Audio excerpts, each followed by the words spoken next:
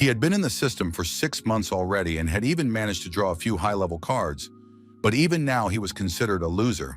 This time, he was offered a transfer. Lin Huan was 25 years old, and now he stared at the message on his phone with skepticism, thinking that the loser's reward was his reward. Nothing new.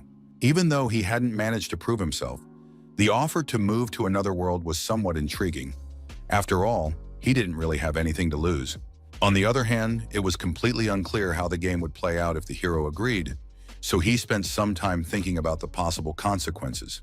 Be that as it may, the guy pressed the confirmation button, and immediately the system notified him that he was now an official participant with his own number, and the cards would be dealt shortly. This infuriated Lin Huang, who had spent the entire past 6 months doing nothing but waiting to choose a card and complete a simple task. He tapped the screen at random. The clock began to rotate around the 12 rectangles laid out in a circle. Waiting for the result wasn't particularly enjoyable either.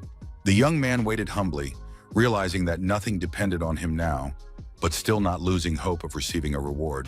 A card appeared and the hero exclaimed indignantly that this must be some new kind of joke. What kind of black blessing card was this? The light from the phone shone directly into his eyes, making it nearly impossible to make out what was written on the screen. Lin Huang strained his eyes. Squinting, he managed to read that the system had made its choice, and the player would immediately be sent to a randomly selected world, and it would be Monster Paradise. Everything around him spun like a kaleidoscope, and the boy felt his body get caught in an energy vortex and begin moving through space. All that remained in the room was a bag of belongings and a phone that had shattered upon hitting the floor when its owner left his world. The system wished the hero a safe journey, but he could no longer read the message. The other world looked nothing like he had imagined. Immediately, statistics appeared showing the player's number and his new age. The young man found himself in the body of a teenager. He was now 15 years old. Thankfully, his name remained the same. The only items he had were his clothes, a pair of bracelets, and a saber. The young man immediately decided to test the weapon he'd been given. Fortunately, it wasn't broken. A week passed, and he still hadn't managed to activate the system, so the young man used his sword mainly for everyday needs. A message arrived stating that the celestial wheel of life had broken, and Lin Huang's time of existence was rapidly, by human standards, shrinking. The body he had received was simply amazing. At the School of Knights, the hero had received the highest recommendations, but now that was of little use, so he called his sister to the table. Without waiting for a reply, the young man flung open the door to Lin Xin's room, his only relative in this new world, where the girl was changing clothes. Shouting that he needed to learn to knock before entering, the beauty kicked her brother out the door, not holding back in her language, and even hitting him with a book. Unsurprisingly, the mood at the table wasn't exactly cheerful, but Lin Huang's cooking was still excellent. Suddenly, the emperor's ring vibrated. Our hero looked at it with interest, expecting news, since the artifact was most often used for precisely that purpose. It also served as an ID in this new world, where documents and statistics were stored, letters arrived, and there was even a designated space for storing belongings. Lin Xin's ring also vibrated and reported that the Eye of the Abyss had been detected not far from where the girl was. It even provided the exact coordinates. Everyone in the vicinity should be careful.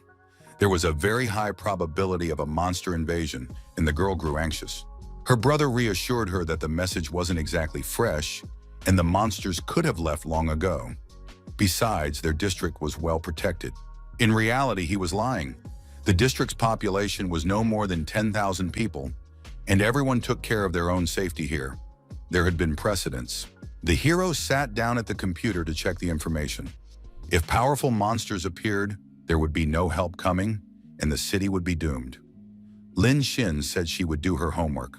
The eye turned out not to be that strong. The knights were conducting a sweep. Killing monsters could prolong his life, but he hadn't fought in this body yet. His sister promised to wash the dishes later. The hero decided to go outside the city tomorrow and kill a couple of monsters left over from the sweep, but he was still afraid of dying. Having calmed down, he went to clear the table himself when suddenly a heart-wrenching scream rang out from Lin Xin's room. Lin Huang rushed down the hallway. He realized that a monster had appeared in their apartment, or that something even worse had happened. The girl kept screaming and calling for his help, so the hero kicked the door down to avoid fiddling with the handle and lock. Lin Xing had cowered in a corner, while some kind of green ghoul with glowing red eyes was trying to break into the room. It had practically crawled through the window, leaving scratches on the table and trails of dark, thick energy around its claws. Lin Huang grabbed the first thing that came to hand. It was his sister's school backpack. He ordered her to hold on to it while he figured out what to do about the vampire. As a diversion, he slammed the backpack into the monster's face, then scooped his sister into his arms and headed for the exit. He ordered Lin Xin to hide, while he decided to lure the monster out onto the street. Vampires were the weakest Iron Rank monsters, so it shouldn't be too much of a problem. In reality, things were far from that simple, but the hero couldn't let his sister get hurt. She was all he had left in this world. As expected, the vampire ran quite briskly after its potential victim. Lin Huang could barely keep up. There were literally just a couple of meters left before the exit of the building. But for some reason, the bloodsucker stopped. The hero had to shout a couple of insults to lure him out. With a terrifying growl, the vampire lunged at Lin Huang. A flash of light erupted, as if from an explosion, perhaps from contact with the stairwell door. Our hero ran down the hallway again, realizing that the monster intended to catch up to him and destroy him. There was no time to waste. The monster left marks on the walls as it continued to growl. It turned out to be far stronger than anyone could have imagined. In the closet, covering her mouth with her hands to keep from screaming, Lin Xin trembled with fear, continuing to mentally beg her brother to come to her aid. He pulled out a pistol and took aim.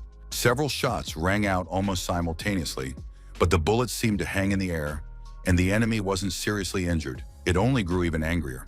The monster began to transform, releasing some kind of spikes from its body. It was clear that this process was far from pleasant. This frightened Lin Huang a little. He remembered that vampires could do something like this for self-defense, using the energy of blood.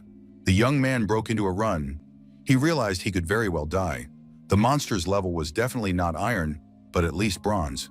On its spider-like legs, the vampire quickly caught up to the young man, and he had to smash through a window to escape.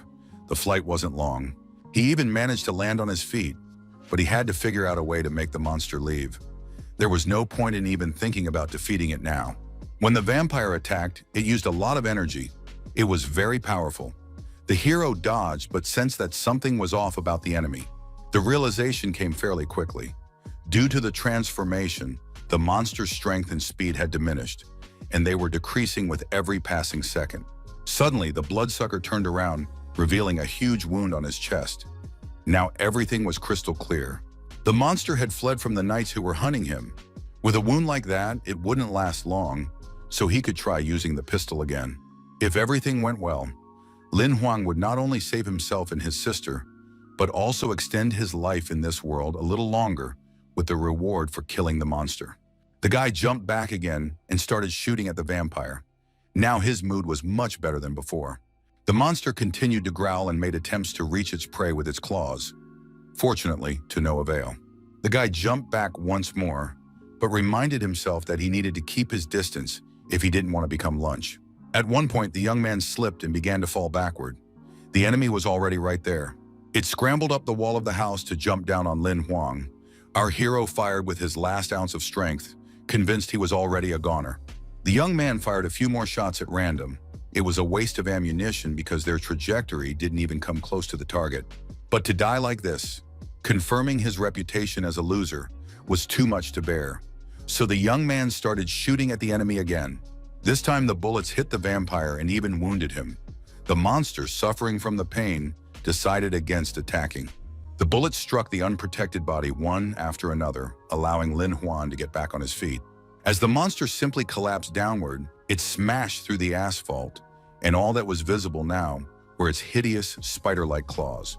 Our hero was glad the job was done, but the vampire leaped out of the hole in the ground in a single bound and was now preparing for a new attack. And yet it was seriously wounded, including from Lin Huang's shots, so he had to strike first and simply finish off this creature. The young man convinced himself that what stood before him was merely prey that needed to be finished off. He gathered his strength to complete what he had started.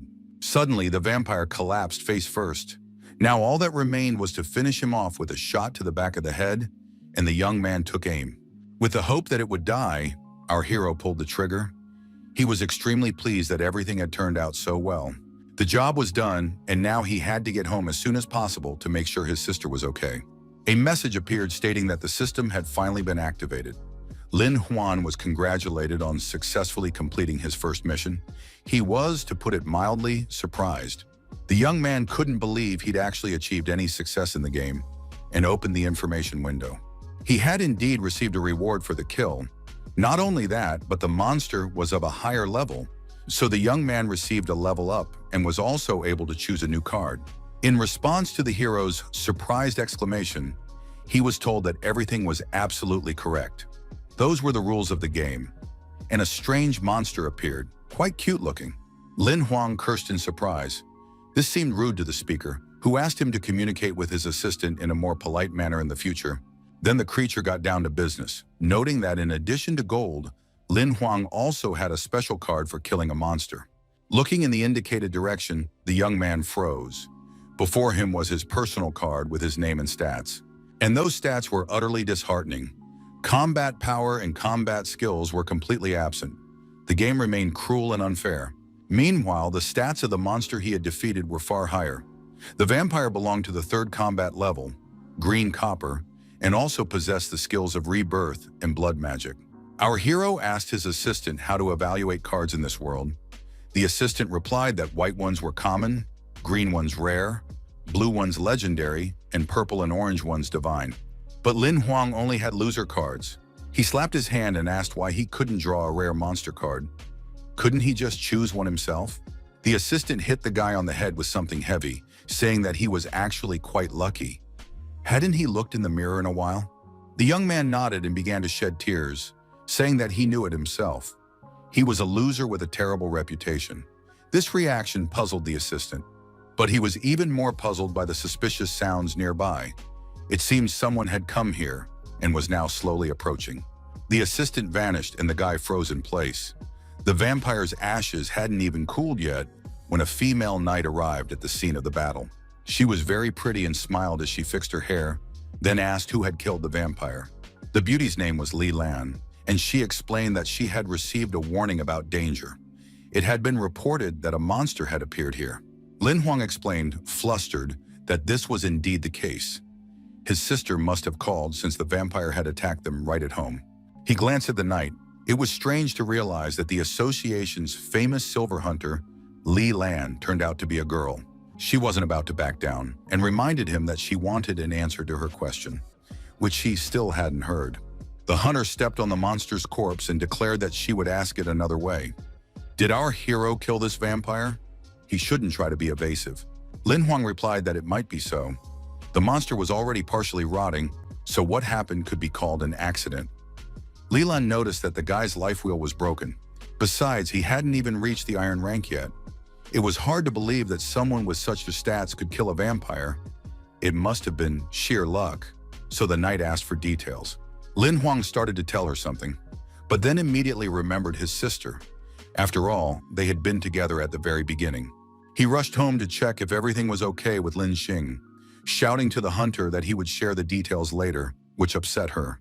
The young man's sister was safe and sound, which couldn't be said for the building that had long been their home. Smoke was billowing from it. The girl looked at the surviving wall. In her funny pajamas, she looked like a little girl. Now all that was left was to cry. They would have to pay off the mortgage on this apartment for another 32 years. Just then, Lin Huang came running up. He was trying to catch his breath, but still called out to his sister. She rushed toward him with open arms, screaming that she'd been terrified and had been sure Lin Huang was dead. The hero tried to comfort his sister. Li Lan appeared. After assessing the destruction, she realized she had even more questions for the boy. He had managed to kill a monster of at least 3rd-rank copper all by himself. Lin Xin explained with delight and pride that her brother was the best student at the Night Academy. He asked her sheepishly not to spread the word about it, especially now. The little girl immediately changed the subject and asked Li Lan who she was and why she had come to them. The girl explained that she was a silver hunter and had come in response to a distress signal. While the hunter was scanning, Lin Xin exclaimed that she couldn't believe she was seeing this famous person with her own eyes. The little girl asked what kind of equipment it was. It turned out to be a gold-tier item that could record and document damage, and the association would pay the boy's compensation. Upon hearing this, Lin Xin was thrilled. Such a device meant that Li Lan was fabulously wealthy, and our hero fell into despair. Noticing that the girl had mentioned the life crystal with admiration, the hunter burst out laughing, declaring that she had plenty of them. Li Lan asked the little girl to close her eyes. Since she had called the heroine Big Sister, she would receive a small gift. The silver hunter gave Lin Xing a 3-year-old life crystal, a true treasure. Our hero thought that his sister wasn't as simple as she seemed. Meanwhile, the knight noted that since the vampire was dead, there was no need to dwell on the matter. Lin Huang simply asked what exactly she needed to know. The girl explained that even she would have a hard time defeating such a monster, and since the guy's life wheel was broken, special equipment had clearly been used. Hearing that the hunter wanted to buy this equipment, the hero was taken aback. He explained that there was nothing of the sort, and that, in fact, he had seen golden equipment for the first time in her hands. The girl replied that she was very sorry to hear that. It meant the guy had abilities, and it was a shame his life wheel was broken. If he'd restored it, he would have become famous.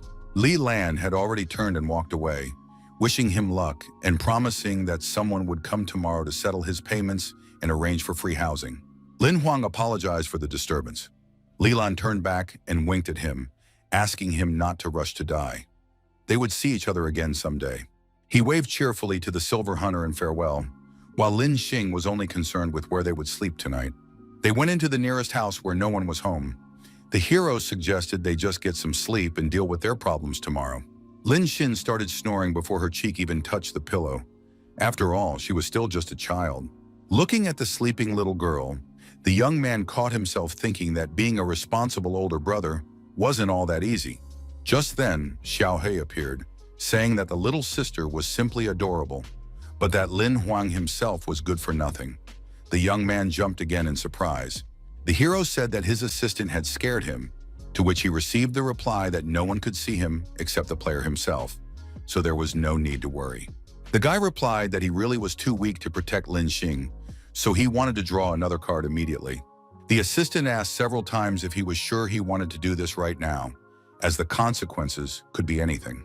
All 12 randomly selected cards were laid out in front of Lin Huang. Now he just had to draw one of them. The young man reached out, saying that everything would be fine. In this new world, he was incredibly lucky. He pointed his finger at a rectangle, which immediately began to emit a very bright yellow light. A good sign. For a while, nothing else happened. The guy was already starting to lose patience, waiting for the result of his choice. Suddenly, the card rose into the air and began to spin. Images began to appear on it, and a glow emerged. The system notified the master that he had received congratulations for his choice of mission card. The message sounded strange. Lin Huang took the mission card in his hand and began to examine it closely, but this yielded absolutely no results. Then an image of a girl appeared, and she informed him that he needed to become a novice hunter within a month and obtain a correction card. Otherwise, the player would lose his blessing. The guy was outraged. You had to be at least iron rank to participate in the rookie selection, and you couldn't lose the blessing. The assistant told him to read the conditions again. Lin Huang flipped the card over and studied the task more closely, then clutched his head and cried out that he would be a loser for the rest of his life. He realized he had to complete the task, no matter what the correction card's value was, because without the blessing, he would simply perish. The next morning, the first thing our hero heard upon waking was his sister saying she was heading to school. He barely managed to dash out the door of their ruined house. The girl had already gotten quite far ahead, and the boy was left waiting for the workers. There were no monsters left in the area. Lin Huang caught himself thinking that his little sister, true to form, was running late for class, but he wasn't the least bit upset about it. The hero went inside and closed the door behind him. Well, it was time to get down to business. He simply couldn't put it off any longer. Xiaohui suddenly appeared. He looked a bit strange and was surrounded by a pile of various objects. The assistant didn't immediately think to say hello. The guy took him in his hands and said they needed to sort out the situation with the card. They had to find a way to complete the task at any cost. The little monster continued to lick himself, realizing that the chances of passing the selection were slim. Fate had played a cruel joke on the guy, since at least an iron rank was required. Lin Huang threatened to turn the assistant into dog stew if he didn't figure out a way to bypass registration. He had to take the novice hunter exam, no matter the cost, so now was the moment to really put his mind to work. The hero suggested he could disguise himself as a tamer to take part in the selection. He'd already received a level-up card, and the assistant praised the idea. Tamers are a rarity these days. A third-rank copper-class vampire should be a solid enough foundation. The main thing is that no one coats their weapon with blood-suppressing poison. The assistant was greatly surprised when he realized that his charge was actually going to use the level-up card. Lin Huang explained that he understood how wasteful this was, but he had no other options, so he asked for details on how to summon a monster using the card. Upon hearing that he had to present the card and then crush it for the monster to appear, the young man asked if anyone besides himself would see the card. Xiaohei replied that only the player, his assistant, and the monster could see the card, so he shouldn't worry about his trick being exposed. Our hero decided to test how it worked and presented the card of a defeated vampire with the rating Total Wimp. It immediately appeared in his hand. Then the guy crushed it. The shards began to glow and scattered in all directions, like moths. Many fell behind Lin Huang and began to turn red. Gradually, they formed the very vampire he had summoned, resembling the player himself. A whirlwind of blood-white light swirled around him, and the young man asked his assistant in surprise if there really was a vampire standing before him. Xiaohei informed him that he could choose one of the summoned creature's skills, and the young man decided to take the camouflage ability. Then Lin Huang suggested using a level-up card on the vampire, which surprised the assistant. He reminded him that this could only be done once. Upon receiving the command to begin, the little monster took out a gold card of an advanced-level vampire and waved it in front of his master's nose several times. The process happened in the blink of an eye, and when it was all over, nothing much had changed, except perhaps for the summoned creature's appearance, which had transformed. Its hair had taken on a silvery hue, and our hero called it a real looker. After taking another look at the color of its hair, the young man announced that he had already come up with a name for the monster. It would be called Bai. Apparently, the system approved this choice, and a process of recording information began around the vampire's head. The card in Lin Huang's hand began to glow again. Something interesting was happening. Namely, the vampire's level was increasing. Now the card recorded the name, as well as the level and rarity. The monster belonged to the rare category, and the regeneration skill and the ability to be summoned appeared. The young man wondered why the monster's level had dropped. It turned out to be because his master, that is, Lin Huang himself, was too weak. Xiaohei kept mocking him, saying that this sort of thing happens extremely rarely. Our hero told him to keep quiet if he didn't want to end up without any friends. Just then, someone started pounding on the door. The assistant said he didn't need any friends at all, to which Lin Huang simply told him to get lost. Calm down. Our hero walked to the door and grabbed the handle. He still couldn't figure out who had come. Standing on the threshold were a couple of burly men in expensive suits and dark glasses. The guy asked fearfully who they were. There was no answer, and Lin Huang wondered who had come to visit him. The mafia, hitmen, or vampires seeking revenge. Meanwhile, one of the guests asked for the guy's name. It turned out they were employees of the association, tasked with inspecting and renovating the house. Saying that the renovation would take 5 days and that temporary accommodations had been arranged for him and his sister, the employee handed him a key card and promised to take their renovation requests into account. As he took the key card for a luxury hotel, the young man listened to the apologies for the temporary inconvenience and could hardly believe his ears. It also turned out that the association was providing massive subsidies to victims of the monster attack. At the hotel entrance, Lin Huang remarked that he never thought he'd end up in such a luxurious place. His little sister happily announced that the school was also right nearby. They were greeted by the doorman, and our hero suddenly decided he wanted to eat first and then go up to the room, which surprised the girl. When they entered the restaurant, Lin Xin said in a trembling voice that she wasn't hungry at all. Her brother immediately approached her with a pile of food in his hands and noted that it was all free for them, so she shouldn't hold back. The girl didn't make him repeat the offer twice and immediately began to eat. Lin Huang thought she could have been a little more reserved. Suddenly, he noticed that everyone around them had fallen silent, and the restaurant had become eerily quiet. The people at the tables looked frightened for some reason, and a man in a black suit, clad in armor and armed, was making his way past them. This bald man really did look very scary and fierce. It was no wonder that everyone had suddenly lost any desire to socialize. Suddenly, Lin Xin pointed directly at the bald man and told her brother that he scared her. Our hero asked her not to show it in public and to just eat. The stranger sat down right behind Lin Huang, so his little sister was very curious as to why the man was staring at them so intently. Finally, the girl finished all the food her brother had brought her and stretched contentedly. She had really eaten her fill. Our hero immediately pulled her toward the exit.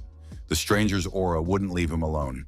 Since defeating such an opponent was impossible, they needed to make a quick getaway back to their room. While his sister protested that she hadn't tried the dessert yet, the young man noticed that the stranger in black had also risen from the table. The man hadn't even finished half of the dishes he'd ordered. He looked preoccupied and even a little angry. Lin Huang was walking toward the room door. While the little girl marveled at the softness of the carpet, he was thinking only of the pursuer. Lin Xin showed them the room number they needed, while her brother pondered that even if he couldn't defeat the enemy, he was duty-bound to protect his little sister. But his nerves suddenly gave out completely, and our hero turned to the stranger and simply shouted that there was no need to follow them at all. The man's face remained calm but ominous. He began to explain why he had come here and stopped at the door.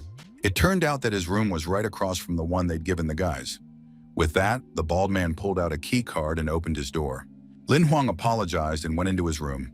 It was simply enormous, with 2 separate rooms, but he still couldn't calm down right away. Lin Xin flopped down on the couch without a care, saying that there were too many people in this hotel so no one would dare to harm them. Her brother agreed and sent the girl to take a shower and then to do her homework, adding that he really had gotten too worked up from exhaustion. They spent the night at the hotel. His little sister was still sleeping soundly like a baby, but it wasn't so easy for her brother to relax. He decided to check the news about the Silver Hunter, their benefactor, hoping to glean some useful information. Li Lan was an excellent fighter. It was no wonder she was called a genius among all the Silver Hunters. The girl was very beautiful. Suddenly, some strange sounds came from the neighboring room, causing the young man to become alert. Lin Huang walked over to the window and looked out. It was around midnight, but one of the guests had decided to take a walk. It was that same stranger in black. He was walking away from the hotel toward the park, or something like that. The man was gripping the hilt of his enormous sword with one hand. I wonder why he left the room and what he was planning to do. Suddenly, the bald man drew his weapon from its sheath and lunged forward sharply, as if trying to pierce someone invisible. Then he stepped back and swung, repeating the motion several times in a row. Apparently, that was exactly why the man had gone out onto the street. Lin Huang realized that this man was a skilled warrior and needed to train to stay in shape, which was exactly what the young man had been lacking. The hero decided to watch the training for a while, hoping to pick up at least something, since there were only 18 styles of swordplay. Watching the well-honed, masterful movements, the young man caught himself thinking that staying at this hotel was a real gift for him.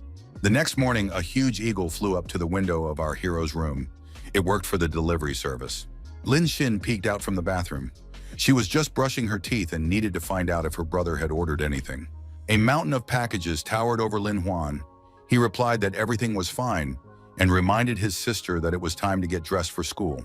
The girl tried to find out what her brother had bought, but he just brushed her off, saying he was preparing for his hunter's exam, and hurried to show her the door.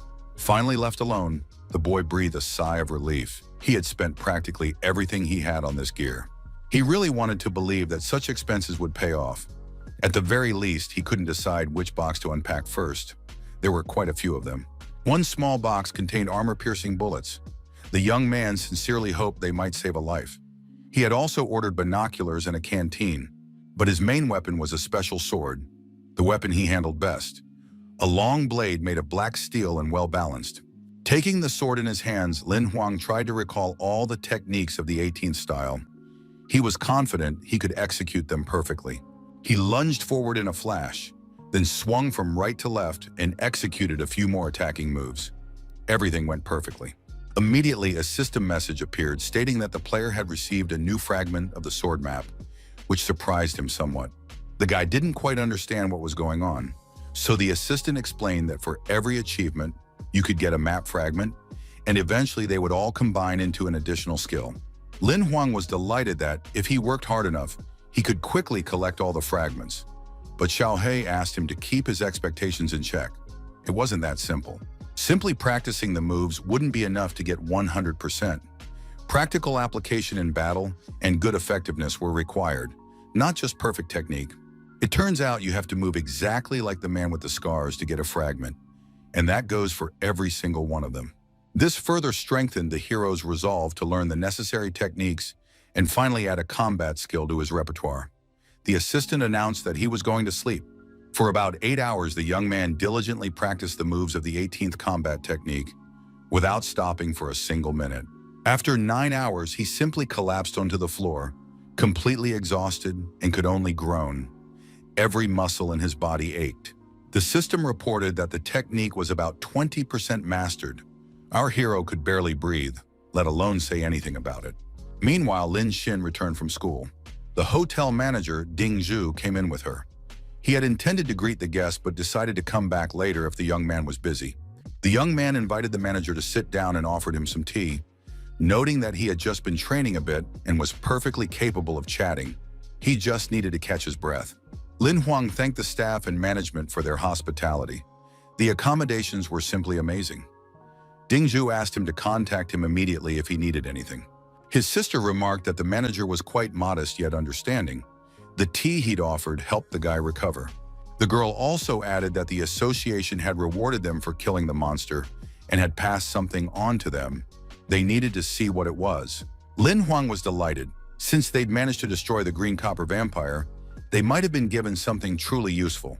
The box looked impressive and opened with the young man's fingerprints. There was clearly something valuable inside. It turned out to be the latest weapon, one of the association's newest developments.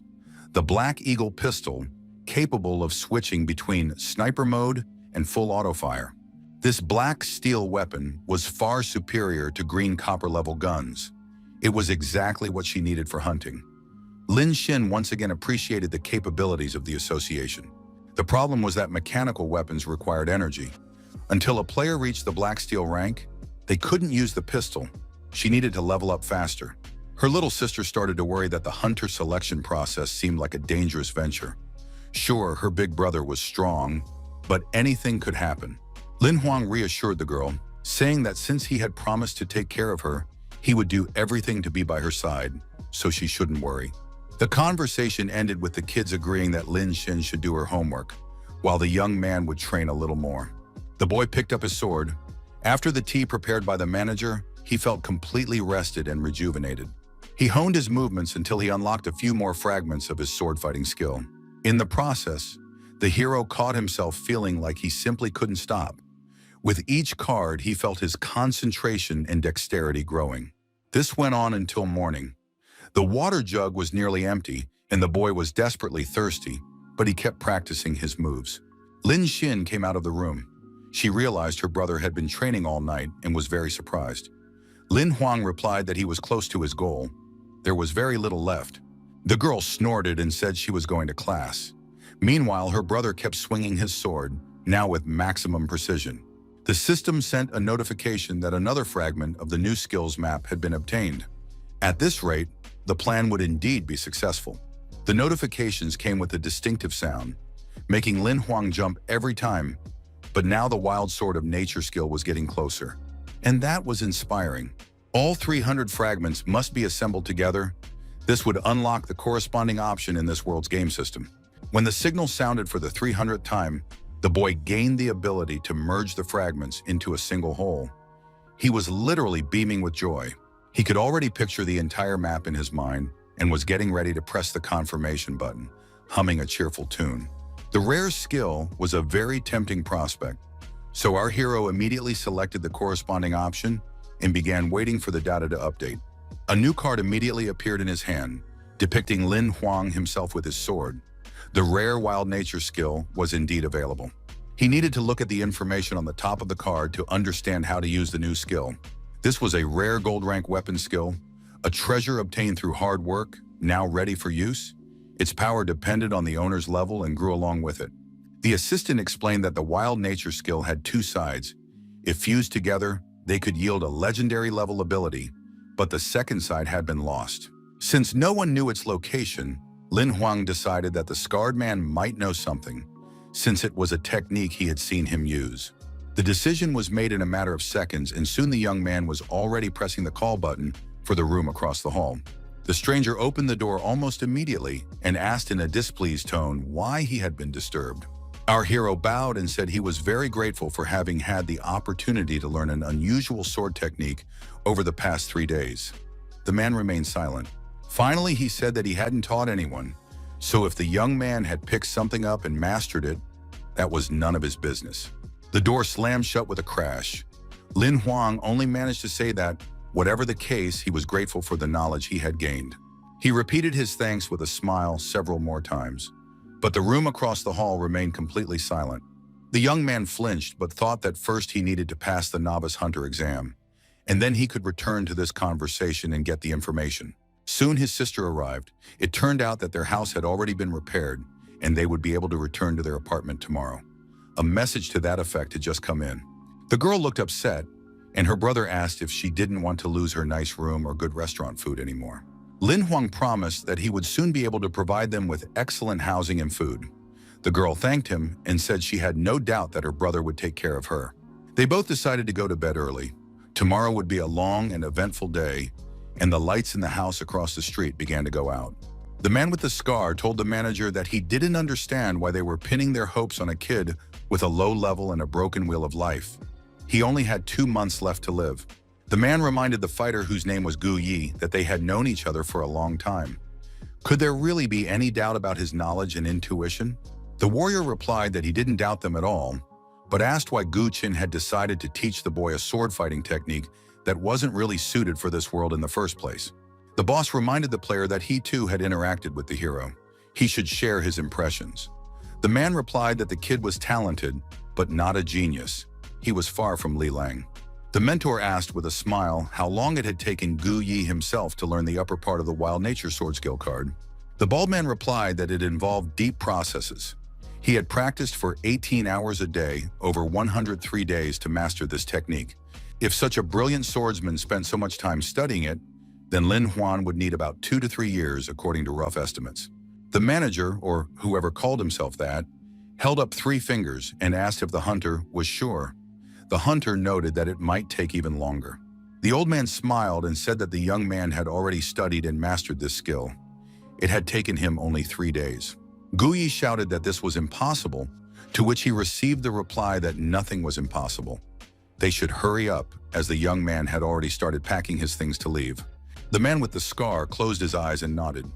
He still couldn't wrap his head around how the master had recognized the young man's power so quickly. The next day, Lin Huang and Lin Xing headed straight for the neighborhood where their house was located. At the sight of what they saw, both of them were speechless. The kids couldn't even imagine that everything could change so incredibly in such a short time. The girl suggested they had the wrong address, but her brother assured her it was correct. This was their house, though now it looked more like a palace. A servant stood at the door and immediately prepared to open it, greeting the owners. The man asked with a smile if Li Huang was satisfied with their work. The hero asked in confusion if this was the standard for restoring houses destroyed by monsters.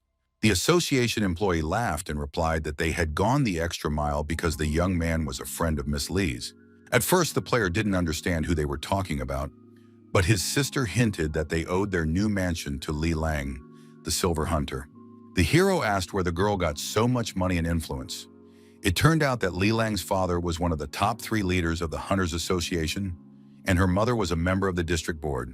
As he left, the man waved and wished them a pleasant day. Lin Huang thought he wouldn't want to run into him again. Let the house remain safe and sound in the future.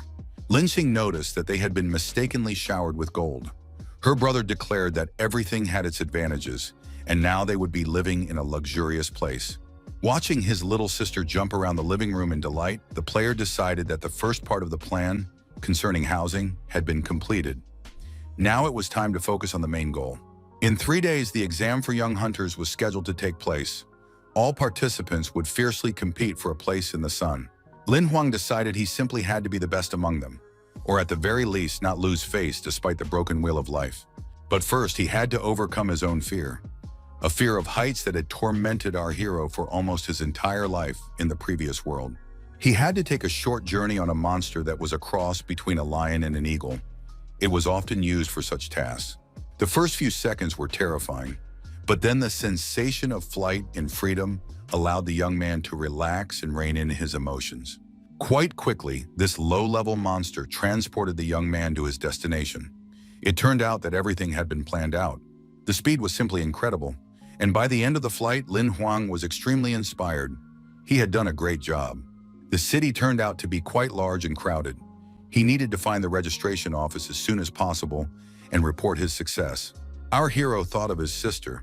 He had left her all his savings, so she would have to live on her own for a while. But she was more worried about her brother than herself. Just then, a guy with a suitcase appeared and shouted that he was looking for company to register for the exam. Yin Yihang was surprised that Lin Huang had decided to try his hand at it without even reaching the Black Steel rank. The guy was amazed by such knowledge. The new acquaintance suggested following the flow of people. There were both newcomers heading for their assignments and locals who had finished their missions. Lin Huang noticed that Yin Yihang knew his way around well. He replied that he had dreamed of joining the association his whole life and had learned everything there was to know about it. A beautiful woman came out to meet the guys, offering to escort them to the exam registration area. It was very kind and unexpected. When they entered the building, their jaws dropped in surprise. It should be noted that such a reaction was entirely justified. There were so many people wanting to join the ranks of the new recruits that the line didn't fit in the lobby and wound in a spiral. Lin Huang asked what to do next, and his companion replied that there would be an interview before the exam, where they would explain all the necessary details and rules for participation. He wanted to share rumors about what kind of test had been prepared this year, but a red-haired woman shouted that the hall must be quiet. The beauty's name was Ye Yu. She announced that everyone currently in the hall could proceed, while those who were late would automatically be disqualified from the exam. Yin Yi muttered in astonishment that their examiner would be the witch Ye Yu, and our hero asked what she meant by witch. The examiner announced that she would now explain the rules of the test. If anyone was inattentive or noisy, they had only themselves to blame. The exam site is 330 kilometers from the given coordinates in the Golden Flame Desert. It will take about 15 days to reach the final destination. The girl pointed out the coordinates on the map of the area, noting that they were not allowed to bring water or food with them. Such were the rules of the exam. Noticing that Lin Huang had marked the areas with monsters but hadn't written down the coordinates of the water sources, Yi Yin Yi was surprised. But the boy replied that he feared the monsters more than he feared thirst. Yi Yu continued to describe the route. They had to cross the Divine Snow Mountain Range. If they didn't, the exam wouldn't count. Equipment couldn't be used, but a gold-tier artifact was installed at the summit that could be utilized. The group shared their impressions in horror. The woman announced that the newcomers' gear would be inspected by specialists. All items above the Black Steel level would be confiscated, along with other listed items. Everyone will be issued communication devices in case of an emergency. Using them will save them, but the exam will be failed. With these words, the witch ordered Lin Huan to wait. For a while, she just looked at him with a smile, and the guy decided that, because of his low rank and broken wheel of life, they would simply weed him out right now. A second later, Yi Yu allowed the player to continue on his way. He thanked her and thought that, in some ways, the new world wasn't so bad after all. Before stepping into the portal, our hero caught himself feeling once again that this was simply unbelievable. He was about to be transported to the map. Behind Yin Yi's back, Yi declared that this new spatial equipment was worth more than the best weapon. Lin Huang suggested naming the witch Doraemon. Before inspecting the inventory, the newbies were told that some functions of the Imperial Ring would be restricted and tested, especially the distress signal. Everyone was horrified. With capabilities cut back and features like the map disabled, passing the exam would be nearly impossible. Instead of answering, Yi Yu announced that the clock was ticking. Those who passed the test would not regret it in the future, and the strict selection was entirely justified. The newcomers rushed forward, some hurried to the water source, while others simply wanted to outpace their competitors. They would fight later. His new friend told our hero that he would go ahead and scout the area. Lin Huang agreed. He couldn't run at that speed anyway. He estimated that at this pace he wouldn't be able to cover more than 40 kilometers a day, which meant he'd cover at most half the distance in 15 days. They were being watched closely. The witch had mentioned that our hero was of a lower rank than the others. She had thought he might have a special gift or skill, but she hadn't seen anything of the sort. At the same time, the woman was certain that the young man was capable of surprising everyone and suggested waiting a little while to confirm her hunch. The desert looked exactly as a desert should look. Lin Huang was completely alone, clearly lagging behind the others. The assistant wasn't in a hurry to encourage the young man either, complaining that he wouldn't achieve much at a snail's pace. The hero waved him off, saying he was different from the other test subjects. In a couple of days, Snow Mountain would be in sight. Xiao He reminded him that they needed to cover about 100 kilometers a day. Lin Huang could only count on himself. He carefully reviewed his notes to formulate a plan. The system's functions were limited, but the assistant could still be quite useful. The hero requested information on the Golden Flame Desert, specifically the monster Shatu. The enormous monsters lived in groups, so Lin Huang decided that by killing them, he would level up his skill to collect map fragments. Besides, he could move faster on a Shatu. Xiao He shouted that this was madness and that a single player couldn't handle the Shatu. But the guy calmly asked, "Who said I'm alone?" The Shatu tribe's camp looked quite settled and civilized. Even at night, they kept a fire burning and posted sentries. However, the two-headed monster wasn't particularly vigilant. It was practically asleep sitting by the fire. Everything changed when a fairly large rock flew straight into the monster's forehead. It clearly hadn't expected that. Both heads turned to look at the dark shadow at the edge of the dune. It was Lin Huang, but the Shatu couldn't really make out human features. The monster raised its club and stood up. It was certain it could defeat the insolent intruder with a single blow, and saw no point in waking the others.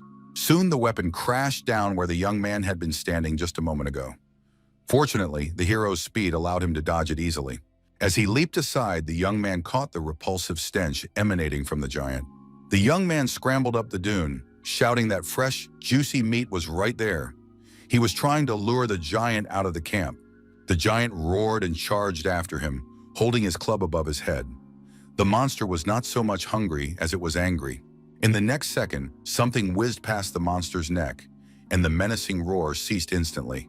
Bai, the summoned vampire, stood completely calm. He had severed both of the Shatu's heads with a single swing of his blade. Lin Huang was extremely pleased. His summoned green copper-level monster could now do all the dirty work, while the hero himself remained safe. He approached Bai and thanked him for working cleanly and efficiently. In response, the vampire merely grunted. He wasn't one for small talk. Suddenly, a system notification appeared. Our hero's health bar appeared on the screen, and he looked at it closely. Suddenly, the wheel appeared above the young man's head, and now it looked almost full. Moreover, it had grown in size. The assistant remembered that he hadn't shared the main news. The summoned monster gives half of its experience and rewards to the master, and since Bai's health bar is full, it gives everything. This delighted Lin Huang. Before he had only 3 health points, but now he had 28. The hero certainly wouldn't die so easily now. It would be easy to reach the steel rank now. The young man drew his sword and shouted that it was time to go hunting. Meanwhile, the rest of the tribe woke up and began calling out to their comrade. The boy's shouts had roused half the tribe.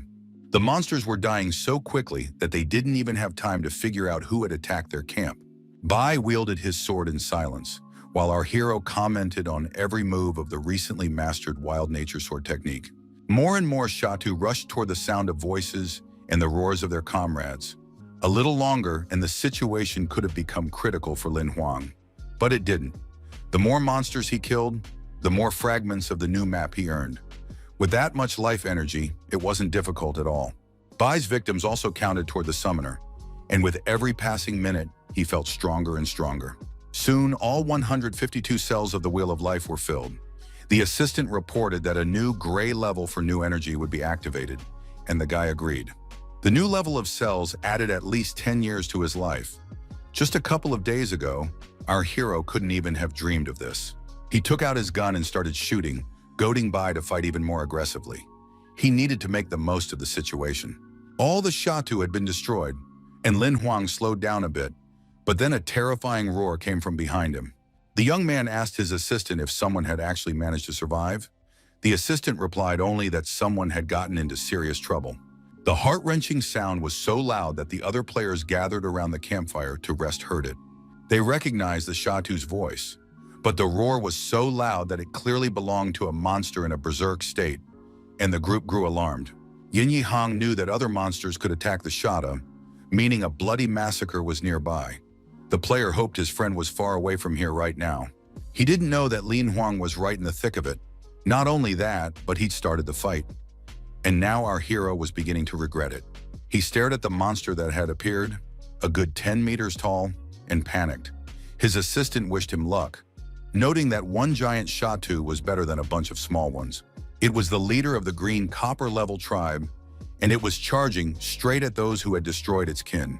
Bai didn't wait long, and in the very next moment, the monster was one head shorter, but that didn't stop it. The monster's hide proved so tough that the vampire couldn't deal enough damage to it. Lin Huang began to grind his teeth in anger. He hadn't expected to get involved in such a venture at all. The leader of the horde continued to advance on the player, intending to punish him for his audacity and for all his kin. The guy pulled out his gun and took aim. The giant had excellent health and strength stats. If he wasn't stopped, everyone was doomed. The hero decided to shoot for the eyes to hit the most vulnerable spots. This gave them a chance to survive. Shatu didn't suffer much from this attack. He could simply close his eyes and avoid the damage. Besides, it wasn't easy to aim properly, especially with the constant barrage of blows from massive fists and clubs that he had to dodge. The young man fired a couple more shots and tried to run to the side, ordering Bai to attack from behind. The monster held out his palm against the pistol and thus stopped the bullets. His skin was indeed armored. But the tribal chief didn't yet know that a vampire, roughly his equal in power, was already flying at him from behind. The attack failed. The giant simply kicked the flame-engulfed opponent aside with a flick of his foot. Lin Huang kept shouting something about needing a new attack, but he looked a little flustered and glanced back at Shatu. The very next second, he completely forgot about Bai and charged straight at our hero, choosing him as his new target. We had to come up with a backup plan immediately, or the guy would have literally only a few seconds left to live. The huge, toothy monster had clearly decided that he was going to have a hearty lunch at our hero's expense. He sped up even more. Well, there was no choice left. Lin Huang switched the black steel pistol to a higher power setting. Now the weapon was dealing maximum possible damage. The guy wished his opponent a quick death and opened fire. This time the effectiveness was excellent. The system displayed a corresponding message about the new stats. The chief of the Shatu tribe, a massive berserker, collapsed to the ground. The assistant praised our hero for a job well done. Bai said nothing, but it was clear he was impressed too. The young man noticed that Xiaohei ran away very quickly whenever things got dangerous. He replied that he wasn't very useful in combat and didn't want to be a burden.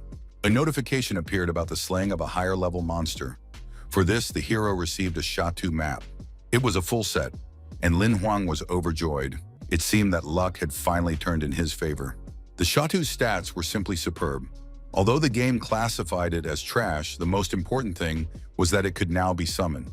The hero took the card in his hand and explained that Bai wouldn't have been able to defeat this monster because of its special ability, so everything had worked out perfectly. The assistant started explaining something about muscle mass and increased health stats, after which he was told off for being too boring. After destroying the Shatu tribe and its leader, our hero now had 3 summonable monsters, a decent combat unit. Xiaohei explained that this wasn't quite the case. No matter how many cards a player had, they could only summon monsters one at a time.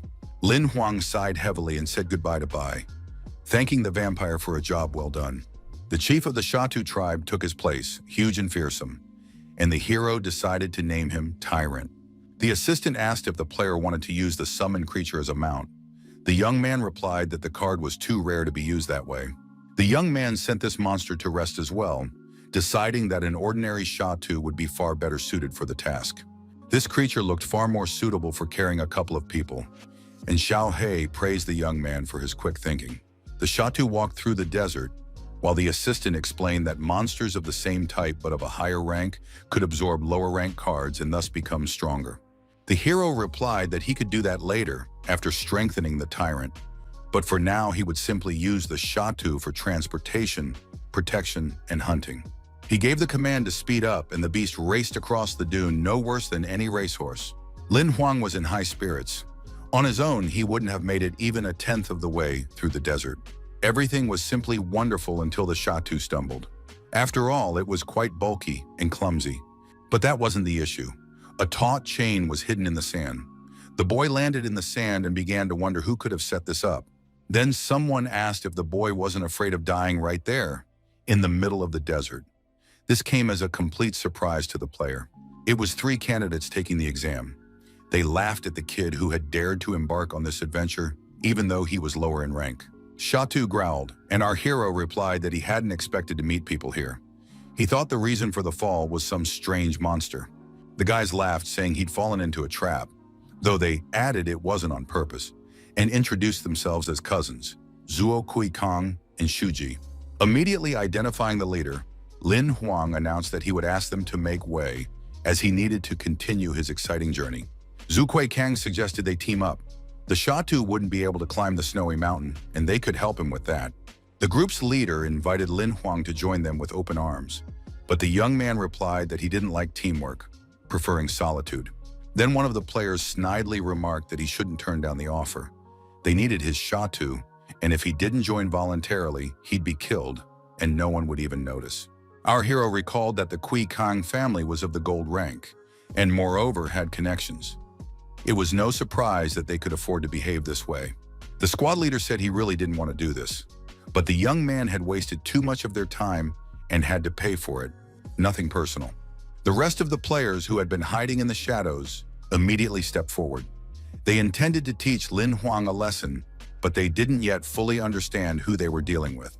As soon as the command to attack was given, the thugs rushed forward. Shatu didn't hesitate either and let out a terrifying roar, stomping his feet. The players landed several blows but missed their target. The monster simply vanished so quickly that no one even noticed. In reality, his master had shattered the card, intending to summon someone far more formidable, but the attackers couldn't have known that either. Hearing that the leader had ordered an attack on the summoner, the young man summoned by and remarked with a smile that it was unlikely anyone would succeed. Just a few sword strikes stopped the first of the guys who had dared to pounce on Lin Huang. The others rushed to their cousin's aid. Now they were far more frightened, for they realized the hero had summoned a completely different creature. Noticing this panic, Lin Huang decided to surprise his enemies even more. He canceled the buy card and summoned the tyrant. The players ran even faster. The new monster appeared right behind them, and its sheer size was literally mind-boggling. The guys couldn't believe that our hero had the ability to summon 3 monsters. It was something out of this world. Tyrant didn't wait long for the right moment, and in just a couple of moves, scattered all of his master's enemies in different directions. As he struggled unsuccessfully to get up, Xiu Ji hurled a torrent of curses at the young man. The others still couldn't believe that a player who hadn't even reached the Black Steel rank could pull off something like this.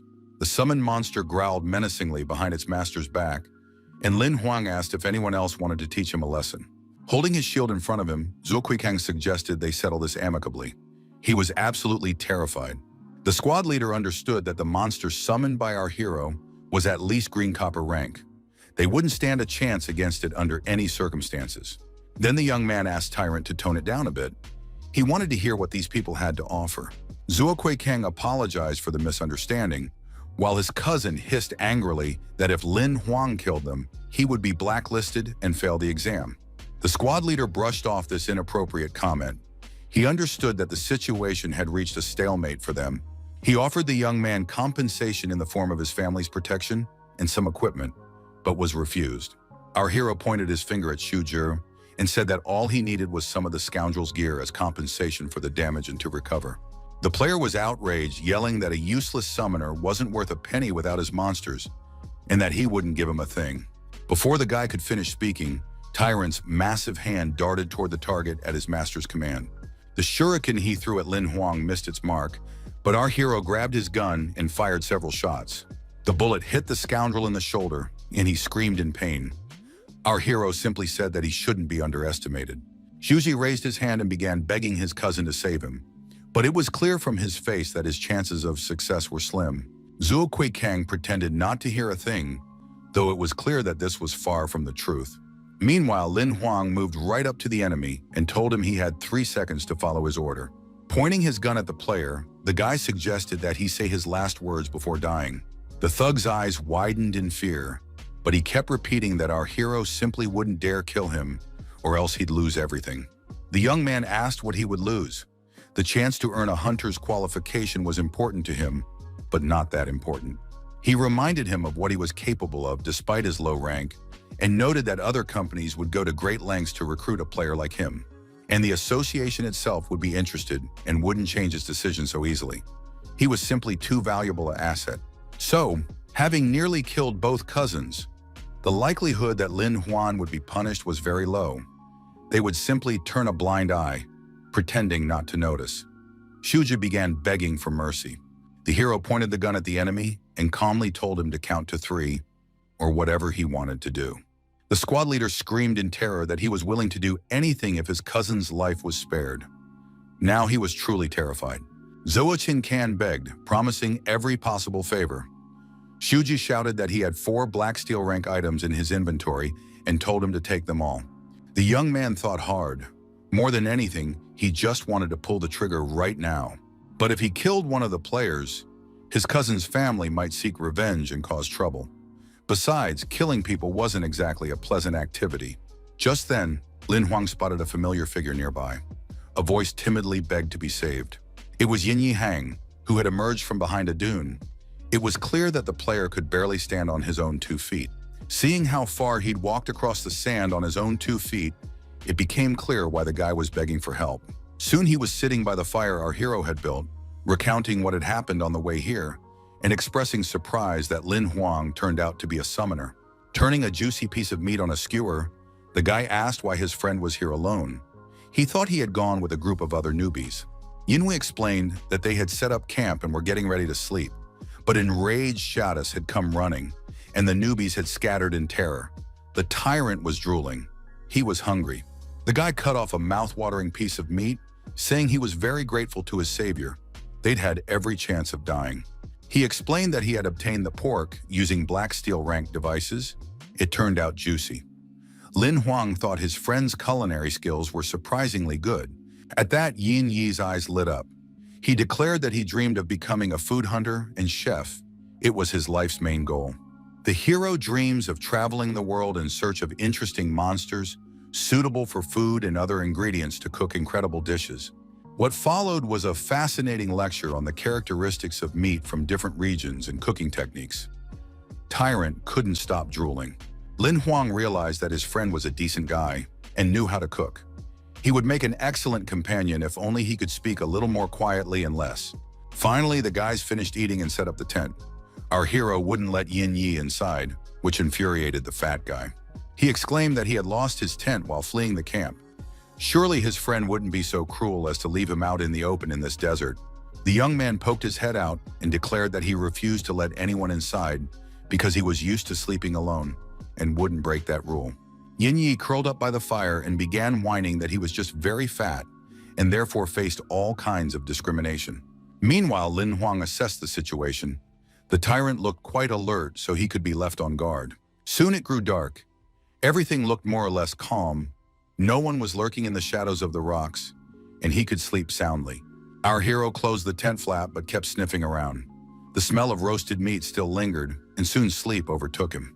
In fact, Yin Yi had fallen asleep too. He was snoring loudly, sprawled on his back, and there was absolutely no sign of trouble. Suddenly, the young man was awakened by strange sounds. He thought the fat man had gotten up to eat, but soon realized the footsteps were too heavy. Through the tent fabric, he could make out Tyrant's silhouette, and Lin Huang immediately realized that something unexpected was happening. He darted outside in an instant and nearly screamed at the sight. He had to wake his soundly sleeping partner immediately. Tyrant decided to do it first and roared loudly, counting on the fact that after such an alarm, there would be no misunderstanding. The guy realized they were in big trouble and that fighting made no sense at all. They needed to get out of there as fast as possible. He rushed to help Yin Yi up, but Yin Yi didn't understand why this was necessary, since they were under the protection of such a powerful monster, the leader of the Shatu. Lin Huang started yelling at him to get a move on if he wanted to live. They couldn't waste a single minute. The tyrant wouldn't save them. The fat man never fully woke up and kept whining about having dreamed of a whole roasted piglet. Then his friend had to explain in more detail why they had to wake up immediately and run, though there was really no need for an explanation. A quick glance was enough. A black swarm of flying monsters was rapidly approaching. There were so many of them that in some places they completely obscured the sky. The tyrant grabbed both players and started running. Before the blonde guy could even move, he began screaming in terror. Since Yin Yi was screaming that he didn't want to die and calling for help, Lin Huan had to order the fat man to shut up, as he was attracting even more monsters. The guy knew that these shadowy swarms of creatures were spiritual beings without physical bodies. Hiding from them was practically impossible. This was most likely the end. He'd seen news reports about attacks by similar creatures. People had been found dried out, like mummies, their life force completely drained. Yin Yi finally turned on his brain and realized that even gold-rank hunters were powerless against these shadow swarms. Just at that moment, for some reason, Tyrant decided he didn't want to carry the fat guy anymore and dropped the guy on the ground. Lin Huang considered this unfair and ordered the monster to pick the man back up. The huge hand complied, but they lost time in the process. The giant had to get annoyed and start running. It couldn't be said that this brought him any pleasure whatsoever. Our hero understood that the only chance to survive was to send the examiners a distress signal, but then they would likely be disqualified from the exam. And yet failing the exam was far better than failing his entire mission, or even losing his life. He had to make a decision immediately. The shadow crows were closing in. Their eyes glowed with an ominous red light, and their numbers exceeded all conceivable limits. In the nearby town, everything was quiet. Many were getting ready for bed, while others had long since fallen asleep. Yi Yu poured herself a glass of wine. It had been a tough day, with so many people passing through her hands during the newcomer selection. This time the players were weak. Most of the participants weren't capable of impressing the association, which meant there would be complaints from management again. She had already received several distress signals, and now the call sounded again. Even after midnight, they wouldn't let the witch rest. The girl looked more closely at the map and was greatly surprised. The player who had requested help was moving at a very high speed, unreal for a human. She activated the portal, thinking that only a green copper rank player was capable of such a feat in the desert. Yi Shuyu stepped out into the desert, practically certain that some scum had been swallowed by a monster and was now calling for her to save them. The wind ruffled the witch's hair. She peered intently at the desert landscape but hadn't seen anything suspicious yet. Then on the horizon, the silhouette of Tyrant became visible, racing forward with all his might, kicking up a dusty sandstorm behind him. Two guys were sitting on the monster's shoulders, and Lin Huang shouted for the examiner to move them as far away from here as possible. The Tyrant set the hero down, and he continued to shout that they needed to flee as quickly as possible. This time, Yi Yu herself. But the summoned monster didn't quite understand who those words were meant for, causing Lin Huang to curse loudly. The monster tried to escape through the portal and was now simply stuck in it, unable to move forward or backward. The young man smiled and apologized to his monster. He had completely forgotten to shrink it or simply recall it. But in reality, it wasn't Tyrant who needed worrying about. After running through the portal, the guy landed right on top of the witch, knocking her off her feet in the process. After grumbling a bit, the girl sat down on the couch and listened to the story about the shadow monsters. She couldn't believe that the players had been able to run from them for an hour and a half. She skeptically remarked that shats couldn't possibly reach such speeds unless they'd somehow encountered a mutant. Lin Huang understood that his monster wasn't a mutant and that it was all due to the map's mechanics, but he didn't want to give himself away, and besides, he couldn't clearly explain what was happening. Still, Yi Yu decided not to punish the newbies. She said the shadow crows would be cleared out by morning and a request would be sent out right away. The hero thanked her. He apologized for the disturbance, already wondering where else they recruited hunters and held exams for newbies. The witch informed him that once the shadow crows were cleared, the players would be returned to the course. Lin Huang thanked her, but wasn't overly pleased. The wheel of life had been broken once again. He suddenly decided to return his cheat and began insisting that he hadn't called for help. It was a system error. The girl appreciated his quick thinking and suggested they rest for now, and then they would bring them back with the fat guy to take the exam. After waiting a bit, the young man pretended to be overjoyed and asked again if it really was that simple. Yi Yu was a little surprised and asked if he wanted to be disqualified and removed from the test. Realizing it was time to make a run for it, the guy dragged his friend along, wishing the examiner a good rest and assuring her they wouldn't bother her anymore. The guy promised to close the door behind him and immediately vanished. The girl sat back down on the couch, shrugging her shoulders in surprise. It was a good thing the guys hadn't seen her face.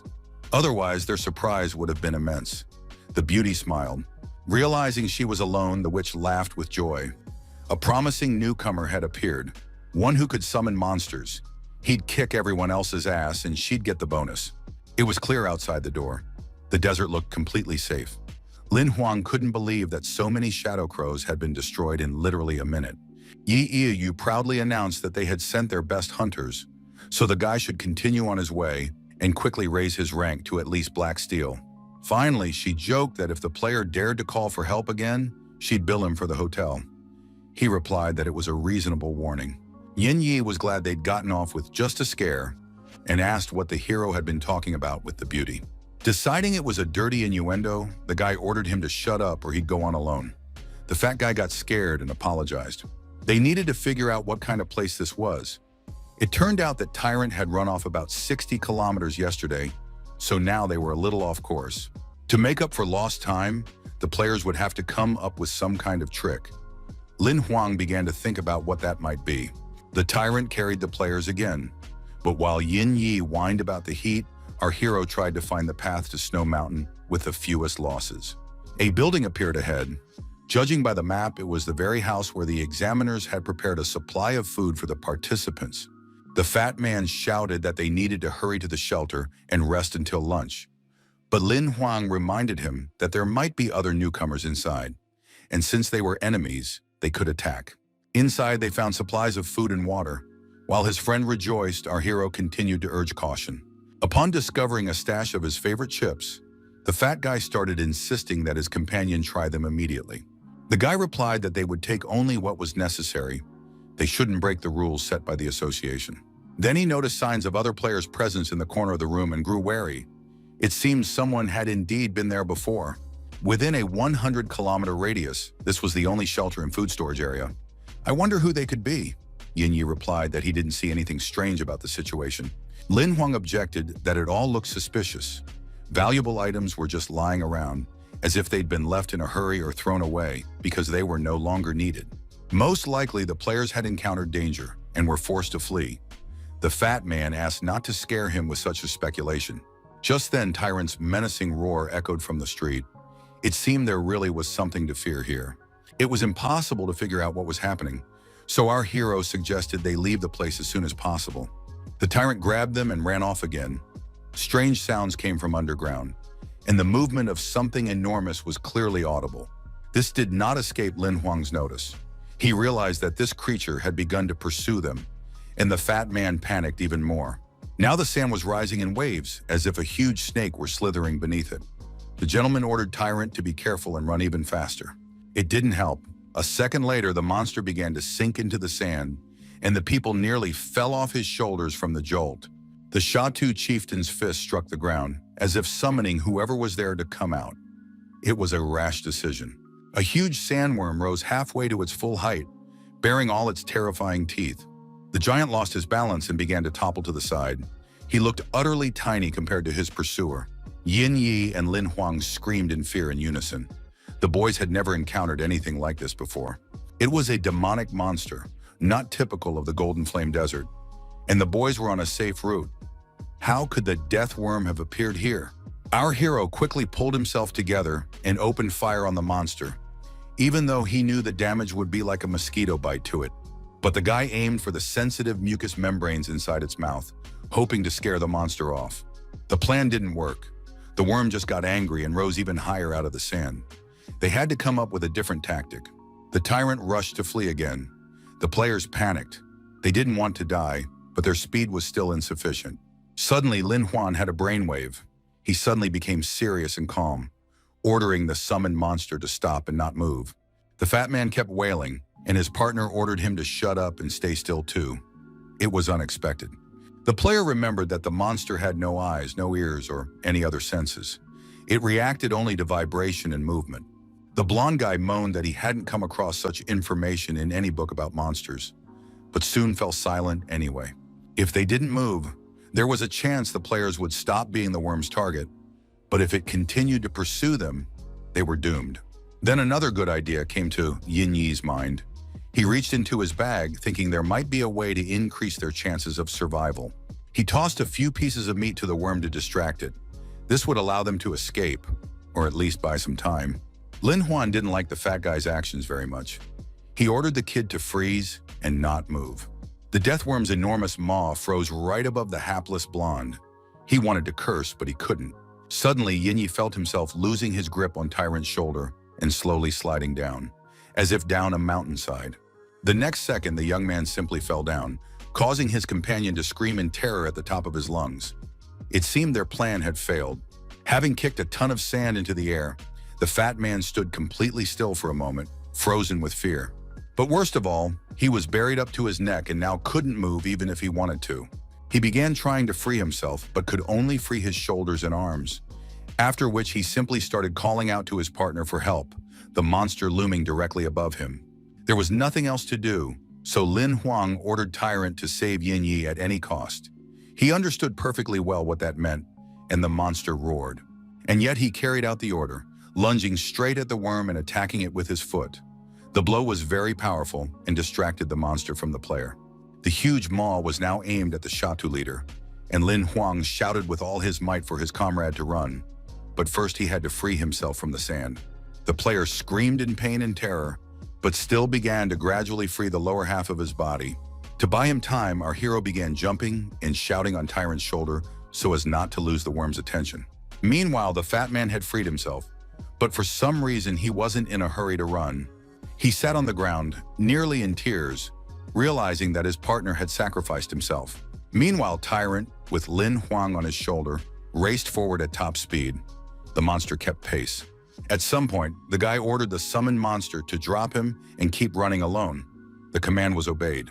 After making sure that his master was now far enough away, the Shat sighed and continued to flee, drawing the pursuer after him. As a farewell, our hero waved to the monster. He understood perfectly well what fate he had condemned it to. Lin Huan truly felt very sorry, and he asked the Shatu chieftain for forgiveness for what he had done. He had no choice but to use Tyrant as bait for the monster. The chase ended, and the giant stopped. His legs were already in the deathworm's enormous maw. The monster let out its final roar, and drops of blood spattered. The summoned monster began to vanish instantly. It was clear that it no longer felt pain, only relief. It's worth remembering that Lin Huang was a summoner, and losing his precious monster was absolutely not part of his plans. The very next moment, the tyrant appeared safe and sound right behind the young man. Everything had ended well. Immediately, the master gave the order to move on. They couldn't waste a single minute, as they had already strayed quite far from the path.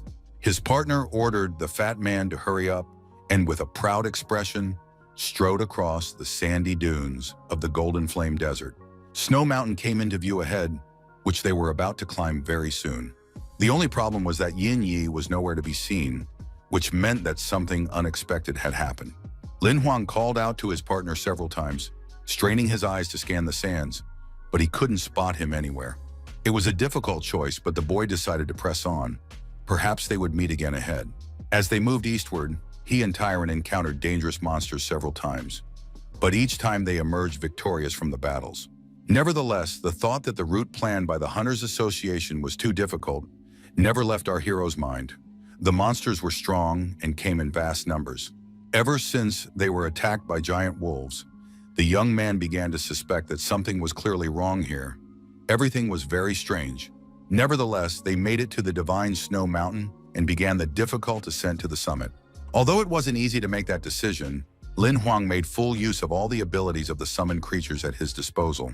The tyrant's size proved unsuitable for climbing the icy cliffs. The hero suggested to Bai that they share their life energy to help with this difficult task, and the vampire nodded in agreement. He tied a rope around his waist and climbed up first, as if belaying the young man following behind him. But climbing on ice was very difficult for the player. Physically, his body wasn't yet ready for such trials. He constantly told himself to keep going, because this was an opportunity to level up and improve his skills. But these intrusive thoughts disrupted his concentration, and at one inopportune moment, Lin Huang's foot simply slipped off the foothold. He only managed to shout Bai's name before he began to fall, stretching out his arms as if trying to grab at the air. The vampire reacted in time and managed to grab the ice firmly with one hand, while holding on to the rope with the other, preventing the boy from pulling him down after him. That sudden jolt nearly shook the very soul out of our hero. Fear made his heart pound like a madman's, and yet he found the strength to pull himself together. Saying he'd been scared to death, the young man began to climb up after Bai, who was waiting humbly.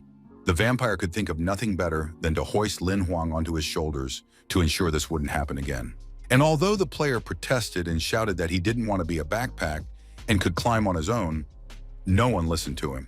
There was nothing left to do but resign himself to the situation and let the summoned monster solve the problem on its own. When it got dark, they decided to stop for a rest and set up camp. They managed to find a suitable ledge on the mountainside. Our hero warmed up some meat cooked by the fat man over the campfire and began to wonder what had happened to Yin Yi. Taking a bite, Lin Huang asked his companion, wherever he might be, not to die. He really wanted to try some more of his dishes. Just then, the guy noticed the vampire moving toward the cliff and asked if he wanted to eat too, more out of politeness than in hope of a positive answer. Before the man could finish speaking, Bai vanished from sight with a huge leap. It seemed something had caught his attention. A short while later, a strange, fluffy, white creature appeared right in front of the player, somewhat resembling a fur pom-pom with sad eyes. It was this creature that the vampire had been chasing, and now he had brought it to his master as an amusing trophy. The guy was delighted. It was a snowball, a harmless, valuable, and rare monster whose value was on par with green copper rank equipment. Lin Huang asked Snowball why he had come closer, simply because he was hungry or because he had caught the scent of meat. The little one made completely incomprehensible sounds, but happily opened its mouth when the young man decided to feed it a little. The hero decided the creature was very cute. No wonder girls loved them so much. But the vampire was a little nervous, even though Snowball looked completely helpless. Meanwhile, the little monster pounced on the food and devoured Lin Huang's entire dinner in an instant. He turned out to be surprisingly nimble and voracious. The guy didn't get angry, but simply patted the little one on the head, telling him that now he could go home. There was no more food. Snowball kept begging and even tried a bite of Lin Huang's pant leg as if it might be edible. Then the monster started dragging the young man aside, as if intending to show him something or give him something. The vampire grew even more wary. The little one was hopping up and down and kept squeaking playfully. Now the young man was very curious to see what it was all about. The little white fluffy ball jumped off the cliff, and our hero told Bai he wasn't busy, so he'd go check it out. Catching up to the little one wasn't so easy. He was making his way through the snow quite nimbly with huge leaps. A snow tunnel appeared ahead, and Lin Huang shouted for Snowball to be careful. If he got buried, it would be hard to dig himself out. The monster didn't listen and went even deeper, after which he completely disappeared from view. The young man hesitated for a long time before deciding to follow him further. Suddenly it dawned on him that this was a passage leading somewhere deeper, and the white ball knew this path well, which was why it acted without fear. And so it turned out. After taking a few more steps forward, the player discovered a portal. Whether to step through it or not, that was the main question. Beyond the passage, which looked like an icy wall, there was clearly something interesting, and curiosity got the better of him. Lin Huang suggested to Bai that they go see what was there. He was the first to step into the portal. The vampire remained cautious and stayed on high alert, ready to react immediately in case of danger. It was so cold on the other side of the wall that our hero felt as if he had dived into an icy pool. A blinding light reflecting off the snow and ice struck his eyes. The young man shielded his eyes and raised his hand. When he decided to open them again and see what lay ahead, he was very surprised. Lin Huang was completely unprepared for this. A snowy mountain landscape unfolded before him, bearing no resemblance to the mountain that the novices were supposed to conquer. It was completely unclear what kind of place this was. But the strangest thing was that Bai hadn't followed his master. It was completely unclear why. Lin Huang muttered in surprise that this couldn't be possible. But Snowball suddenly spoke up and explained that only humans could enter here, not monsters. The hero was very surprised that Snowflake was able to speak human language. But Snowflake didn't think it was anything special. The young man explained that the creature's voice didn't quite match its appearance, which was what struck him as odd. Snowball said that if that was the reason, it would be very easy to fix so as not to embarrass the guest of this world. He began spinning rapidly around his axis, whipping up a veritable snowstorm. It grew bigger and bigger. Lin Huang realized that not only was the air current growing, but so was the monster inside it. Soon, a white, fluffy giant with horns on its head appeared and announced that it had decided to reveal its true form to avoid any cognitive dissonance. The boy exclaimed in fear that he hadn't expected to see a snow and ice giant. Now he had to practically shout to be heard. The hero understood very well that such a creature was of an advanced level and very powerful. If it wanted to, the monster could kill him in 3 seconds. He kept looking up in confusion and muttering something incoherent about himself and Snowball. Finally, the giant couldn't take it anymore and asked him not to panic. He wasn't here to harm Lin Huan. It turned out the monster could read minds. The horned creature explained that he had brought the young man here in the hope of asking for his help and receiving it. This surprised our hero even more. He didn't understand how he could help such a huge and powerful creature. It was easier to ask directly, which is what Lin Huang did, after which he looked questioningly at the monster, waiting for an answer. The monster stretched out its enormous hand, and currents of air swirled around the young man once more, as if inviting him to climb up. In the blink of an eye, the boy was standing on the giant's palm, and Snowball asked him to come with him to a certain place. On the way, the giant said he wanted to tell a long story, so the man should be patient and listen carefully. The player understood perfectly well that he didn't really have a choice. Since he was already here, he would have to listen. The ice giant began by saying that in those distant times, when he was very, very small, he had a mistress, the kindest and most beautiful creature in the world. All his fondest memories were connected to this woman, or rather not quite a woman. Lin Huang was surprised that such a monster had been someone's pet. His mistress loved humans and often visited their world, taking the form of a young girl. Snezhka felt lonely without her, but seeing how his mistress's eyes would shine upon her return, he endured it. One day, the mistress fell in love with a mortal. She was ready to do anything to be with him, and it seemed trouble was brewing. When after a long time she returned to the divine snow mountain, it was clear that this was the last time. The pet ran joyfully to his mistress. He had missed her love and light terribly, as well as her games, care, and attention. But it turned out that the lady was mortally wounded and might die. Her lover had done this to her. Upon learning that his future wife was not human, the man had hired killers. They set out to kill her, but the most absurd thing was that during the battle, he himself was seriously injured. To save her beloved, the lady sacrificed her life by removing her own heart. The man survived, but now the beautiful heroine could only lie there awaiting her own death. And the worst part was that Snowflake couldn't do anything to help. Lin Huang sighed. A story with such a good beginning couldn't end badly. The giant added that he had granted his mistress's final wish and lowered her into that icy lake. From that very day, the mountain became Snow Mountain. Now there is no question of the 4 seasons. Only winter exists. The boy asked what the monster wanted from him. If the lady had died so many years ago, was there really anything left to do? Snowball explained that she had said the chosen one would come here. This person would make the ice melt, and then the beautiful maiden would be resurrected.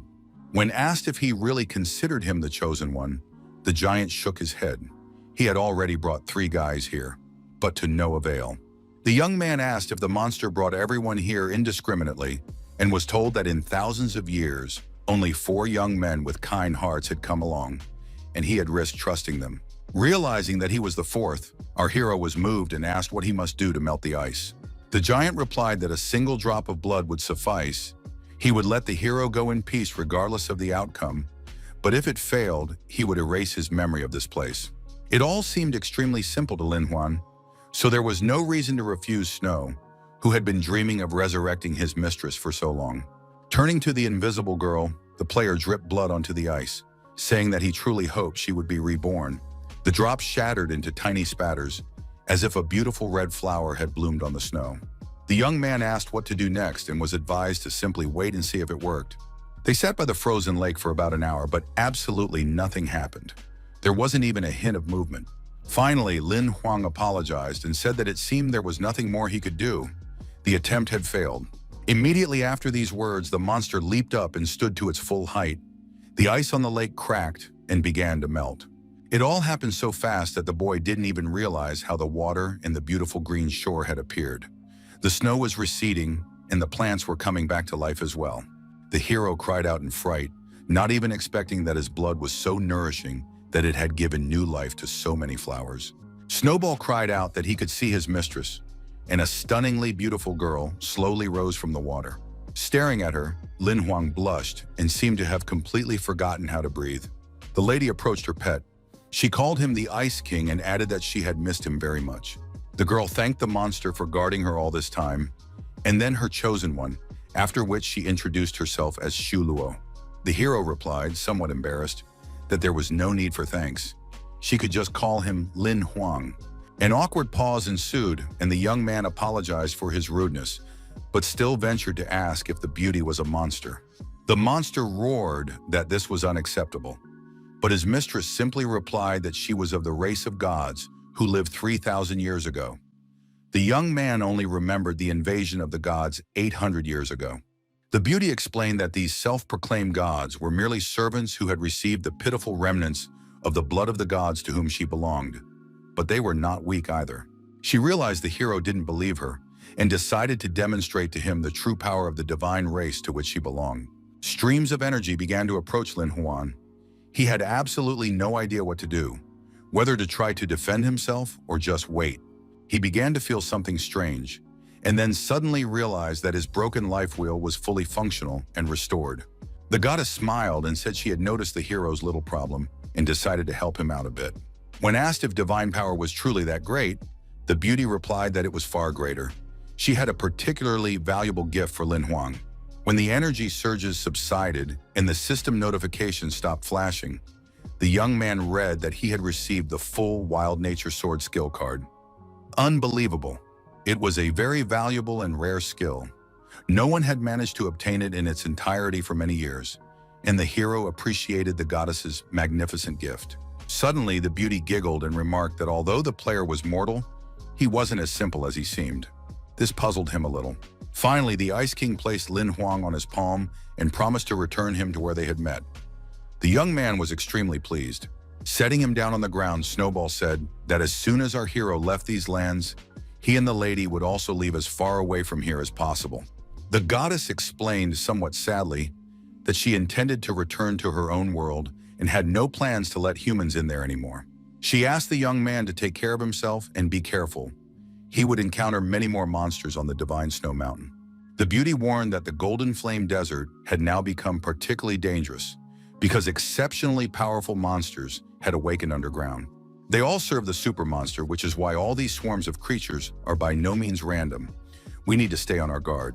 Lin Huang wanted to ask why this had happened and what people should do now, but the goddess chose to remain silent. As a farewell, the boy waved his hand. He was sure he would meet these two again. They parted as friends. When the goddess disappeared, our hero was on the verge of tears. At the very least, he really hoped he would see her again at least once. The Divine Snow Mountain remained just as cold and forbidding as it had been before the player left it. After passing through the barrier, Lin Huang continued to feel the deadly cold, and dawn was approaching. At the entrance, he saw a vampire with a pile of snow already piled up on his head. Don't tell me Bai had been waiting here all night. The guy felt full of energy and announced that they should move on immediately. He was confident he could climb the rock face. And so it turned out. Now the hero could move on his own. He had become much stronger after restoring his life wheel, reaching the black steel rank. They had climbed almost to the very top and were set to make it just in the nick of time before the exam's allotted time ran out. Suddenly, they heard some strange sounds like the quacking of ducks and the croaking of frogs at the same time. Bai grew wary. Around the bend appeared several geese that looked quite good-natured. They were slowly striding toward our heroes. Lin Huang hadn't expected to see geese or swans in the snowy mountains. He didn't know much about local birds, but he still understood that they had no business being there. Nevertheless, the hero suggested to Bai that they take a couple with them. If they roasted them over a fire, they would turn out quite tasty. Suddenly, one of the geese opened its beak, and it became clear that these weren't exactly ordinary creatures. And they certainly didn't feed on grass. Inside was a row of razor-sharp teeth. The monsters immediately began to attack, and the guy had no choice but to run for his life, urging the vampire to hurry up. While Bai scrambled up the sheer cliff, dragging the player behind him on a rope, the player fired back at his pursuers, though there were simply too many of them.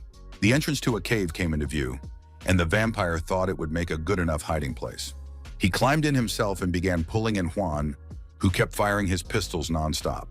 With one final tug, Bai finally dragged his master inside. The man hit his back hard and stopped shooting. Suddenly, the monster geese let out frightened cries and began scattering in all directions, ceasing their attack on our heroes. It turned out they had been frightened by a huge black sparrow, at least a green copper rank. Now they could relax a little.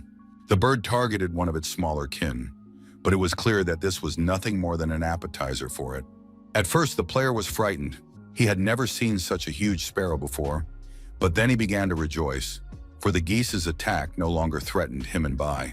The joy was short-lived. The monstrous bird's eyes glowed red. Apparently, it had set its sights on a human or a vampire for today's lunch. The monster began circling the cave entrance, and the young man realized they were in for a real fight to fend it off. Huge claws dug into the rocks to widen the passage into the cave and finally reached these appetizing guests of the mountain. Bai looked up resolutely, but Lin Huang told him not to even think about fighting the monster. It would be suicide. It was much safer to attack from a distance, and the boy began firing his cannons again. To his utter amazement, the bullets didn't wound the monster. They didn't even ricochet, but seemed to dissolve upon contact with its feathers. This fact greatly upset the young man. He realized he might very well die, practically right after finishing the exam. Bai muttered something, and this gave Lin Huang pause for thought. Perhaps things weren't so bad after all. While the huge monster kept pounding against the rocks, trying to get at our hero, he managed to come up with a decent plan. He warned Bai that they had to act very quickly and that he should distract the monster's attention the moment he gave the signal. When the monster tried to peer into the cave again, the guy shouted that now was the time. The vampire enveloped the creature in streams of his energy, preventing it from simply flying away and escaping death. Lin Huang rushed forward with all his might to carry out his plan as quickly as possible. He raced like the wind. He had to aim very carefully because the only vulnerable spot on this giant sparrow with steel feathers and iron bones was its eye. And that eye looked fearfully at the man approaching it. The monster seemed to have realized that the final moments of its life had arrived. The next moment, several explosions thundered, and the sparrow let out its death cry. That was the end of its story. The claws clinging to the rocks loosened, and the monster began to fall slowly downward. Now it no longer made much sense. Lin Huang watched it fall, realizing he had used his last 3 bullets, all of which had gone into the bird. Apparently, the sparrow was finally dead, having crashed into the rocks far below. Immediately, an alert sounded. The system reported that a monster superior to our hero in many stats and of a higher rank had been destroyed. As a reward, the hero received a map fragment. It meant that instead of one map, there would be a double map. The assistant explained that rewards are usually distributed randomly, so what happened could be considered a lucky coincidence. A double card meant that everyone the player defeated within the next hour would grant double experience points and loot. Xiaohei remarked that finding a suitable monster wouldn't be so easy.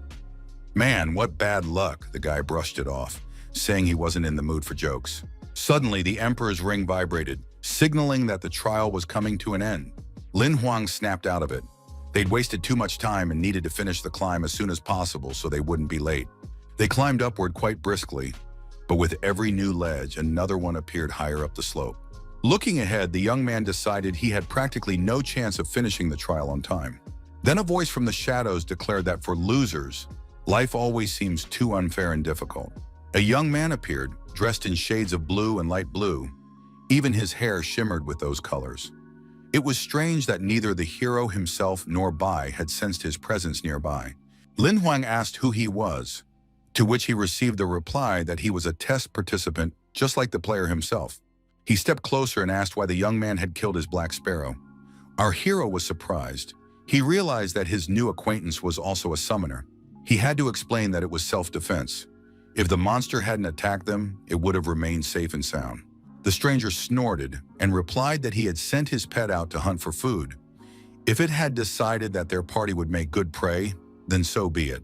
Now the young man was going to avenge the killing of his summoned monster, with the help of his colleague, who was of a higher level. He had already raised the corresponding card, but at the last moment he crumpled it up, declaring that he would definitely take revenge, but not now. Later, Bai and his master looked at the idiot with some apprehension. It was strange that he had changed his mind about fighting now. It could very well be a trick. With a green copper-ranked bird perched on his head, the player praised the vampire's skills but noted that Lin Huang himself was still too weak, which was why his monsters couldn't reach their full potential. He promised once again to take revenge, but since he had to finish the exam, time was running out. With those words, the summoner ordered the bird to fly away, which finally infuriated our hero, but in turn gave him a brilliant idea on how to finish conquering the summit. More precisely, his vampire, who continued to look down on the gentleman a bit, was starting to drive him crazy. And yet the spread wings of the enormous bird reminded Lin Huan that Bai could fly too. He immediately pulled a chain from his inventory and chained himself to the summoned monster. The creature clearly didn't like it, but disobeying the order was out of the question. Bai spread his demonic wings and rose into the air, carrying his master with him. The young man was breathless with excitement. First, there was hope that they would make it in time, and second, an incredible sight unfolded below. Skyscrapers came into view. It seemed our hero had indeed arrived at the right district, whose coordinates were marked on the map as the final destination. Landing on the roof in front of the examiner, Lin Huang thanked Bai. The girl greeted the player and remarked that she never would have thought he'd arrive first. You congratulated him on passing the exam and added that as soon as everyone had finished the test, he could register as a reserve hunter. What he heard greatly surprised our hero. He hadn't expected to be first, let alone to be hired by the association so quickly. The girl didn't understand why Lin Huang was puzzled, and he explained that he was sure the player on the bird with the face of a rich fool would beat him to it. He clarified that the bird was a blood-red dragon. Yu reported that the guy's name was Bai Yang, but he didn't count. Then why was this person among the newcomers? He isn't taking the test, but simply completing a quest, apparently. The beauty explained that the player was passing the trials, but he didn't need an exam. This was a special case. Bai Yang had confirmed his title as a bronze hunter and had insisted on taking the test himself. This information wasn't particularly important, but it still piqued Lin Huang's interest. He hadn't known that was possible.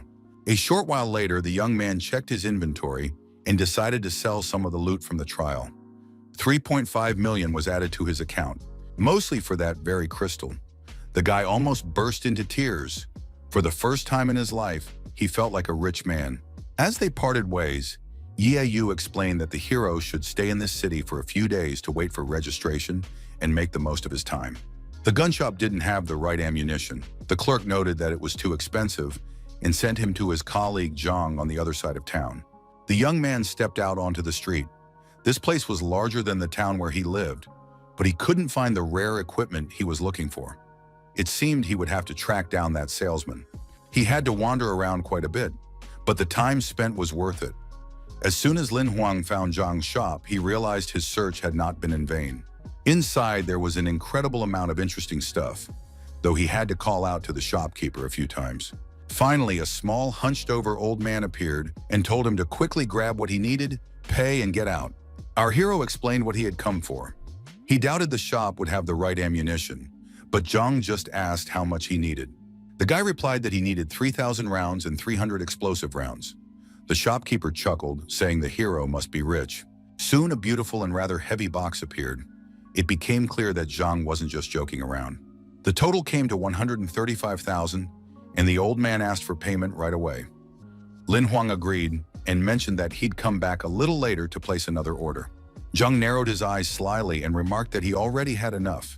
But if the young man was interested in other rare items, that wouldn't be a problem either. He should just let him know. The young man thanked him and promised to come back next time.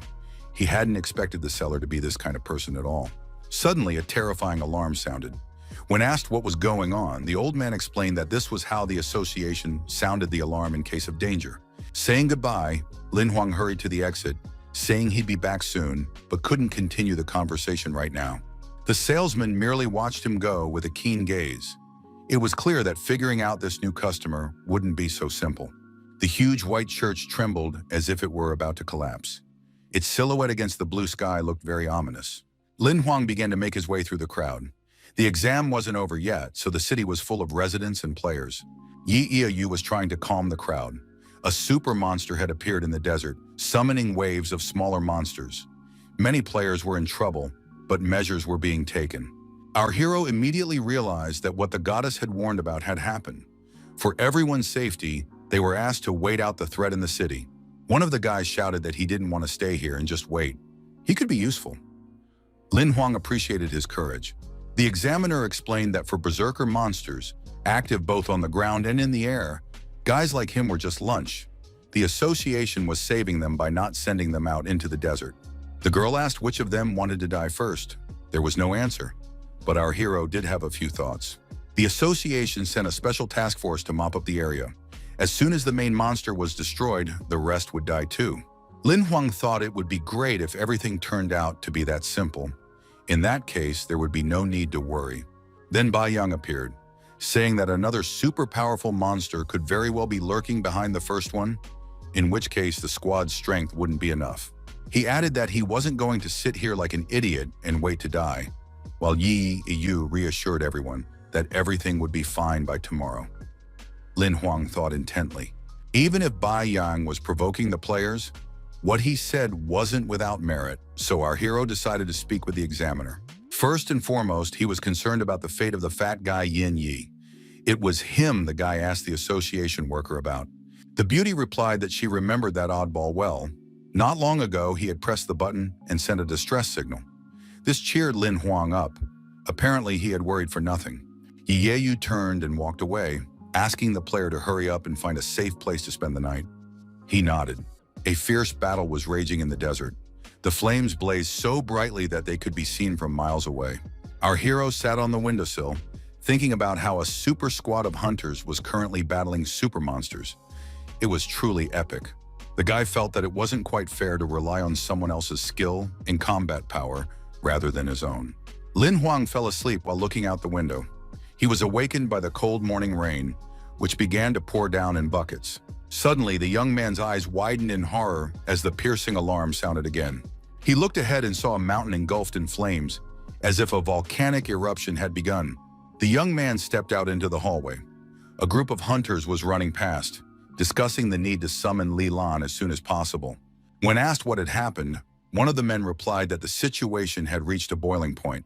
He should hurry to the temple and hide there. It turned out that the super hunter was dead. In the battle with the monster, the beast had proven stronger, and now it was completely unclear what to do. Inside, chaos reigned. People were trying to assert their rights and demanding to be let out so they wouldn't be locked up, waiting to die. Our hero preferred to keep quiet and just listen as Yi Yu explained that it was the player's duty to protect the population from monsters, and there were a lot of monsters right now. Many newbies started begging to leave. They were afraid they'd be ordered to fight alongside the other hunters. Lin Huang told them to shut up. He was tired of listening to this cowardly whining, and the young upstart didn't like the request. Our hero told them about the monsters he'd encountered in the Golden Flame Desert. They'd all been summoned by a super monster, so leaving the building was too dangerous. The guy asked how long Yi Yu would last outside. She was roughly gold ranked and clearly the most competent of those present. She replied that at best until tomorrow night, because there were many dangerous monsters in both the desert and on Snow Mountain, and their numbers were growing. Then Lin Huang announced that he himself wouldn't last even 3 hours, so the rest of them should sit tight and keep quiet. One of the newbies declared that he was a lucky guy and was sure he'd survive simply because he was born under a lucky star. Our hero finally lost his nerve and decided to take control by jumping up onto the platform next to the examiner. He shouted that even if they all consecrated this place right now and prayed to the gods with all their might for help, nothing would come of it. As soon as the monsters roll over the mountain, every single one of us here will be doomed to certain death, so running away isn't an option. The guy pointed at a few newbies and asked what they personally could do to help the Hunters Association. He suggested joining forces and working together to defend the Snow Mountain area from the monsters that continue to advance. Several men immediately jumped on board with this idea and began chanting that they would protect their families in the Snow Mountain area. Bai Yang turned around and headed for the exit, muttering that a bunch of idiots had decided to commit mass suicide. Lin Huang noticed this and called out to the player. He clearly remembered that this guy was of a much higher rank than the rest of the people here. Yi Yu hugged our hero and thanked him for the idea of joining forces. Now they really had a chance of winning. The order was given to go get their gear and then return here to register for the raid. Lin Huang was about to jump down from the platform to go and get ready as well, so he warned the examiner about it. She asked the young man to wait a moment. It seemed things were far from as simple as they might appear at first glance. The young man looked questioningly at Yi Yu. It seemed he was about to hear some truly important information. The hunter explained that she could transport no more than 50 people at a time, so her first priority was to send away those under the age of 20. Lin Huang was outraged. After all, she had supported his idea to fight, but it turned out that was only to calm people down. Soon this place would turn into hell, and no one would survive. The beauty shouted the last sentence so loudly that it became clear she herself could no longer control her emotions from the horror. Yu explained that the association had mobilized all its resources to hold back the monsters, but even that would last for 10 hours at best. After that, the monsters would destroy both this place and everyone who didn't manage to teleport in time. The girl explained that she herself would die here, defending the organization's honor, but before that, she would evacuate the young blood, the players who would become the association's bright future. Hearing that people like him would survive at the expense of the others, the young man shouted that he wasn't going to leave this place either. He shouted that everything he had said was serious, not just to calm people down, because he really would fight. The guy added that just sitting around and waiting for the super players to arrive and defeat the super monster wasn't an option, but there was no need to run away either. Yidwai Ashu shouted that with their strength and equipment, the players and hunters who had been here for a long time wouldn't last. Lin Huang objected, saying that if there was a chance to hold out, it shouldn't be ignored. The civilians should be evacuated, and the hunters, who were practically rookies, should be fought off to protect the area. Hearing that they only needed to hold out for a couple of days, the beauty remembered the tunnel in the mountain, which could serve as an excellent hideout. Our hero put his arm around the girl's shoulders and gently assured her that he would help her with everything. She could count on him. The guy kept singing sweetly, which made the examiner a little embarrassed, and yet she really was starting to like him. The hunter pulled herself together and asked him not to stray from the plan. They were talking about saving 20,000 people. There was no time for jokes in such circumstances. Yi Yu walked down the hallway, thinking that they all had to survive because this player was truly one of a kind. Soon, a crowd of thousands made their way through the gorge into the mountains to take shelter in the very hideout the examiner had mentioned. Many were nervous, but they were reassured by the fact that there were hunters here capable of protecting the civilians. Our hero stared intently ahead. Julie Yuguang and Wang Lena had skills well suited to organizing the operation, as the newcomer walking ahead reminded them. All three of these players nodded happily. Their small squad looked like a pretty good fighting unit together. Then the girl with the gift of foresight froze. When asked what was happening, she replied that she was trying, but could see only horror. They pressed forward. Everything around them was littered with the remains of monsters. There were so many that every step brought a new discovery. The newcomers discussed how the professional hunters had really gone all out, leaving them no chance to encounter any monsters. It seemed they were very strong. Lin Huang asked the guys not to be too careless. According to his information, new monsters were appearing constantly, and they shouldn't let their guard down. They needed to distract the monsters so that the evacuation of civilians could proceed as smoothly as possible. He hadn't even finished speaking when he lunged forward and shielded his colleague with his body. It seems someone had decided to attack this group of players, but the others hadn't reacted in time. Right where Julie had been standing just moments ago, an axe was now stuck in the ground. The weapon clearly hadn't fallen from the sky. The enemies were nearby. Our hero began looking around and shouted for everyone to group up. They were under attack. Soon the monsters appeared in all their glory. The sight was not for the faint of heart. Even Lin Huang himself was seriously frightened. They were demons with the heads of cows and surprisingly powerful muscles, armed mainly with axes and chains. But the main danger was that there was a whole herd of these ferocious warriors here, each one looking as if it were ready to tear the players to pieces. The guys assessed the enemy's strength, black steel, and there were plenty of them. Their chances of victory were practically zero. Only Lin Huang remained calm. He urged them not to panic. The young man decided to first strip the demons of their main motivation and thoroughly dampen their fighting spirit. Yu Guang was to cover his incredible sword attack with magic. This would allow them to fend off the first assault. The severed horns flew straight at the bespectacled man, but he was quite effective at firing magic arrows at the cows. This allowed him to strike their most vulnerable spot, the eyes, so that Lin Huang could break through and finish the job. Julie was ordered to set traps, while Wang Lan was tasked with ensuring the girl remained unharmed. The heroine immediately activated her magic staff. Terrifyingly loud sounds began to emanate from it, nearly knocking her off her feet. Not to mention the demons who lost the ability to move. They clearly weren't prepared for such a cunning move, and neither were the raid members. At the same time, setting traps became much easier, since all the monsters' attention was focused on resisting the magic. Lin Huang decided to use the encounter with the demons to test all the new capabilities of his sword. He was impressed. The 18th style had become the 36th, the blade obeying as if at the command of its owner's heart, destroying enemies with a single strike. But there was no time to relax, because one of the demons had already planned an attack from above, aiming straight for the young man's head. He continued to marvel at the possibilities that had opened up in the appearance of his shining sword, which had attained legendary status. The young man managed to react, destroying the demon in a flash. Those who sought death got what they wanted. It was far more effective than firing pistols. Yu Guang praised Lin Huang's sword technique, but he was quickly reminded that it was time for him to join the battle himself. Just at that moment, both the cow boss and his smaller minions had fallen into traps and were easy targets. The newbies were fired up. Now each of them could show off all their best combat skills and tricks. Meanwhile, our hero continued to swing his sword, collecting more and more map fragments for killing monsters that out-leveled him. An option to transform into a black steel-level demon with a cow's head appeared, but it wasn't clear what exactly that meant. It turned out that for 24 hours, he could take on the form of any summoned monster, but this card could only be used once.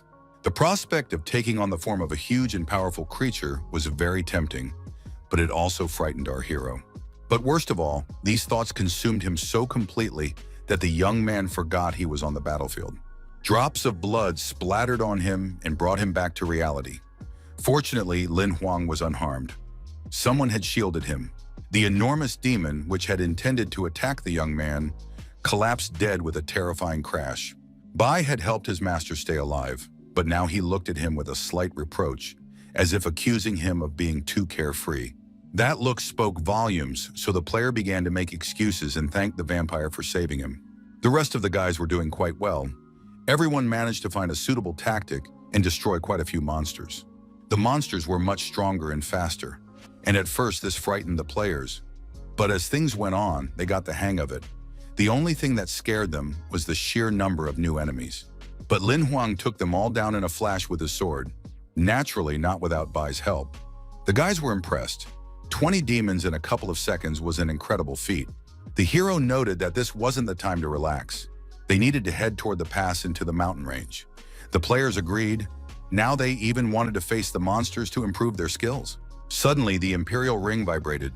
The signal came from Yi Ayu, which meant it was something extremely important. The girl asked somewhat anxiously about the squad's whereabouts. They were taking quite a while. Lin Huang replied that there had been a small skirmish, but everything was fine. They should arrive at the location in 2 hours. The others were surprised by his manner of speaking to the examiner. His smile did nothing to reassure Yi Ayu. She remained tense and informed them that they had only 1 hour to arrive. The monster invasion was gaining new momentum, and if they didn't make it in time, they were guaranteed to die. The situation at the entrance to the gorge was extremely tense. Too many monsters and demons were appearing, and even the best hunters couldn't neutralize them all in time. Yi Ayu fought like a woman possessed, swinging her whip and killing several monsters at a time, but even that wasn't enough. Less experienced players were dying practically right before her eyes just a few meters away. A colleague with a rifle shouted that they wouldn't last long. Too many people were seriously wounded or killed, and the girl ordered them to retreat. The man pointed out that as soon as they retreated and blocked the entrance to the gorge, the people outside would be doomed. Yi Ayu replied that she would stay here until the end, with those who chose to remain. A bloodied hyena came out to meet the hunters, and it was obvious that its pack would soon follow. The players recoiled in horror. Going up against monsters of this level was pure suicide. The examiner was determined. She shouted that they had no choice but to fight, but a colleague remarked that even she was in over her head. The girl gave the order to advance. Her colleagues shouted that they wouldn't let her, the squad leader, die. In truth, no one wanted to die. Suddenly, half the pack of hyenas froze in place. The beasts had caught a new scent and turned their attention to it. When Yi Ayu looked in the right direction, she was overcome with incredible joy. Now there was a chance to escape. It was Lin Huang with Tyrant. The young man had not only survived, but had also arrived in time to come to their aid. Our hero immediately rushed into the attack, but the bloodthirsty hyena clamped down on his sword with such force that there was no way to free the blade and fight. The hero shouted for Yu Guang and Wang Lan to tend to the wounded, while he and Zhu Li would deal with the monsters. The others agreed. The player had already managed to retrieve his sword and was now chopping down the hyenas like cabbage, while his comrade and tyrant covered the leader from the attacks of the other beasts. The third-level Black Steel Hyenas seemed like an excellent opportunity for our hero to improve his sword-fighting technique. He mentally ordered the pack leader to come closer. In this battle, only one of the two was destined to survive. The beast seemed to have heard his thoughts and lunged into the attack, making an incredible leap. The man did not frighten it at all. Lin Huang was a little surprised. He noticed that the hyena's rank was gradually changing, randomly rising and falling. The enormous monster pounced on our hero and pinned him to the ground with its clawed paw, intending to have a hearty meal. The guy remained calm. The only thing that bothered him in this situation was the huge hyena's foul breath. His partner wanted to help the boss, but another monster attacked him. There was absolutely no room for distraction. Julie dealt with the small hyena fairly quickly. He was already quite confident in taking down these creatures, but he was still worried about Lin Huang. Yi Yu kept a cool head. She suggested that the player deal with the smaller hyenas first and only then take on the pack leader. Our hero had already freed himself and continued fighting the blood hyena. Tyrant was also actively helping to destroy the enemies. The pack leader was not only strong and fast, but also intelligent enough to retreat at the most opportune moment. Lin Huang noticed that intelligence wouldn't save the monster from certain death. As a summoner, he had studied monster psychology well. He played a card, and a bright blue glow instantly destroyed several hyenas. It seemed the right skill had been activated. The young man summoned Bai again, and now the fiery whirlwind killed one hyena after another in literally a matter of seconds. The vampire and the main monster also took a hit, but the blood hyena was a very strong opponent, so it didn't die right away. When it finally happened, Lin Huang realized he had outsmarted and overpowered it. He received another fragment of a rare skill card. The other players were thrilled. It was incredible. The examiner was now smiling, praising the sword technique the boy had used. The girl began to praise the hero, but he reminded them that they should hurry before the blood hyenas recovered. His companions thanked the young man with smiles. He had made it in time, otherwise no one would have survived. Yi Yu ordered everyone to move toward the entrance of the gorge, heal up as much as possible, and boost their stats. They needed to be well prepared. Suddenly, Lin Huang noticed a new group of enormous monsters approaching them. He asked to be woken up if this was a dream. They were giant spiders, and there were so many of them that it was impossible to count them. The examiner replied that it wasn't a dream. Unfortunately, the super monster continued to spawn new creatures. A new wave of the monster invasion was approaching, and by all accounts, it was far more dangerous than all the previous ones. If the spiders kept moving at the same speed, the hunters would have no more than 10 minutes to prepare. Panic set in. Many decided that the easiest thing to do was to flee, because fighting in this situation was simply madness. Lin Huang reminded them that escaping this way wouldn't work anyway, and that they needed to fight the monsters. Yi Yu supported him in this decision. Their teammates realized they could be useful and decided to stay and fight as well. They were confident that, together with our hero and the examiner, they had a chance. Julie suggested that he could organize a retreat into the gorge and cover the others while our heroes dealt with the creatures. They could also drop rocks on them. The leader liked the idea and the fighting spirit, and she gave the appropriate orders. They had to act immediately. Lin Huang promised he could handle it. Yi Yu didn't want to leave the players without support, but the guy reminded her that she was the only commander here and had to take care of everyone else. She couldn't leave 2,000 locals unprotected. The girl was on the verge of tears, but agreed that he was right. Calling on everyone who wasn't afraid of death to follow him, the young man charged forward at the spiders to buy Yi Yu some time. The girl watched them go, as if seeing them for the last time. It was quite possible that this was indeed the case. But then the beauty pulled herself together and ordered them to hurry. They had little time, and their comrade's sacrifice must not be in vain. Her thoughts were gloomy, but still, if there was a chance to carry out their plan, they had to try not to let it slip away. Lin Huang had already brought his sword down on the first monster, shouting that he wasn't going to die here over such nonsense. The young man dealt with the first wave of spiders and immediately summoned Xiaohei. He needed to consult with him. The assistant appeared, saying he was being summoned in a critical situation. As always, the hero replied that he wanted to use the card he'd received for the blood hyena. The assistant carried out the order, reminding him that the card might activate randomly, so he couldn't guarantee the player's safety. The decision was made and Lin Huang immediately activated his transformation skill. Everything around him was flooded with green light. It turned out to be the skill of invisible snow walking. one of the rare rank, gold-level skills of the hyena. The card proved very useful, allowing the young man to move through space at incredible speed as he killed the spiders one after another. This was enough to thin their ranks considerably. Now the young man with his sword was particularly effective. His companions didn't understand who our hero was talking to, but they couldn't help but notice that his movement speed had become simply fantastic. Soon the skill's power waned because his energy was running out. He needed to replenish it urgently, and the spiders began their assault. Lin Huang realized he had to switch to a different skill and turned to Xiaohei for help again. Xiaohei reminded him that it was possible to feed one skill with the life force of another, but he had to choose which one to sacrifice. The assistant read out the entire list of stats that could be disabled to free up some energy. A decision had to be made immediately. The guy shouted that it didn't matter what to reduce. The main thing was to strengthen the sword, because killing spiders had to be as efficient as possible. Then Xiaohei announced that he would reduce the connection. It wouldn't be critical in this situation and would free up a lot of life energy. Now Lin Huang would be able to survive this difficult situation. The main thing was that a new wave of creatures didn't arrive. The hero was the only barrier standing in the spider's way. The battle lasted an incredibly long time, and yet our hero prevailed. By the next morning, all the spiders had been killed. Yi Yu and the others had managed to block the gorge with hyena corpses and rocks, and were now calling the players and our hero over to them to recover. The guy was truly exhausted and very tired. He didn't listen to Julie's praise and just wanted to rest until new monsters appeared. He thought of his sister and silently promised her that he wouldn't let the monsters destroy the city. Suddenly, the imperial rings vibrated violently. Judging by the signs, there was no good news to be expected. Moreover, the signal reached all players at the same time. It seemed something was happening on a nationwide scale.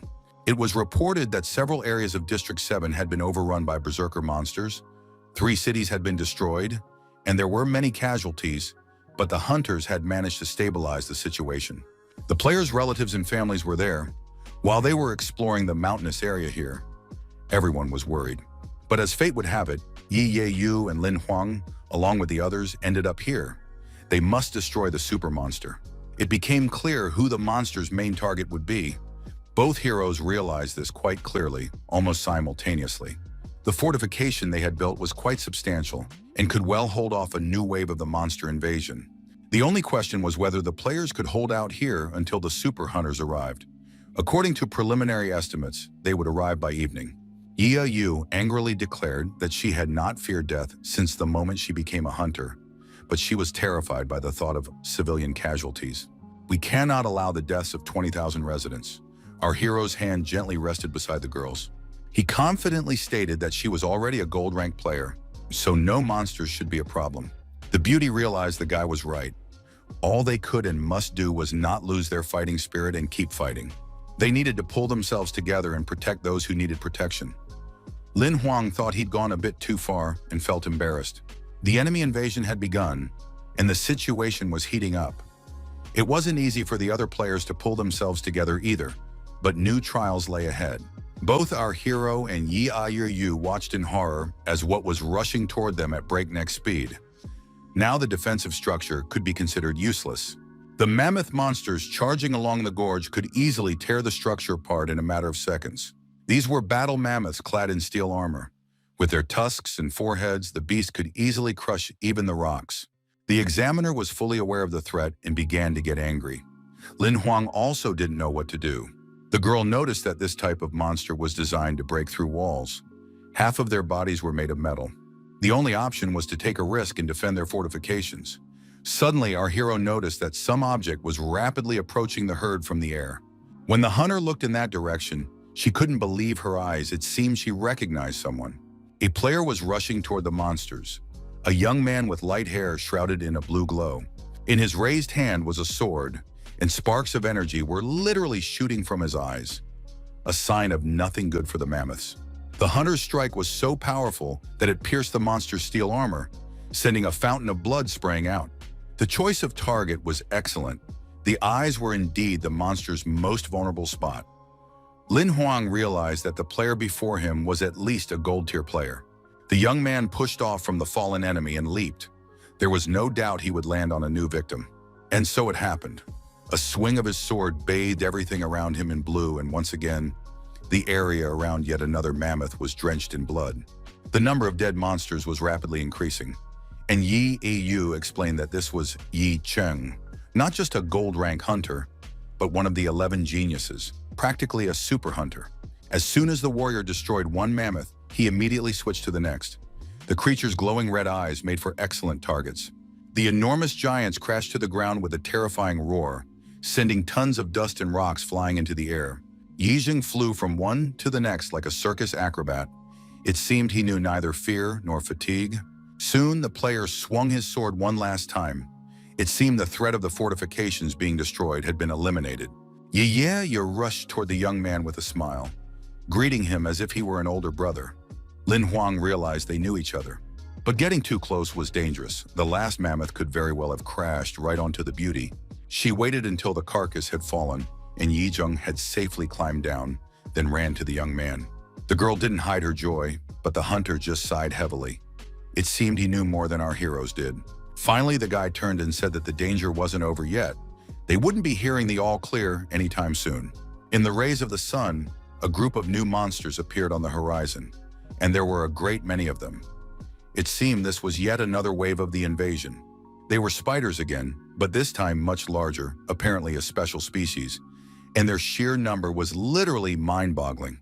Wei Yu explained that these were black sand spiders, and our hero recalled that they create special webs. Yixing explained that they weren't particularly strong opponents.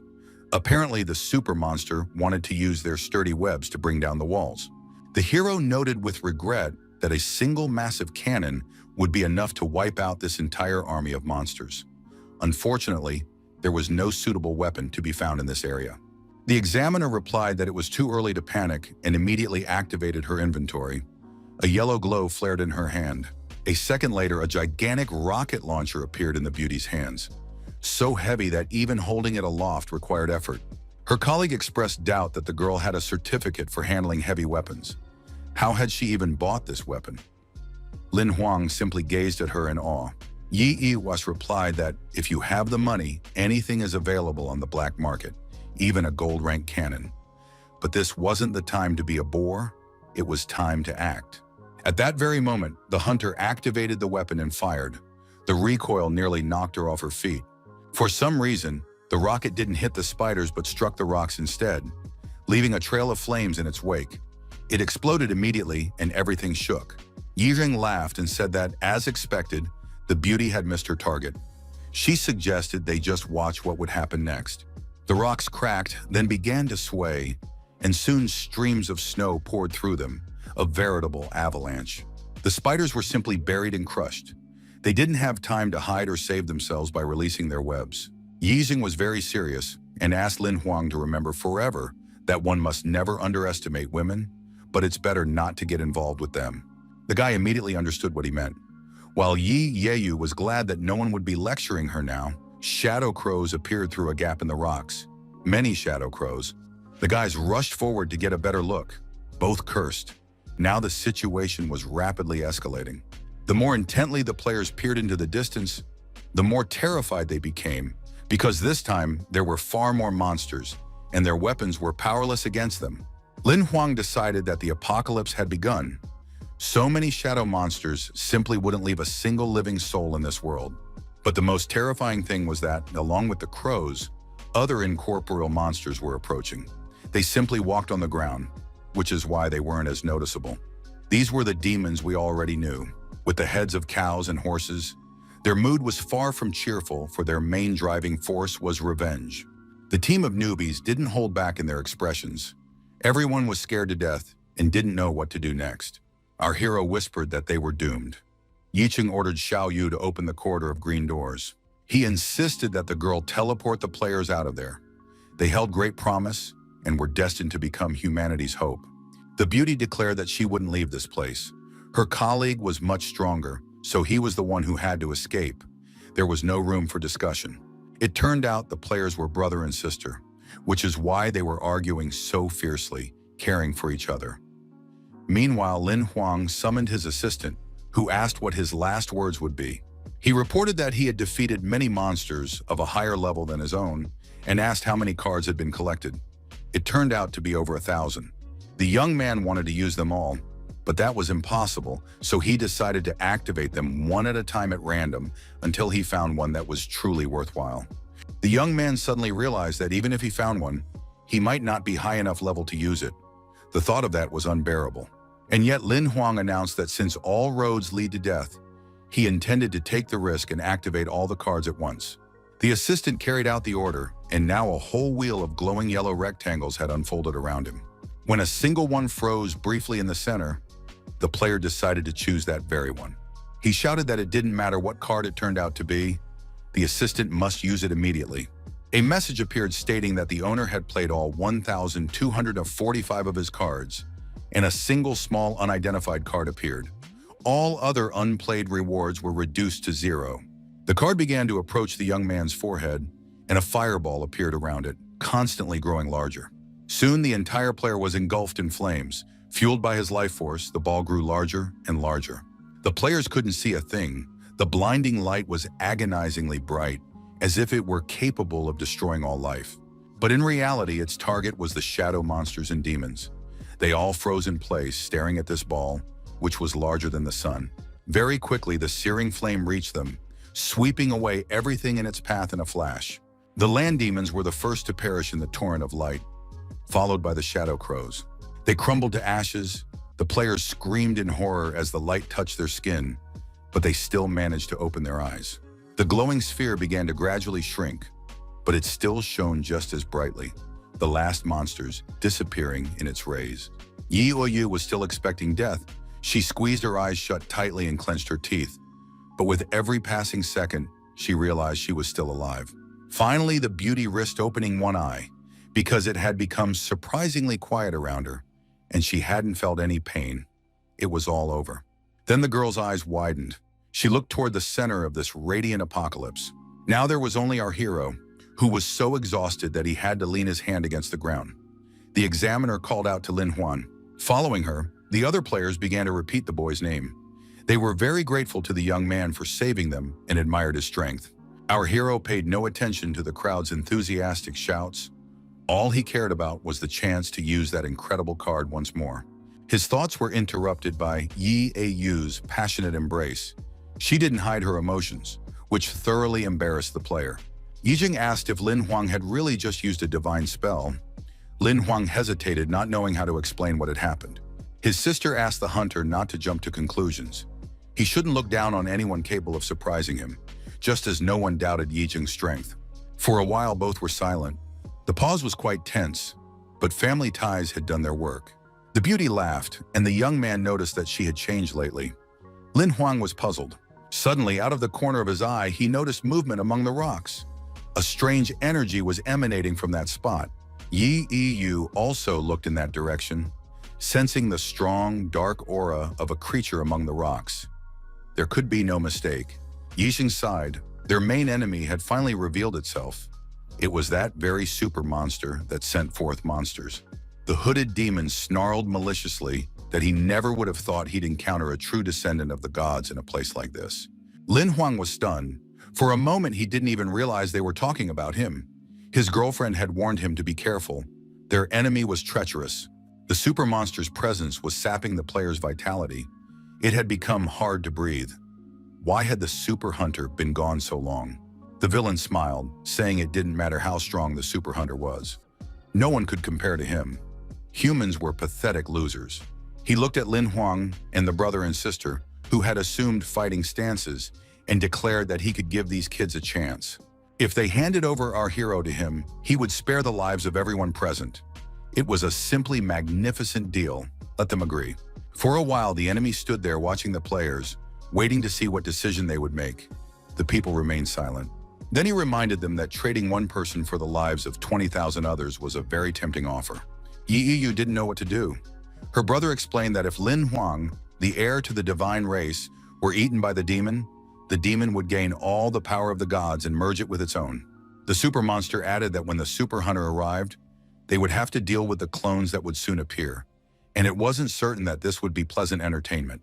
He also remarked that 20,000 people wouldn't be enough to satisfy his appetite and licked his lips greedily. The players froze in horror. Xiaohui appeared and told the master that the offer was too tempting to refuse.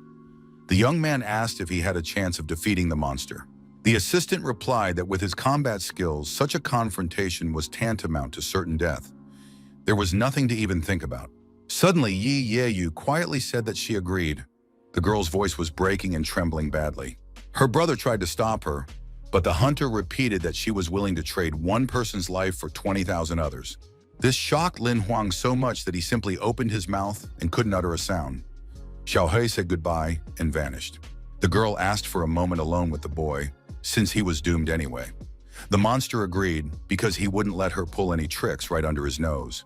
The examiner asked her brother to go with her as a cover. He couldn't figure out what the girl had in mind, but agreed. They took each other's hands and headed toward Lin Huan, accompanied by the disapproving and frightened glances of the other students. When the girl approached our hero, she simply stared at him for a moment, hesitating to speak.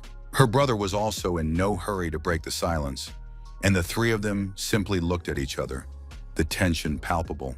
Finally, Yi Yeyu decided to take the young man's hand, almost exactly as he had done for her recently during a difficult moment. She said they hadn't known each other for very long, but from the very beginning, our hero's courage, strength, and character had filled her with admiration. Both guys froze. Was she really about to confess her feelings right now? It was very unexpected. The beauty added that she wasn't sure if they would ever have the chance to meet again, so she wanted to confess her feelings. She was happy that he had come into her life. Yi Yu immediately apologized for her persistence and added something else about recent events. Her brother and Lin Huang were surprised. There was something suspicious in her voice. A portal was already glowing behind them, and with a wave of her hand, the girl pointed the players in the right direction. Both began to fall backward. The young people shouted. They finally understood what the hunter had in mind and had no intention of submitting to her will. She smiled gently and announced that she was leaving the future of all humanity in their hands. The teleportation was about to begin. But the super monster had no intention of letting its prey slip through its fingers so easily. It cursed and immediately began casting a spell. Black lightning shot from him toward the players. Lin Huang and Yi Jing saw it, but could do nothing. This dark energy shattered the portal, an explosion roared, and it was only by a miracle that the boys remained unharmed. Then everything was engulfed in pink smoke. It looked very ominous, but there was no way to understand what was happening. Then a bolt of lightning pierced Yeyu's chest. The girl's eyes flew open as she realized these might be her final moments. Her brother screamed. He couldn't let her die so foolishly, sacrificing herself without saving anyone. And yet, while the beauty was still alive, she cursed and began to fall onto her back, realizing what a foolish position she had found herself in. Her plan had failed. The examiner collapsed onto her back and remained completely motionless for a moment. Both players rushed to her. Yijin called out to his sister, and she whispered his name. It seemed the blow wasn't fatal, at least not yet. Yi Yeyu sighed loudly and apologized for still being too weak to handle a problem of this kind. Lin Huang was furious. Tongues of flame appeared around his body once more. The boy's sole desire was to kill the super monster. He called the girl stupid and ungrateful. They had treated her with respect, and in return, they were met with an attempt to deceive them. Shouting that the punishment for such an act was death, the monster began to transform. Its skull literally cracked and split in half. A huge snake slithered out and hissed that everyone here would die now. Its patience had run out. The monster was incredibly large, simply gigantic. People looked like ants next to it.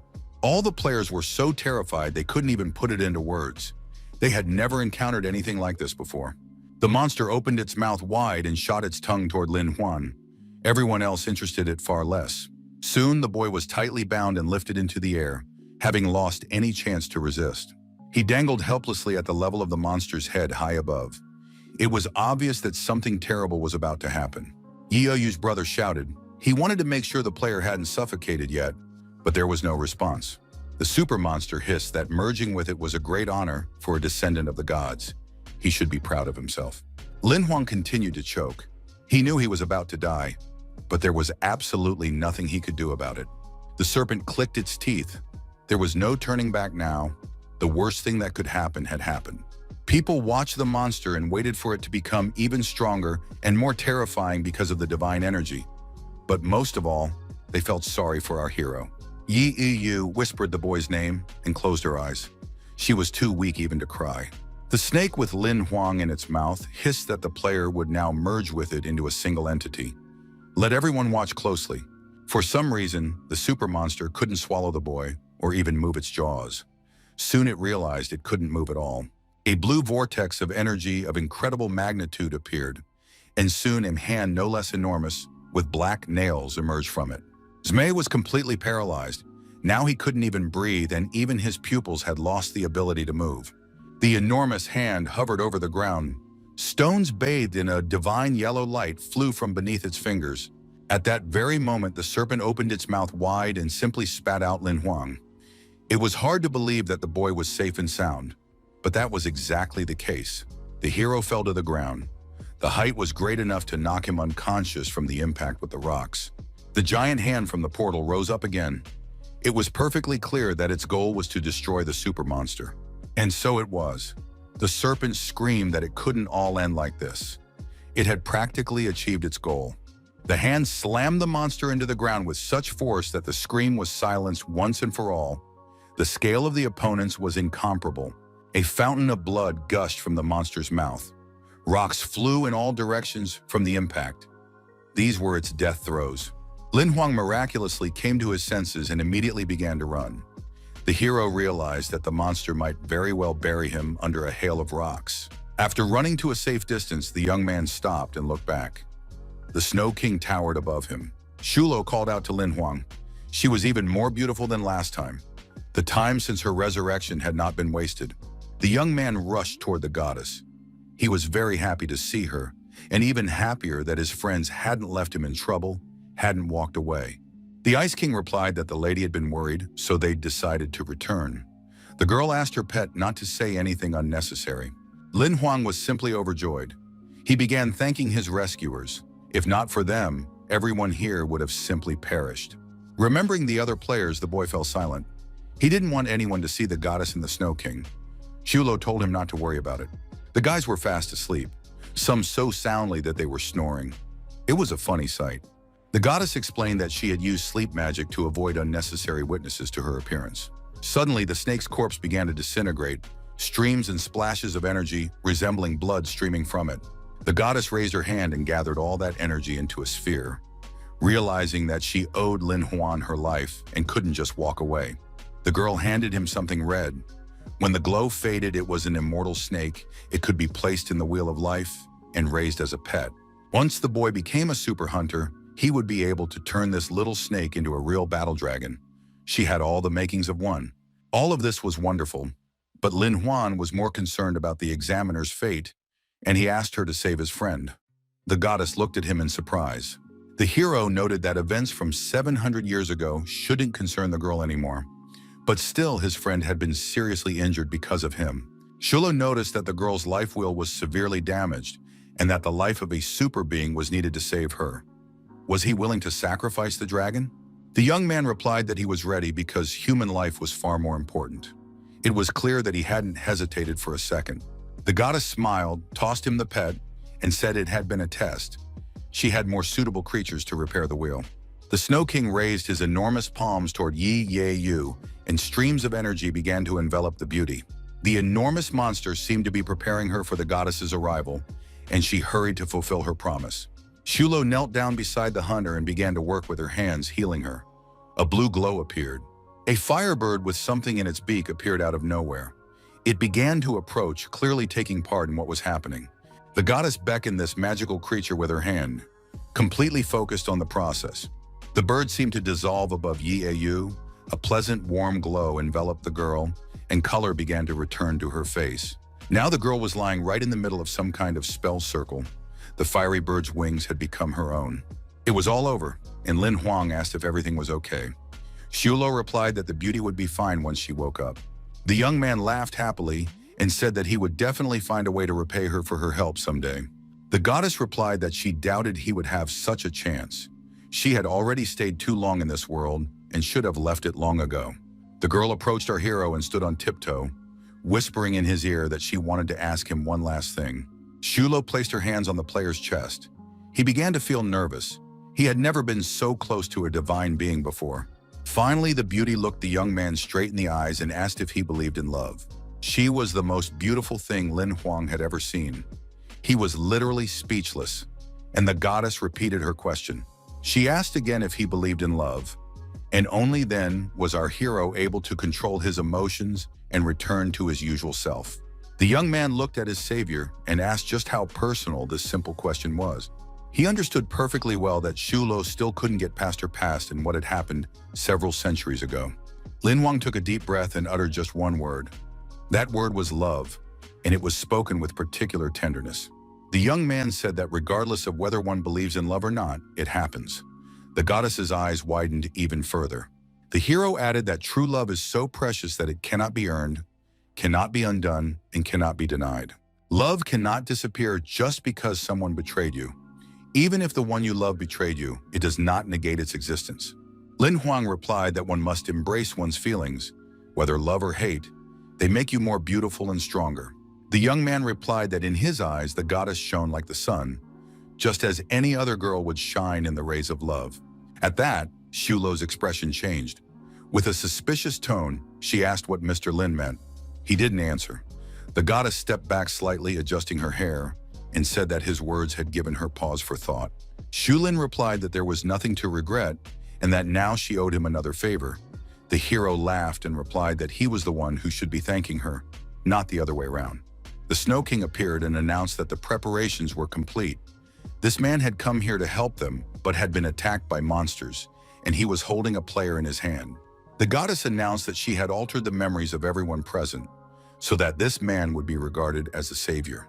Lin Huang realized this was done for safety's sake, so that people wouldn't conclude he, the heir to the gods, was the cause of all the disasters. The goddess began to leave. She repeated several times that she was leaving and that Mr. Lin should take care of himself. The girl rose into the air and was now at the height of her enormous pet's hands, which now looked quite good-natured. Our hero looked at Shulo one last time and said goodbye to her. To be honest, he was on the verge of tears. The beauty turned around and called his name once more, then said goodbye herself, this time forever. A blue whirlwind of energy swirled around the Snow King. A portal was opening that would take them away from this world. Lin Huang just stood there watching. The other players were about to wake up very soon, but the hero wanted to delay that moment. He whispered once more that they most likely wouldn't have a chance to meet again, and then fell silent once more. As soon as the goddess and the Ice King vanished, Yi Yu opened her eyes and gasped for air. The other players woke up too. Yiding was the first to ask the girl if she was okay. The guy was glad that the super hunter had arrived in time and destroyed the monster. Fortunately, no one was hurt. The beauty replied that she felt as if she had died and been resurrected. All the players were happy about the battle's happy ending, but Lin Huang stepped aside and turned away. Yi Yu looked at him and her colleagues and couldn't figure out what strange feeling was keeping her from calming down. The girl felt as if she had forgotten something very important and couldn't remember it no matter how hard she tried. She continued to watch our hero.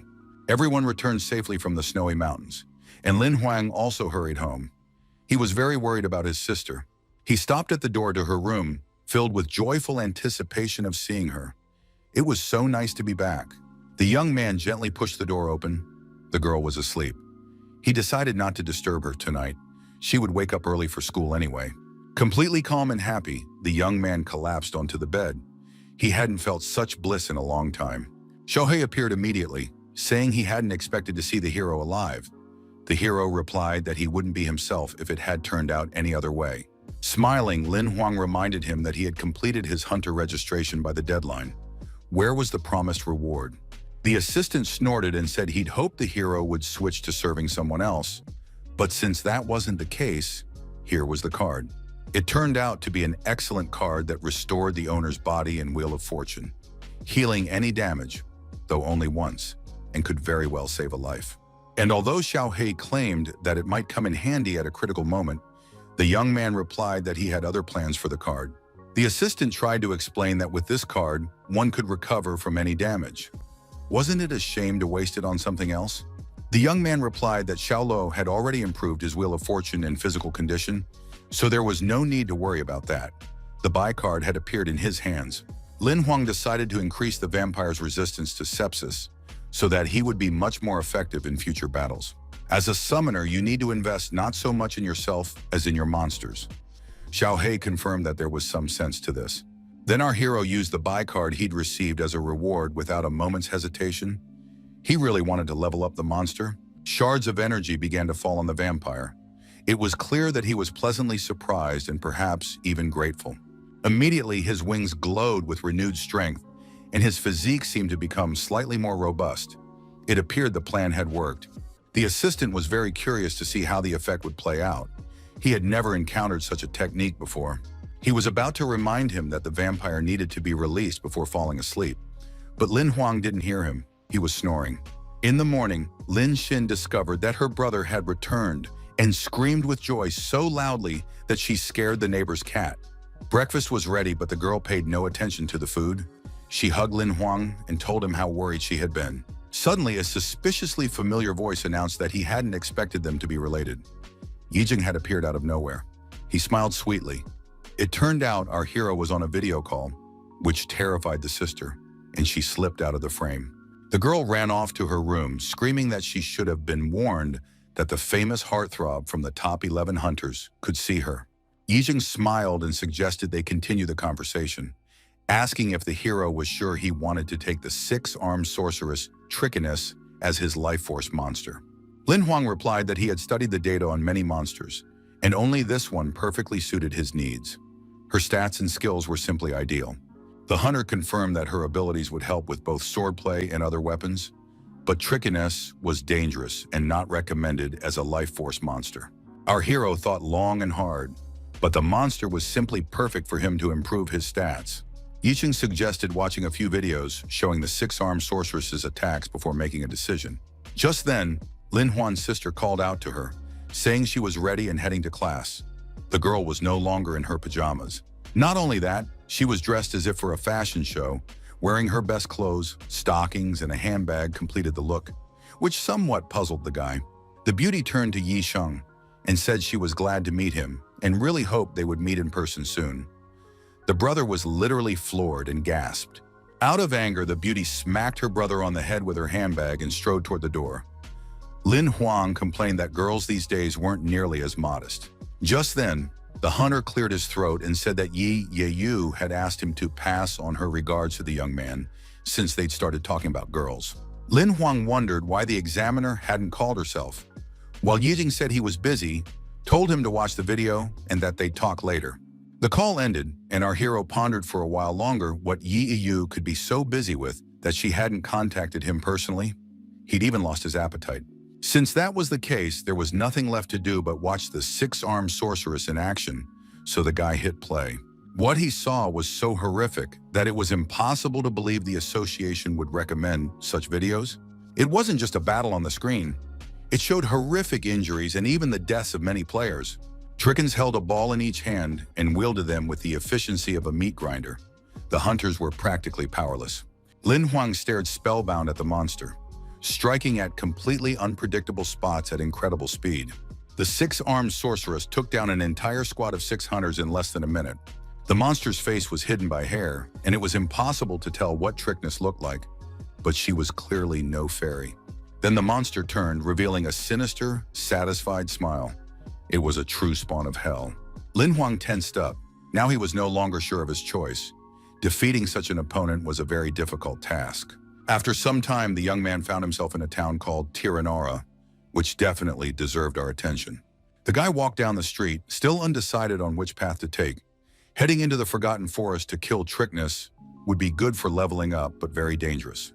Ahead of him appeared a magical tower for a spaceship, a structure of incredible beauty. He needed to go to the Forgotten Forest to obtain a special crystal to activate a skill. This could be done on the ship, and Tiranora was just the right place. Suddenly, a gust of wind hit the young man in the face. Taken by surprise, the hero shielded his face with his hand and winced. A huge ship appeared completely out of nowhere and immediately hovered over the tower. The sight was simply magnificent. Soon the ship began to descend to dock and open the entrance for passengers to board. A stream of people began moving up the stairs. Against the backdrop of the ship, they looked like specks of dust on an old dresser. Lin Huang was also boarding. An incredible journey lay ahead of him, one that would help him become not only strong, but also successful. Once on board, the young man found the right deck and walked down the corridor in search of his cabin. Inside, with a blissful look on his face, he immediately collapsed onto the bed. It seemed everything had gone smoothly, which was a relief. The spaceship had 11 decks with designated areas for rest and dining. The journey would make him feel like a wealthy man. The cream of society had gathered on the top floor. Our hero thought that someday he'd find himself there too. The news was reporting on the events at Snow Mountain. The super player who had defeated the monster and his team had become true stars. Now literally everyone was talking about them. But the funniest thing was that it was Zhu Li. Lin Huang was happy for his friends, but the next news item surprised him. It was reported that Bai Yang had refused to help his colleagues and had even mocked them. The eldest son of the famous family in its 16th generation had disappointed everyone and was now refusing to comment on the situation. Bai Yang himself wasn't too bothered by it, but a whole wave of condemnation and angry reproaches had erupted online. Our hero was a little surprised. It turns out that even a rich daddy's boy isn't immune to cyberbullying. Suddenly, an image of a crying Yin Yi Hang popped up, screaming that he hadn't expected his buddy to survive. This frightened Lin Huang. He tried to explain what had happened and that he hadn't intended to abandon the fat guy, but the latter had his own version of events. The blonde man cried that he had been looking for him everywhere. Instructor Yi had given him the hero's contact information, but he never got in touch. The young man smiled and said he'd been a bit busy with the incident in the Snow Mountains, so he'd simply forgotten. The fat guy sobbed that he'd missed him, that he'd thought about him every day, and had even erected a monument. Eventually, Lin Huan got fed up and just told Yin Yi Hang to get lost. The blonde man said sadly that Yi Yeyu had said the guy had chosen the six-armed goddess as his life force monster, and asked if that was true. Our hero replied that he was already aboard the magic crystal spaceship and planned to be in the Forgotten Forest as early as tomorrow. The fat man reminded him that this was the strongest monster of the Black Steel rank, one even the copper hunters couldn't handle. But Lin Huang replied that he'd seen the videos but decided to give it a try. The blonde guy got even more upset. It seemed to him that his friend was acting too rudely and arrogantly, even though he had put himself in danger. Yin Yi Hang noted that it was the examiner who had told him to warn the hero about the danger, and he was surprised again as to why the girl hadn't done it herself. It turned out that at first the heroine had asked her brother, but he hadn't been able to talk Lin Huang out of it, and she decided she wouldn't be able to do it herself either, so she sent the fat guy. Suddenly, there was a deafeningly loud noise and the young man cried out in surprise.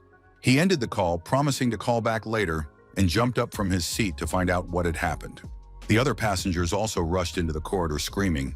The entire ship was shaking, and many feared they were under attack. An announcement came over the intercom stating that the ship had been attacked by monster birds. For everyone's safety, they were asked to return to their cabins. Almost everyone obeyed the order immediately, but Lin Huang was exactly the kind of person who would never do that. A huge flock was approaching the ship, and it was rocking violently in the air, so staying on deck would indeed be very dangerous. Looking at these countless monsters, our hero thought that the birds were constantly chasing him, no matter where he went. These were dangerous monsters with a wingspan of up to 2 meters and sharp claws capable of lifting even large livestock.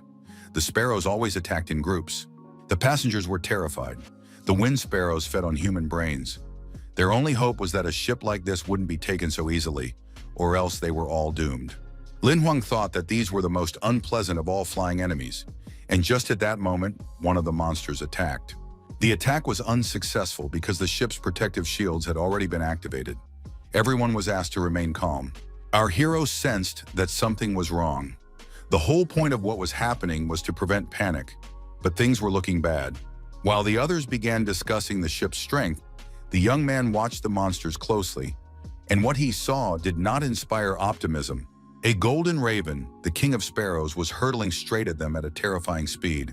It was simply gigantic and clearly hungry. The beast plunged downward, intending to pierce the ship's shields. Given its size, that wasn't all that difficult. Its talons dug into the energy barrier, and the energy streams became jagged and uneven. It seemed the monster had good reason to be so confident. Everything around them shook. Debris from the shield struck the deck, and it was only by a miracle that it didn't hit anyone present. Lin Huang sat down, leaning against the wall. This wasn't the first time he'd encountered a gold-rank monster, but it was the first time he'd seen one so aggressive, and on top of that, winged. An old man dropped to his knees, trembling all over, explaining that the monster was quite capable of shattering the shields. Nothing would save them. The young man tried to calm the passenger down, but the man kept repeating that once the barrier was destroyed, they would all become sparrow food. Just at that moment, the Golden King attacked the spaceship's shields again, and everything around them flashed pink once more. It all stopped as suddenly as it had begun. Lin Huang tried to make out exactly what had happened. A figure of a winged man, illuminated by a fiery ball, appeared in the sky. Not only could he fly, but he was also quite effective at killing birds. Our hero was surprised that the ship had its own hunter, but it turned out that the player's level was lower. He was simply using gold rank equipment. The old man laughed happily, saying that they were now saved. Li Yangxin would handle the monsters without any trouble. The passenger explained that he was number 5 on the list of gold rank hunters, a celebrity, so to speak. The young man was indeed skilled. Without hesitation, he attacked the golden eagle, hardly doubting his success. A single strike was enough to kill this powerful monster. The eagle immediately began to fall. A few more swings and the smaller birds followed their leader. The hunter didn't stop. The sparrows fell one after another. The scene was somewhat reminiscent of a harvest or even a reaping. A minute later, the surviving beasts flew away from the spaceship. Li Yangxin watched them depart with satisfaction. He had dealt with the threat. The passengers were thrilled. Everyone shouted words of gratitude. Lin Huang was impressed that a single sword had neutralized an entire flock. The young man thought that even this single attack would be enough for him to gain a grasp of the new sword technique. The main thing was to try his best. He rushed back to his cabin to repeat the movements and practice. The old man didn't even have time to thank him for his help.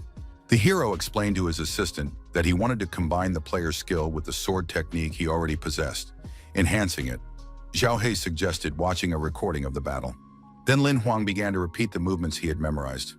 It was a shame he didn't have that soothing tea from the hotel here, but you never know until you try. The young man closed his eyes and replayed the finest details of Li Yangxin's battle in his mind. He had to concentrate as much as possible. Lin Huang struck the first blow, saying that if that wasn't enough, he was ready to repeat the movement 10 more times. As expected, he didn't succeed, so he began refining his strikes further, realizing that if 10 weren't enough, he would repeat the move 100 times. If even 100 repetitions didn't yield the desired result, the player would train for as long as it took to succeed. The hunter paused briefly to catch his breath. He had long since broken out in a sweat. But that was precisely his method of survival. Lin Huang's eyes burned with passion, and he was deeply inspired. 5 hours later, an assistant appeared and suggested giving up on this endeavor. The gentleman had been swinging his sword for far too long. Then our hero decided that simply swinging the sword was pointless. He needed to try the battle simulator. He closed his eyes and visualized the 6-armed sorceress. Her attacks are usually quite haphazard, but every strike poses a deadly threat. His wild sword technique is quite good, but in this case, it won't be very effective. He needed to distract trickiness with a few strikes and then come up with something better. For example, increase his own speed enough to wear down his opponent so much that she loses her reaction speed. And then the right moment would come to use the summoning card and thus defeat the enemy. Bai will inflict several serious wounds. The main thing is that he doesn't land the final blow. The master must do it himself. It is precisely this final blow that must succeed in the new technique. The young man decided to focus as much as possible and execute it. To release his pent-up emotions, the young man let out a victorious battle cry. It was quite impressive. Then came the strike that nearly took Xiaohei's life. If, of course, it's even possible to take the life of a magical assistant. The little monster managed to fly off to the side just in time, and the sword fell to the floor, leaving behind quite significant traces of the player's power. Lin Huang beamed. He had succeeded, and the system had issued the first fragment of a new sword technique. The boy immediately asked Xiaohei if he would receive the card after collecting all the fragments. An affirmative answer followed, and the decision was made to continue training. Soon, the ship arrived at its final destination and docked at an equally magnificent tower. Lin Huang had to shell out a hefty sum for the damage to the cabin, but Xiaohei reassured him that the card he received was worth it. He decided not to go into the Forgotten Forest alone. There was a small town along the way where he could find some partners for backup. Moreover, the players had to be high level. At least one silver rank veteran was required. The hero went to the agency with a request, saying he was looking for a team to spend a week in the Forgotten Forest. The girl replied that he was very lucky. A team with a gold rank hunter was heading there today. If that didn't work out, he'd have to wait 11 days.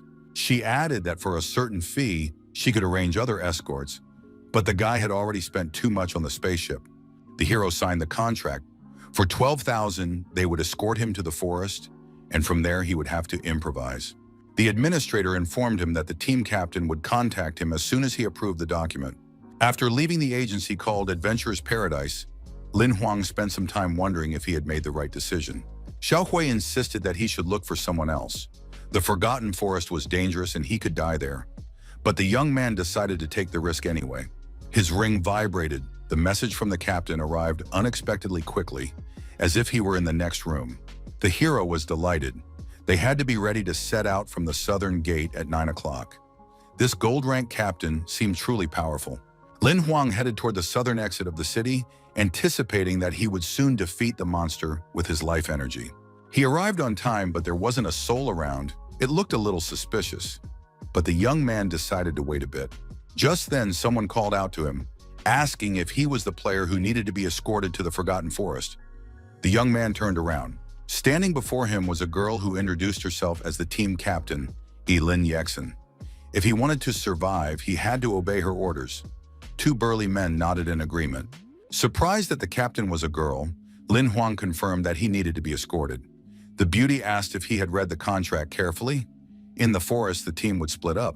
Lin Yexing began to explain their mission in the forest, but then one of the players placed a hand on her shoulder and asked her to wait. The hunter smiled and explained that their mission was very important, but the agency had thrown in some extra work. At first, everything seemed fine, but now they were forced to decline. It was Li Yangxin, and his appearance came as a complete surprise to our hero. The player apologized for not being able to take on an additional team member and promised that the guy would get a full refund. Lin Huang thought he had mastered this hunter's sword technique, but the hunter turned out to be so irresponsible and didn't want to take him into the squad. Lin Yexing added that they would pay the young man enough to hire another team that would not only escort him to the forest, but also help him achieve his goal there. The young man smiled and was about to agree, but then Xiao Hui appeared and cut him off before he could finish. The assistant held up a glowing rectangle and congratulated the player on receiving a special mission card. The task was to follow Lin Yexin into the forest, ascend to the Black Steel level, and then follow this hunter to the City of Forgotten Fears. He had 15 days to complete the task. If he finished on time, he would receive a skill card as a reward. But if he failed, he would lose one of his summoned monsters as punishment. Lin Yexin realized he could make even more money. While Lin Huang was thinking about what to do, he waited with a smile. Finally, he looked at the hunter and exclaimed that he hadn't agreed yet. It was quite aggressive and unexpected. Besides, the reaction seemed too intense and puzzled the gold-rank player a bit. It looked like new circumstances had arisen.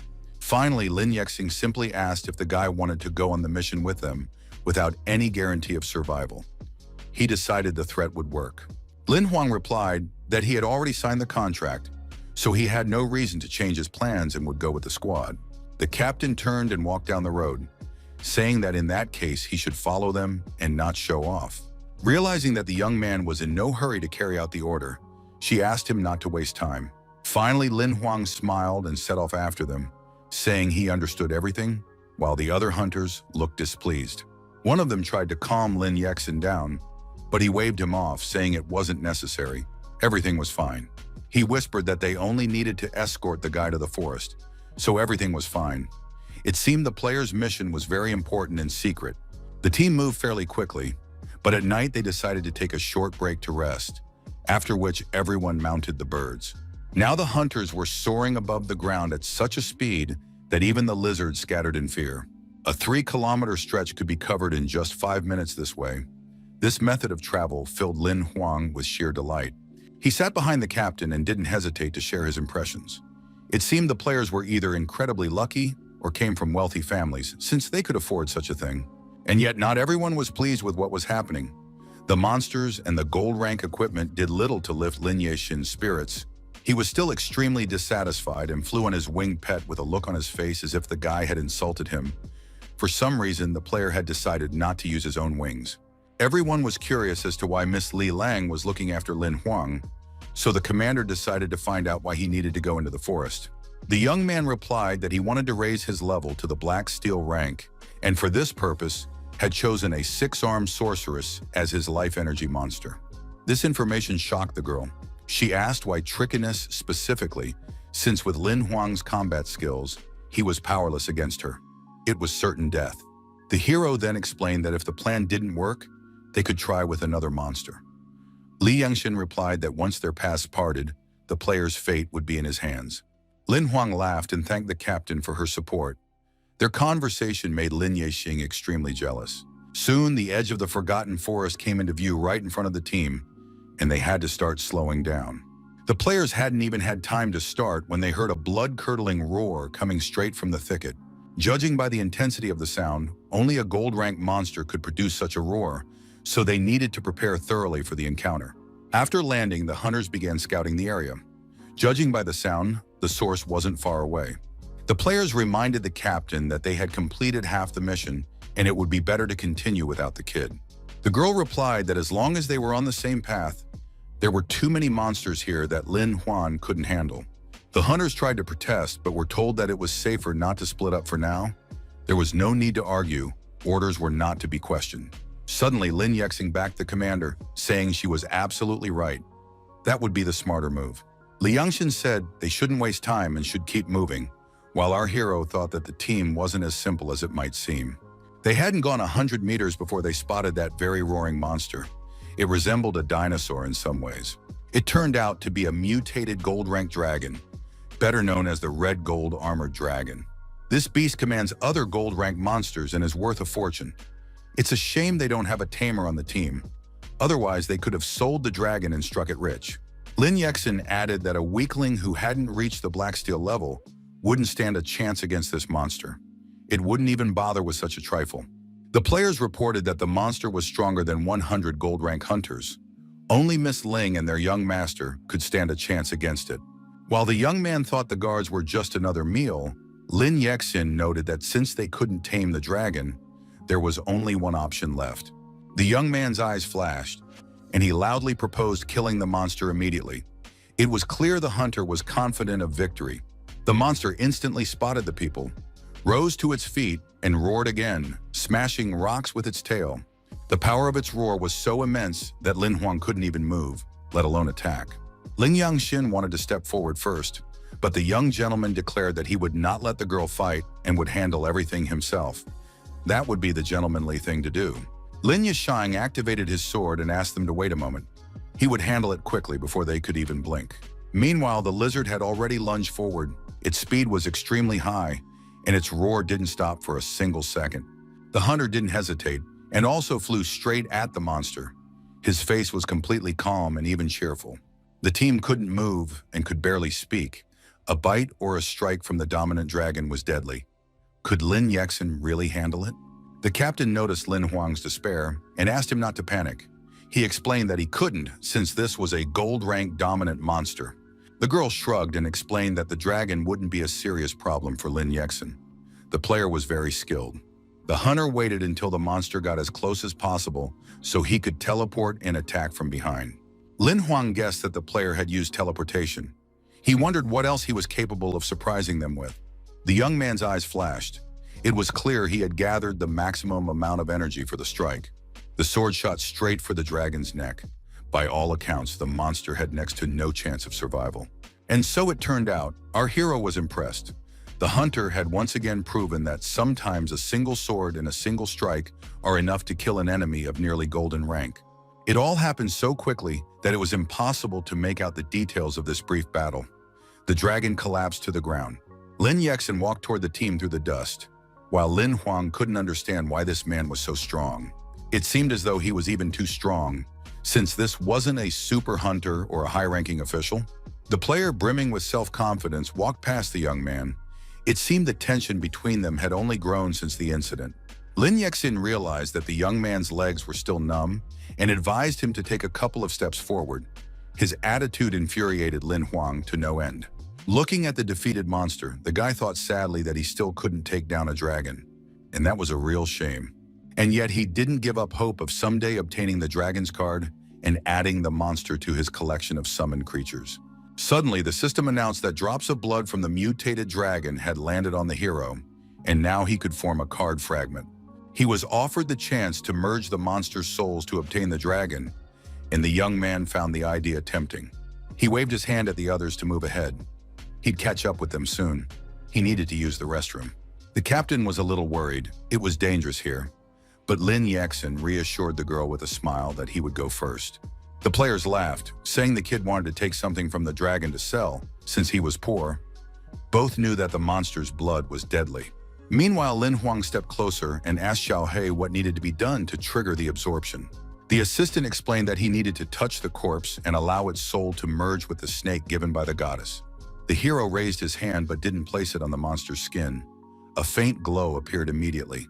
Apparently, everything was correct. The young man felt the immortal magical soul of the dragon, or rather, the serpent they were about to become, grow stronger. Meanwhile, the defeated monster began to crumble into fragments, and a whirlwind of energy swirled above it. These particles swirled into a spiral and rushed toward the young man in several streams. Lin Huang screamed in pain. The fusion of the dragon's soul and the mystical creature bestowed upon him was taking place, and the sensation was far from pleasant. But the reward turned out to be beyond praise. A card depicting a young dragon materialized before Lin Huang. The young man couldn't believe his eyes. He rejoiced like a child. The card was blue, meaning it was a monster of the legendary rank. It was an immortal young dragon with stunning stats that could be easily leveled up. It was a powerful creature that, moreover, grew stronger thanks to dragon blood and had the potential to reach its full potential. The monster was very powerful and rare, and could well grow to become a king and then a god. This information stunned our hero. The boy recalled the goddess's words that this dragon would rise above all other creatures. It seemed there was truth to that. The assistant suggested creating the skill right away. Otherwise, he would go to sleep. Lin Huang shouted that he would do it immediately.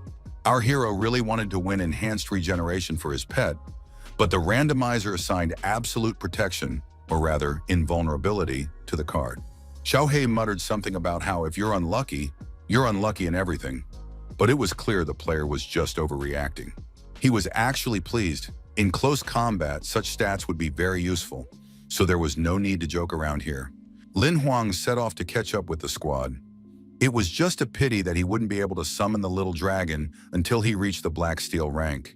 It turned out the players had advanced quite far, and the young man had to shout to call them over. The commander asked them not to stray from the group anymore. This was a dangerous place, and Lin Yexin continued to be tormented by jealousy. At that point, the hero decided to ask Miss Lin whether the black and red dragon was a carrier of the dragon lineage, of dragon blood.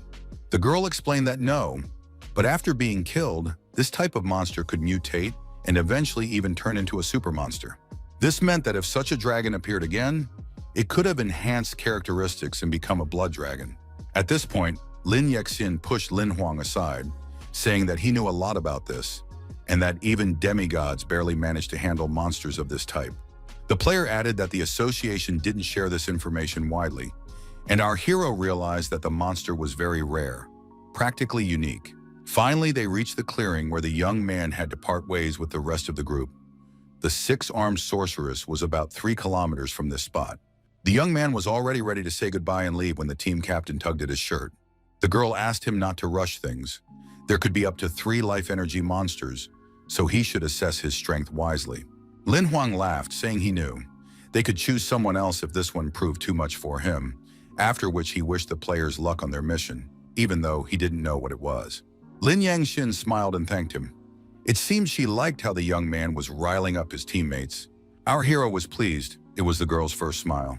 She seemed rather cold, but she was clearly a kind person. Well then, the time had come to fulfill the reason the player had ventured into this forgotten forest.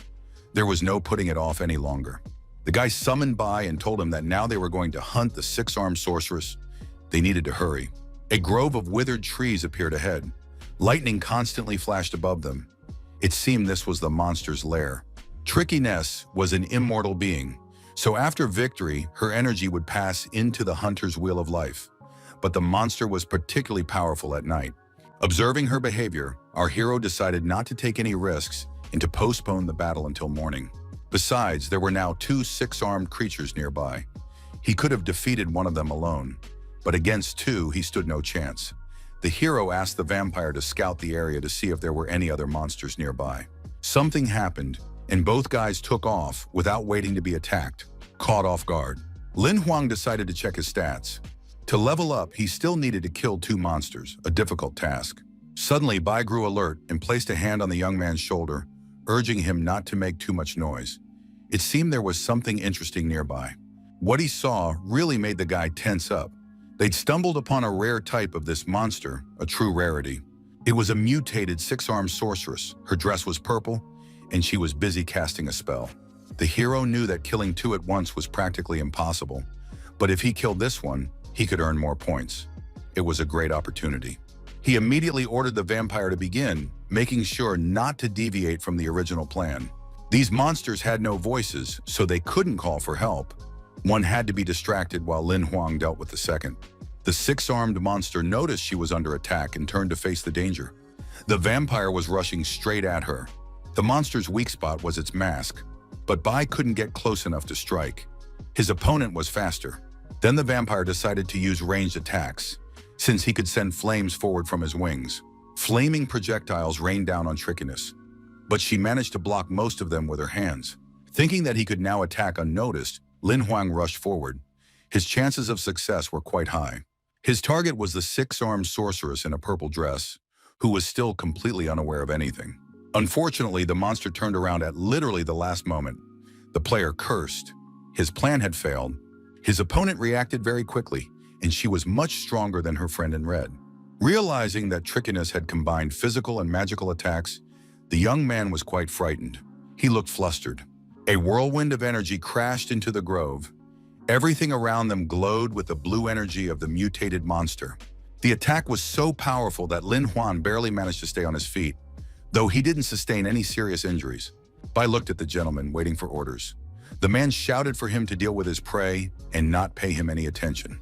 The young man drew both pistols and started firing, but the six-armed sorceress was faster than the bullets. In response, the monster attacked with its spikes. The guy barely managed to jump aside before it pinned him to the ground. If this kept up, he really wouldn't make it out of this mess alive. Well, it was time to adjust the plan. A new volley of spikes flew at the young man. It seemed as though one of them had pierced right through his chest. Fortunately, that wasn't the case. Our hero used his stealthy gait and moved far away just in time. Now he was behind Trichinus. Meanwhile, Bai was holding his own quite well. His wings glowed yellow and served him well in the hunt. The six-armed woman in red was securely bound by streams of vampire energy.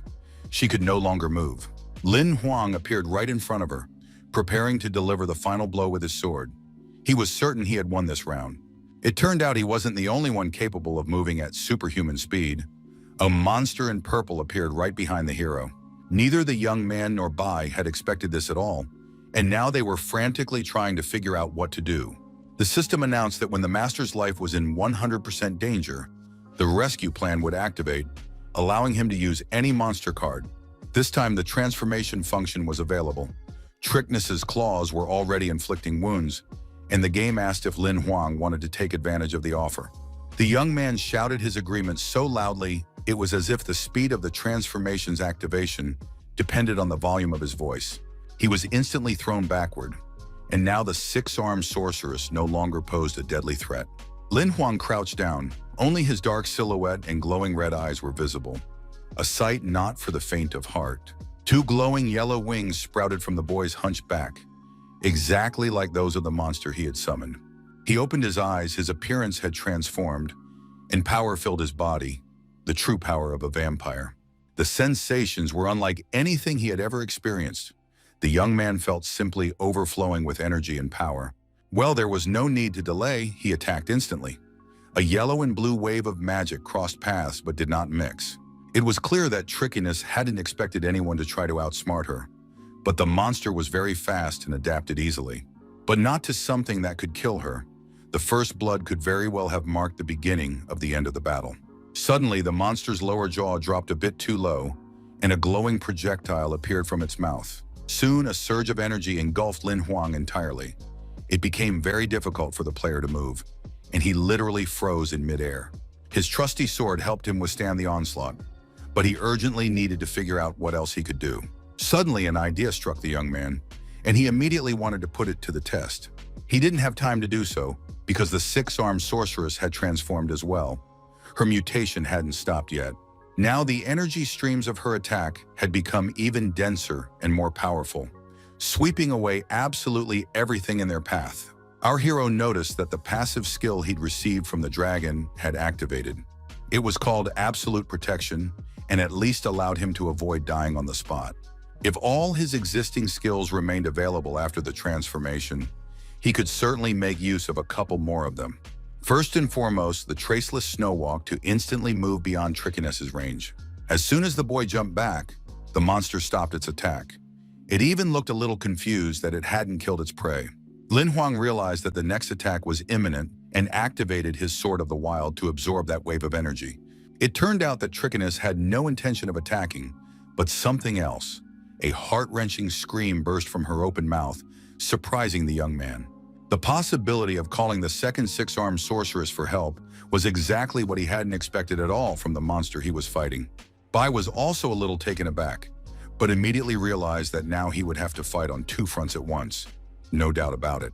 The vampire moved behind the monster in the red dress and tried again to bind it with the energy streams from his wings. This time things didn't go as smoothly because Trichinus managed to swing her arm in response just in time. One of her sharpest claws caught the vampire's forearm, but despite this, Bai tried to stay calm. Not only that, but the summoned monster was seriously enraged. It had been a very long time since anyone had inflicted significant damage on him. The flames tightened their grip around the six-armed sorceress's neck, nearly choking her to death. Cracks began to appear in her mask. When the monster's life force finally left her, she began to fall to the ground like a doll. Lin Huang praised Bai for his excellent work. The young man was a little concerned about the vampire's wound and asked if there was anything he could do to help. Bai said nothing in response. Meanwhile, the purple-clad Trichinus turned and attempted to flee. At least, that was the impression he got. The guy shouted at Bai to hurry up and not let the monster get away. Bai nodded in agreement and rushed after her. The diagram showed that he was very close to reaching the black steel level. This six-armed creature would be the icing on the cake. The vampire was fast, but the flames on his wings were even faster, leaving the gloomy gentleman far behind. Contrary to expectations, they failed to bind the monster. She managed to deflect these streams of energy by spinning around her axis, but Lin Huang was already right there. He was flying straight at Trichinus, raising his sword for the decisive blow. In a split second, the powerful monster's life was finally over, at least in this physical form. Our hero landed on the ground with the clear realization that he had just cut the six-armed sorceress in half. Her mask became completely still. Energy was leaving her body through the gash, and her eyes lost their evil glint. Finally, Trichinus collapsed to the ground, and the young man stepped aside. He needed to return to his true form. A notification appeared stating that Lin Huang's body had strengthened its life wheel and absorbed a new type of energy. Global changes began, associated with reaching a new level and mastering the newly acquired life force.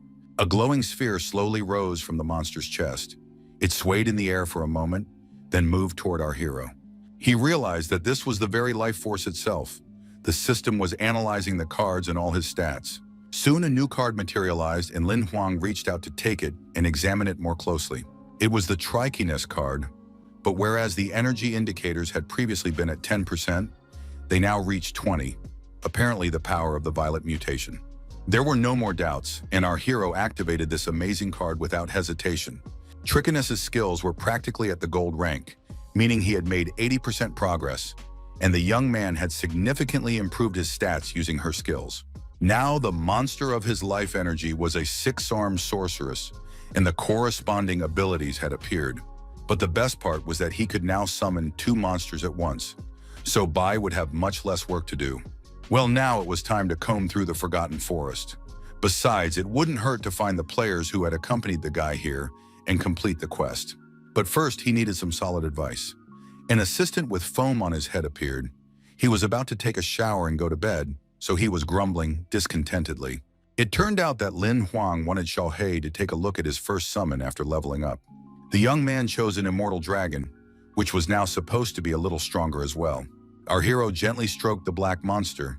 He had expected it to remain red, but this wasn't bad either, so the hero decided to name it Hey Tang. The young man raised his finger. There was very little left before this creature's historical rank would rise to legendary.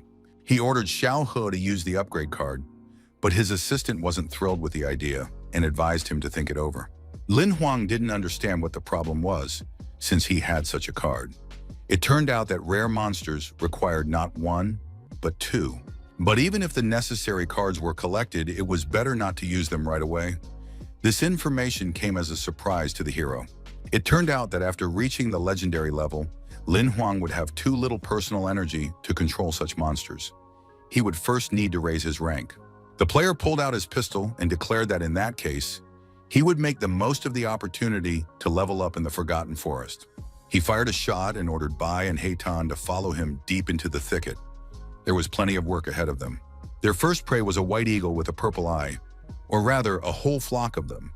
They didn't have to search long for monsters. Next, Lin Huan and his summoned creatures encountered feathered wolves, which were no trouble to deal with. Map fragments quickly piled up. After collecting a whole map, the boy was delighted. Such speed-boosting skills could very well come in handy in the future. This monster granted additional points to strength and also activated the blood hunt skill. It wasn't rare and belonged to the copper rank. The young man decided to acquire one of the monster's skills. The system randomly selected blood hunt, which gave him greater ability to track prey by scent. Well, he had to try it out to see how it worked. So the player immediately decided to continue clearing the forest.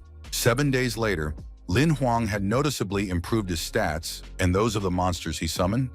In the evening, he was roasting meat over a campfire, getting ready for bed. Shohei appeared, and the guy invited him to join the meal. But the assistant was more interested in what kind of activity he had been up to. The life cycle had shortened again. It turned out that by using life energy, just like a magic crystal, one could raise their level. The communication level had now peaked and plateaued at 70%, so he had to make sure it didn't drop again. When Heitang and Bai kill monsters, their energy also flows into the player's wheel, so there's a chance to rise to the 3rd steel rank. Lin Huang reminded him that he would soon need to track down Li Yangxin and the others, and then return.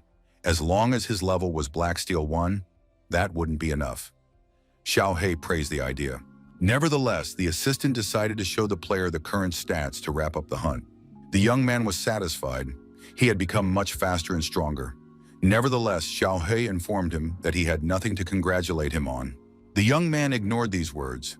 He turned his attention to the meat and asked for the statistics on the collected cards and fragments as well. There were plenty of those too. Suddenly, the assistant stopped reading the stats and announced in surprise that a new mission had also been received. It turned out that the previous mission had been revised. They needed to find Li Yangxin and escort him to a safe place, helping him return to the city. They were given 20 days to complete it. Lin Yehang was mentioned as the one who must leave the forest. In case of failure, 2 summoned creatures would be confiscated, and in case of success, a special map would be received. Our hero announced that he was refusing this mission. At his level, venturing deep into the forest was too dangerous. The assistant reminded him that refusal was not an option. He could admit defeat, but then the punishment would be activated. The young man didn't want to hear that. Then Xiao He narrowed his eyes and asked if the gentleman agreed to have a historical level card taken away. This angered the hero even more, but the assistant reminded him that the mission could not be canceled, though he could count on his support in carrying it out.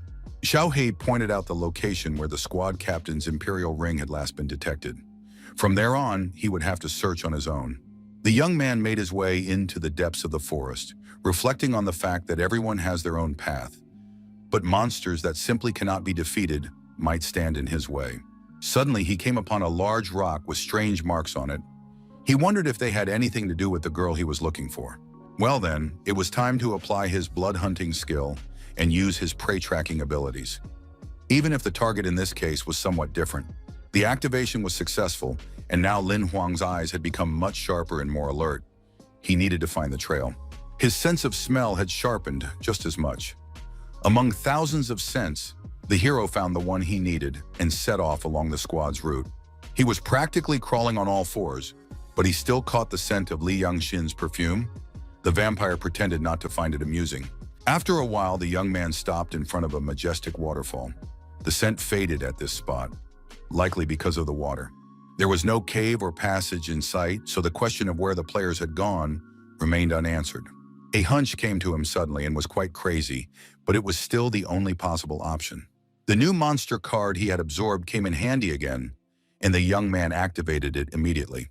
It was a shadow ghost he'd obtained not long ago.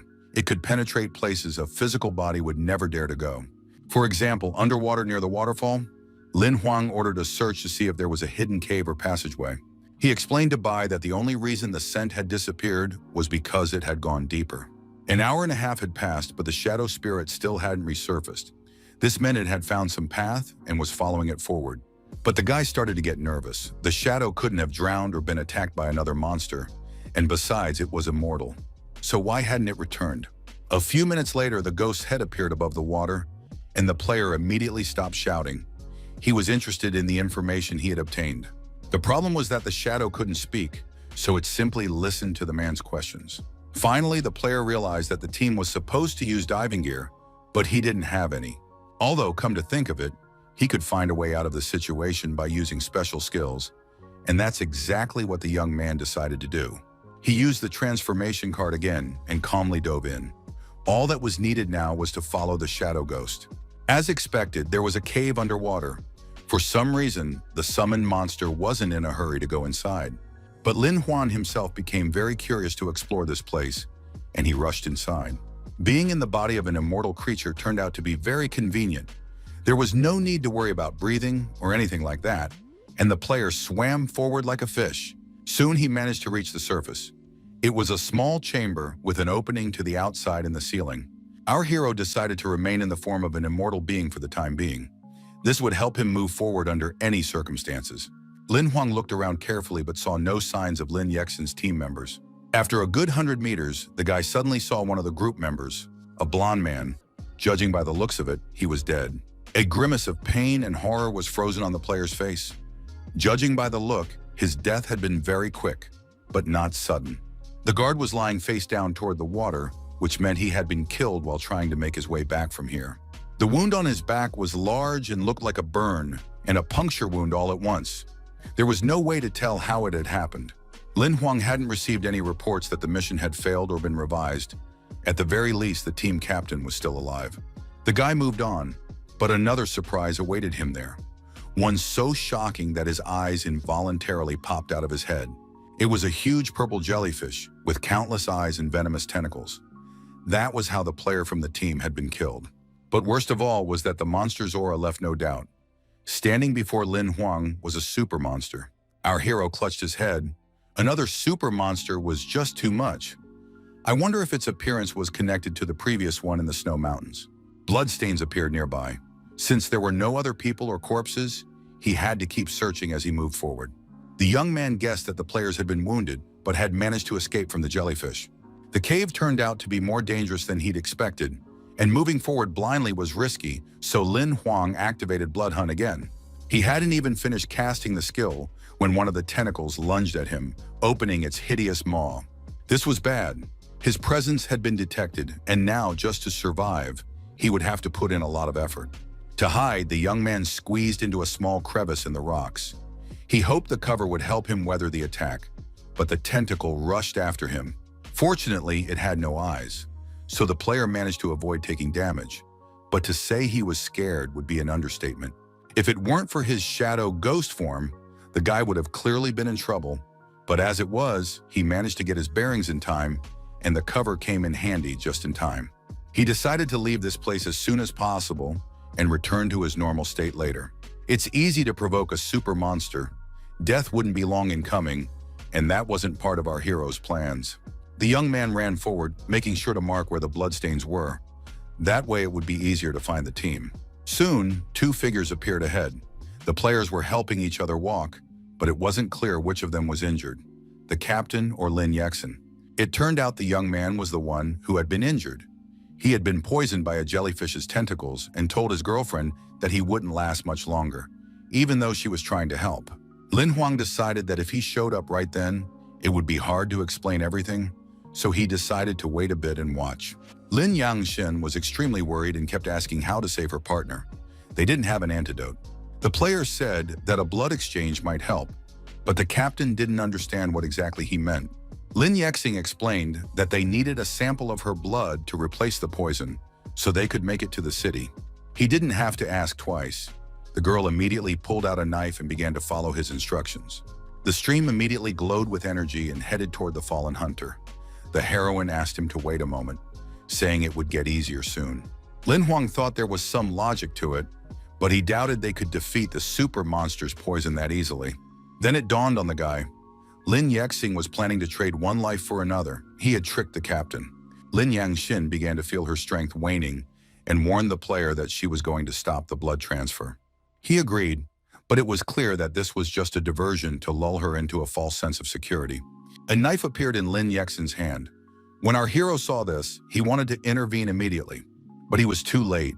The scoundrel had already plunged the blade right under the beauty's ribs, and she gasped in pain and surprise. Li Yangxin whispered that this couldn't be happening. Her partner called her stupid. How could she not understand that he could only survive by killing her? There wasn't enough blood.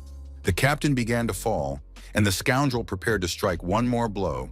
It seemed nothing could stop him now. Li Yangxin cursed, calling the hunter a heartless scumbag. It seemed the girl had no strength left to resist. She had lost a lot of blood. The player looked at her with contempt. The tough girl he'd tried to hit on earlier was about to meet her end. At least, that is, unless Lin Huang intervened. And the guy had just decided to act right here and now. He didn't attack personally, but entrusted this crucial task to Bai so that the vampire could neutralize the villain, while the hero himself helped the captain. A battle ensued, and the young man helped Miss Lin to her feet. It seemed her condition was even better than it might have appeared. Lin Yehang flew into a rage, threatening that death would soon overtake anyone who dared to stand in his way. He teleported to settle the score with the young man, telling him he shouldn't have attacked a gold-rank hunter if he wasn't tired of living. The knife in his hand proved that the criminal's intentions were more than serious. He believed he had already won. But Lin Huang was far from that simple. He was prepared for such a turn of events and had taken precautions in time. The dragon attacked the player from behind. Without even looking back, he sensed the movement and the imminent mortal danger. Lin Yixing hadn't expected the guy to be able to summon two monsters at once now, and a dragon no less. The villain asked in surprise when the hero had managed to level up. The hero was already approaching with a gun in his hands and replied that it didn't matter. What mattered was that the enemy was wounded and had lost his strength. In the next instant, the young man fired a shot, simultaneously ordering the monsters to kill this man. Lin Huang himself also continued firing, shouting that the bastard was only polluting the world with his presence. The bullet hit his shoulder. The player winced in pain. He was already in bad shape, and now he was wounded by gunfire as well. Meanwhile, the vampire didn't waste any time either, and entangled him with streams of energy from his wings. This was necessary to make it easier for the dragon to attack with fire. His combat experience wasn't very extensive yet. The player still couldn't figure out why someone would dare to attack a gold-rank hunter and kept shouting about it almost non-stop. He managed to break free and even draw his sword. But Lin Yexin couldn't decide who to attack first. A few swings of his blade nearly grazed Heitan. The scoundrel raced toward Lin Huan at breakneck speed, declaring that the trash shouldn't even dream of defeating him. Our hero remained calm. He watched his enemy closely and simply reloaded his gun. Suddenly, the villain's resolve vanished into thin air. Now fear was evident in his eyes while his opponent continued to advance confidently toward his goal. Declaring that he was the main character here, the young man activated his vampire ability and pierced the villain with streams of energy from his wings. Lin Yexin collapsed to the ground. He could only whisper in surprise that he hadn't expected the young man to be a vampire. Lin Huang asked what difference it made to him, whether he was human or a monster. He was going to die today anyway. He activated his wing attack again, and a system notification appeared announcing his victory over a gold-rank hunter. The guy received 2 skill cards at once, Shocking Lightning Sword and Cloud Stride, and he hadn't even known that killing a player would also earn him a reward. There was no time to figure out this unexpected win right now. First and foremost, he needed to help the captain. Our hero had almost forgotten that he had a mission and that he needed to save the girl, but now he returned to those duties. Saying that he couldn't let Li Yangxin die, he used one of the available cards. It was a healing card, though not the strongest one. Nevertheless, it was enough to bring the captain back to consciousness and heal her wounds. The girl opened her eyes and immediately asked what was going on. Lin Huang told her not to worry and assured her that she was fine now. The beauty was curious about who had saved her. She looked in surprise at the summoned creatures, and the guy explained that they'd had to kill the villain. They could have discussed what had happened for a long time, but then the jellyfish intervened, attacking with one of its tentacles. Our hero cursed. They needed to run, but Li Yangxin said that his dragon could help defeat the super monster. It was the dragon that had attracted the monster's attention. Then Lin Huang ordered Bai to take the girl away, while he would lure the jellyfish into a trap and try to solve this problem. The young man told the captain not to worry. He wouldn't die so easily. Everything would be fine. She shouldn't doubt it for a moment. Bai immediately picked up the girl and took off, but she continued to look at the young man in fear.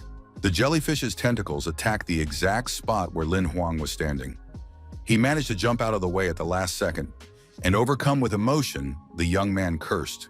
Clearly, a super monster was a far stronger opponent than a gold rank hunter.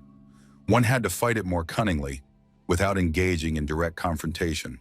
Well, our hero had a skill perfectly suited for this. He took the form of a shadow phantom, which granted him immunity to poison. Another advantage was speed, which gave hope that the player would hold out until the vampire returned.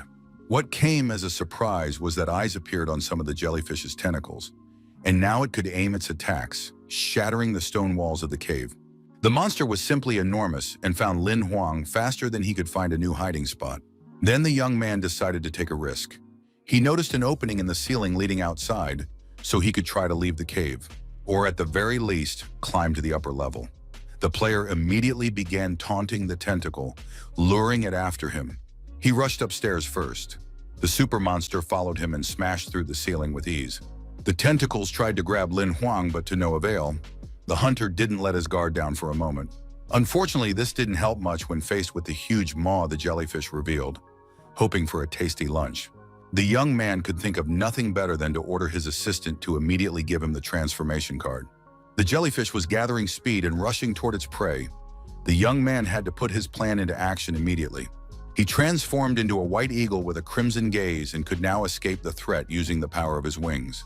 The small patch of light in the ceiling was getting closer and closer. Who would reach the surface first was merely a matter of luck. Beneath the blue sky lay an ordinary mountain landscape, until something smashed through the rocks from underground with a terrifying blow. It was the tentacle of a super monster that had burst out, chasing after Lin Huang, who soared upward. The boy had merged the forms of a shadow ghost and a white eagle, so he could fly without returning to his physical body, just like a shadow. The jellyfish was too large to reach the sun, and besides, the light was damaging its delicate skin. Its tentacles began to thrash convulsively. Lin Huang flew at a fairly great distance. While it was dangerous to descend any lower, it was clear that it would all be over soon. The jellyfish was stuck in the rocks, and there was no way for it to get out. For a while, the hero simply looked down. Then he decided to watch for a while longer to make sure the monster was incapable of destroying this mountain range.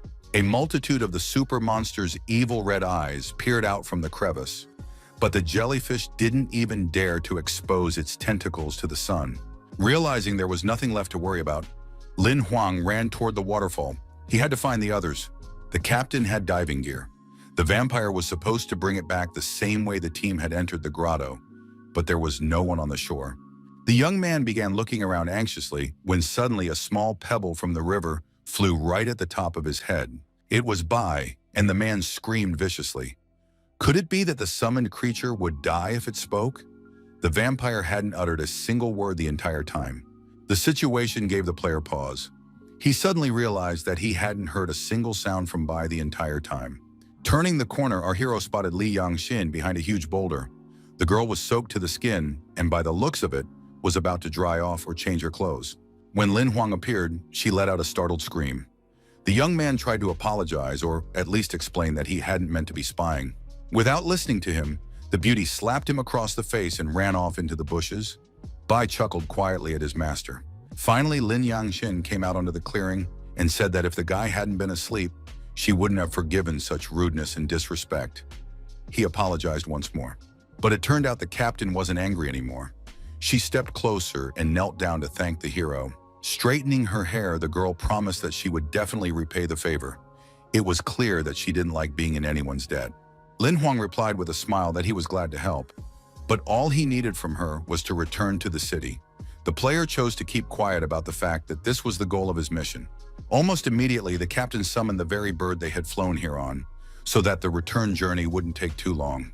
As the guy said goodbye to Bai, Li Yangxin asked about the Golden Hunter.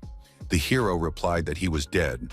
The poison had weakened the scoundrel, and the two summoned monsters and the cannon had finished him off. The girl replied that Lin Yixing's two guards were also dead, so she would tell the Li family that a super monster had killed them all. The heroes mounted their vehicle. The bird instantly took to the air, its speed simply excellent. Lin Huang was surprised that the captain had decided to sweep everything under the rug since the scoundrel had tried to kill her. But she explained that the Li Shi family was noble and well-connected. No evidence, no trouble. Realizing that the captain was worried about him too, the guy changed the subject and asked about the jellyfish. It turned out that this super monster had been sealed in the grotto by her ancestors. She had planned to kill the monster to level up, but over the past 100 years, its power had grown. Not its combat skills, but its strength, speed, and the danger of its venom. So the plan had failed. If Lin Huang hadn't come, all the players would have been killed by the jellyfish. When asked why he had come to save her, the hero replied that she was a pleasure to look at. The girl gave him a look full of warmth and gratitude, and a smile returned to her face. On the way to the city, the captain told him that she knew the player was hiding a lot, but she wouldn't ask unnecessary questions, since she owed him her life. It was evening in the carefree city. Many had already turned on their lights and everything was proceeding according to its usual routine.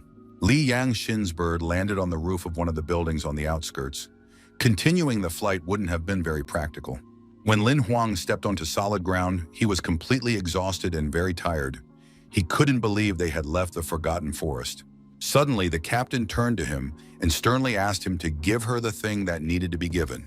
The young man asked in surprise what she was talking about and what exactly he was supposed to give her. The girl explained with a smile that their enemy's imperial ring had been locked after his death, so he should return it since he had taken it by mistake. The hero was embarrassed and said he had completely forgotten about it. The beauty promised to return the loot to him by mail as soon as she settled all matters with the administration and Lin Yexin's family. After that, the captain said goodbye, noting that their paths were parting ways for now, but she would be happy to meet again in the future. Lin Huang smiled and said goodbye as well. A message appeared stating that he had completed the quest and received an inventory card and an upgrade card. A long journey home lay ahead of him. When the boy returned, he just wanted to lie down and sleep, but there were still things to do. He opened a can of cola and asked his assistant to show him all the available cards while Lin Xin was still away from school. The list was impressive. There were still recovery cards and others in reserve, but most importantly, the player had accumulated 4 level-up cards. All the transformation cards had been used, but in return, he had obtained 19 non-monster cards and 5 monsters. The raid had been a success. The lightning sword and missteps were the most valuable trophies, rare skills that the boy had received from Lin Yexin. Lin Huang nodded, but he was more interested in the life force storage card and the unlimited card. Some explanation wouldn't hurt. Xiao Hui explained that this way, one could accumulate as much energy as in the Wheel of Life. Essentially, it would result in a double wheel, an incredible cheat. The hero shouted that they needed to activate the card immediately.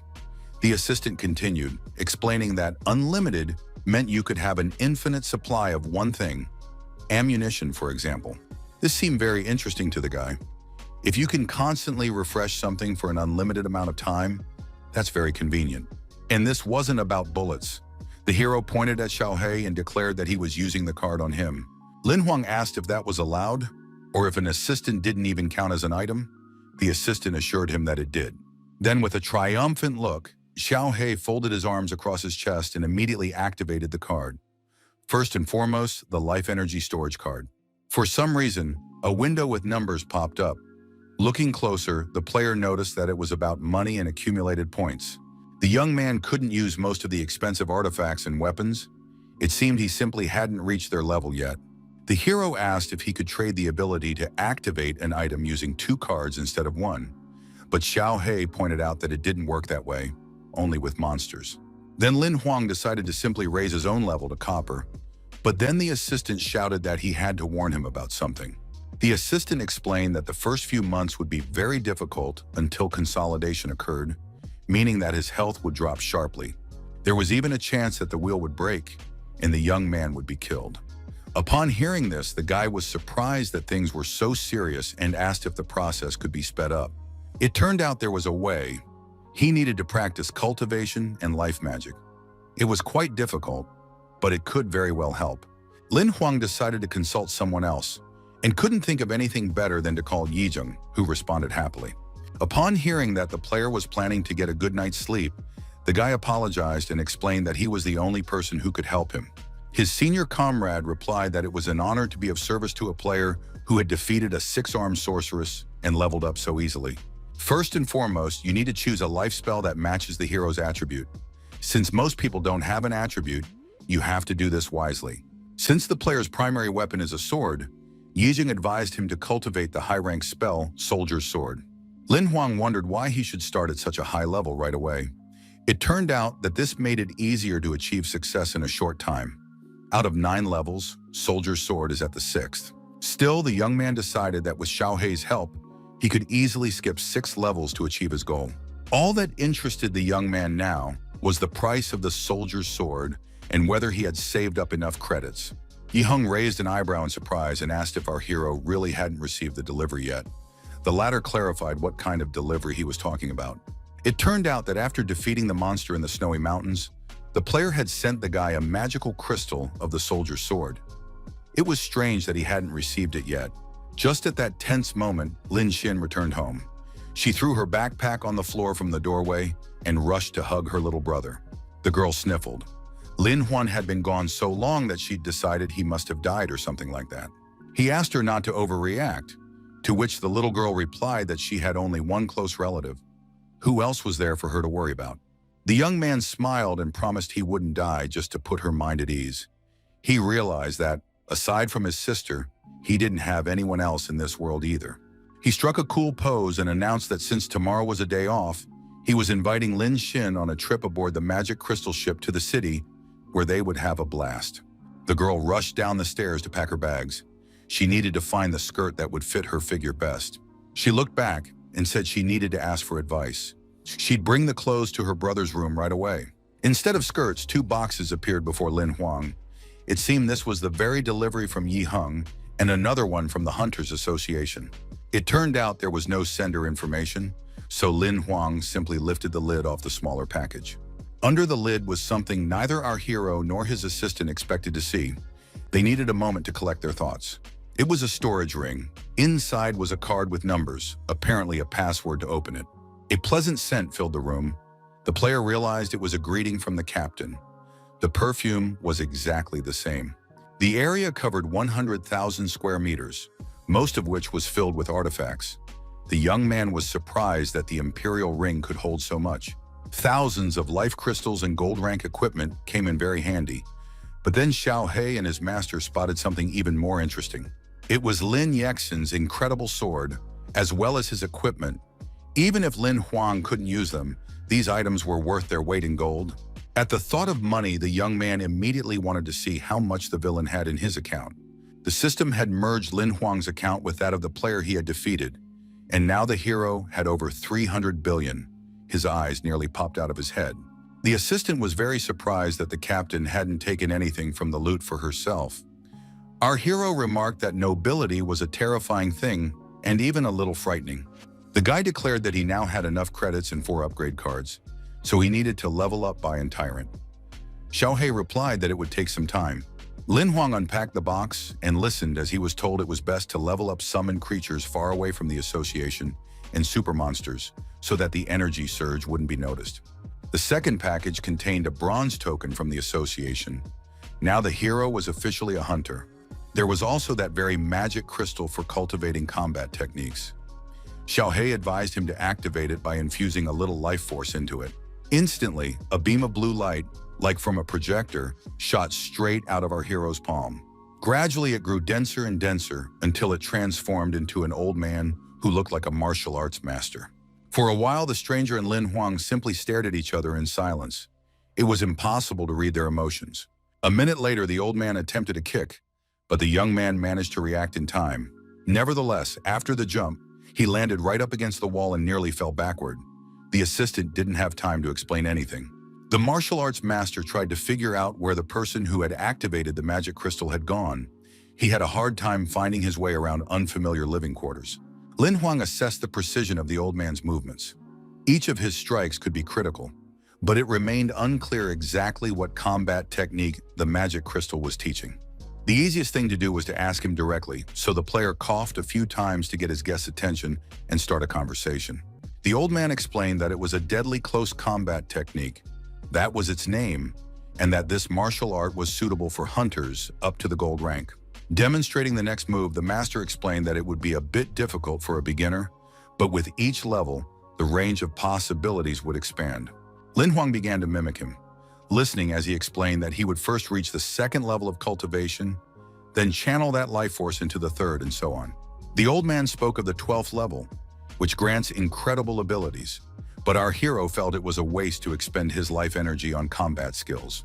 As one ascends higher and higher, one can obtain a lightning-fast vortex, comparable in power to an entire army. A small hurricane of energy appeared on the young man's arm, but he understood well that in the future, its scale could become simply incredible. Only now did the young man understand why military technology had so many admirers. With its help, one could give energy absolutely any form. The idea occurred to him to work directly with 12th level energy, but doing so with his hands turned out to be no easy task. Suddenly, the stream began to take on a more concrete shape. It seemed the force had transformed into some kind of object. An excellent first-level battle axe formed at the center of the vortex. This was quite unexpected. Xiaohui explained that it was now possible to create a map of cultivated techniques and embed a specific combat skill into it. This would allow one to develop and improve their mastery over time. Our hero clarified exactly how the level upgrade worked. The card was rare. If skill fragments were added, its uniqueness would gradually increase.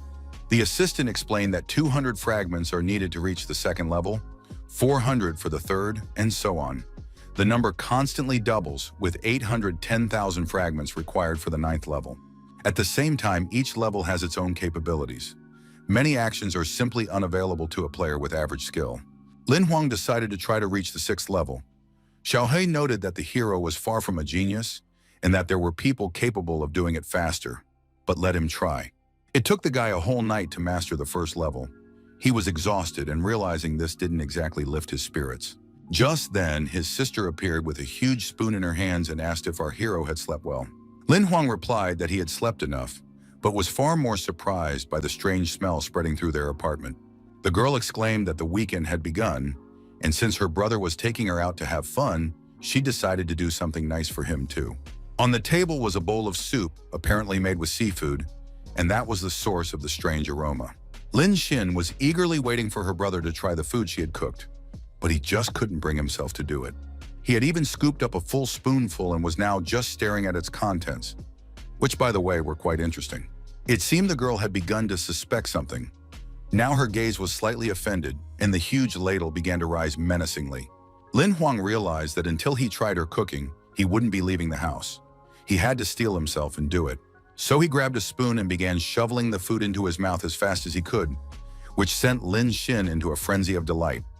She decided the guy liked it. The girl announced that there was still dessert, and if he wasn't in the mood for sweets, he could just have seconds.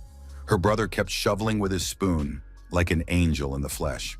Morning was gradually turning into day, and if this kept up, they'd have to forget about the trip. Finally, our hero collapsed onto the table with a groan. The system offered a healing potion, suspecting the player had been poisoned, and his little sister noted that it was time to get going. Lin Huang asked in a weak voice not to rush. They wouldn't be using eagles to fly. He had a better suggestion. The girl was already packed and intrigued. Her brother reassured her, saying he had his own methods for a successful journey. The player activated one of his monster summoning cards, explaining that this way they would reach their destination much faster. A shadow eagle appeared. It looked very impressive and was indeed many times faster than a normal one. Lin Xin asked in surprise when her brother had become a spellcaster. He replied that it had happened while he was taking the exam. They flew over the city and the girl couldn't stop marveling. The only thing that bothered her sister was that she hadn't found out about Lin Huang's abilities sooner. The girl immediately announced that she'd brought along a slice of the pie she'd baked and suggested they celebrate. The player barely managed to come up with an excuse. Soon they arrived at the very city where the tower stood, serving as the launch site for spaceships, including the magic crystal. Lin Xing really loved the tourist district. The girl was literally overwhelmed by the number of Instagram-worthy spots. Lin Huang suggested they check into the hotel and then go shopping, but his sister had already made a list of sites on the plane and wanted to visit them all. Saying that it wouldn't be easy, the guy agreed to follow her plan, and it actually turned out to be quite interesting. The bustling streets were full of delicious food and various entertainment options. The couple had a pretty good time, even though the player had a rough time at times. After all, he hadn't slept all night. They didn't skip the shopping either. The heroes updated their wardrobe and bought a very funny yellow hat. Soon it ended up on Lin Xing's head. The only thing her brother had asked her was not to get into trouble and to be careful. He simply couldn't keep up with her. A news summary was airing on one of the screens, which is how Lin Huang learned that the Leng Shi family was one of the most influential in the city. Their daughter Li Yangxin had become a super hunter. She was a true genius. No one had ever achieved such a career at 19. The young man was happy for the captain. His sister interrupted the young man before he could finish listening, eagerly dragging him aside. Soon, Lin Huang and Lin Xing finally arrived at their hotel. It was called the Cicada and was quite respectable. The receptionist offered to escort the guests to their room. The girl could barely walk from exhaustion. She was practically asleep.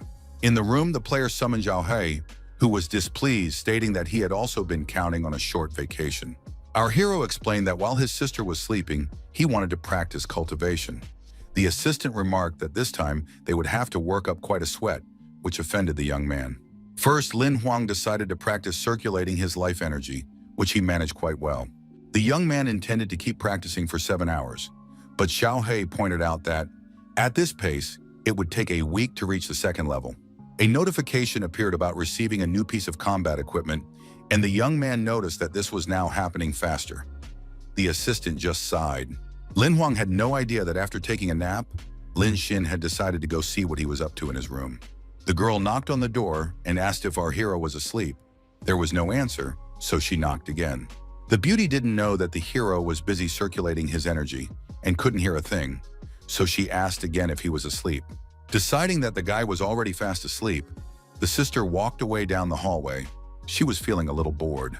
Thinking she definitely wouldn't be able to fall asleep now, Lin Xin decided to go shopping in town.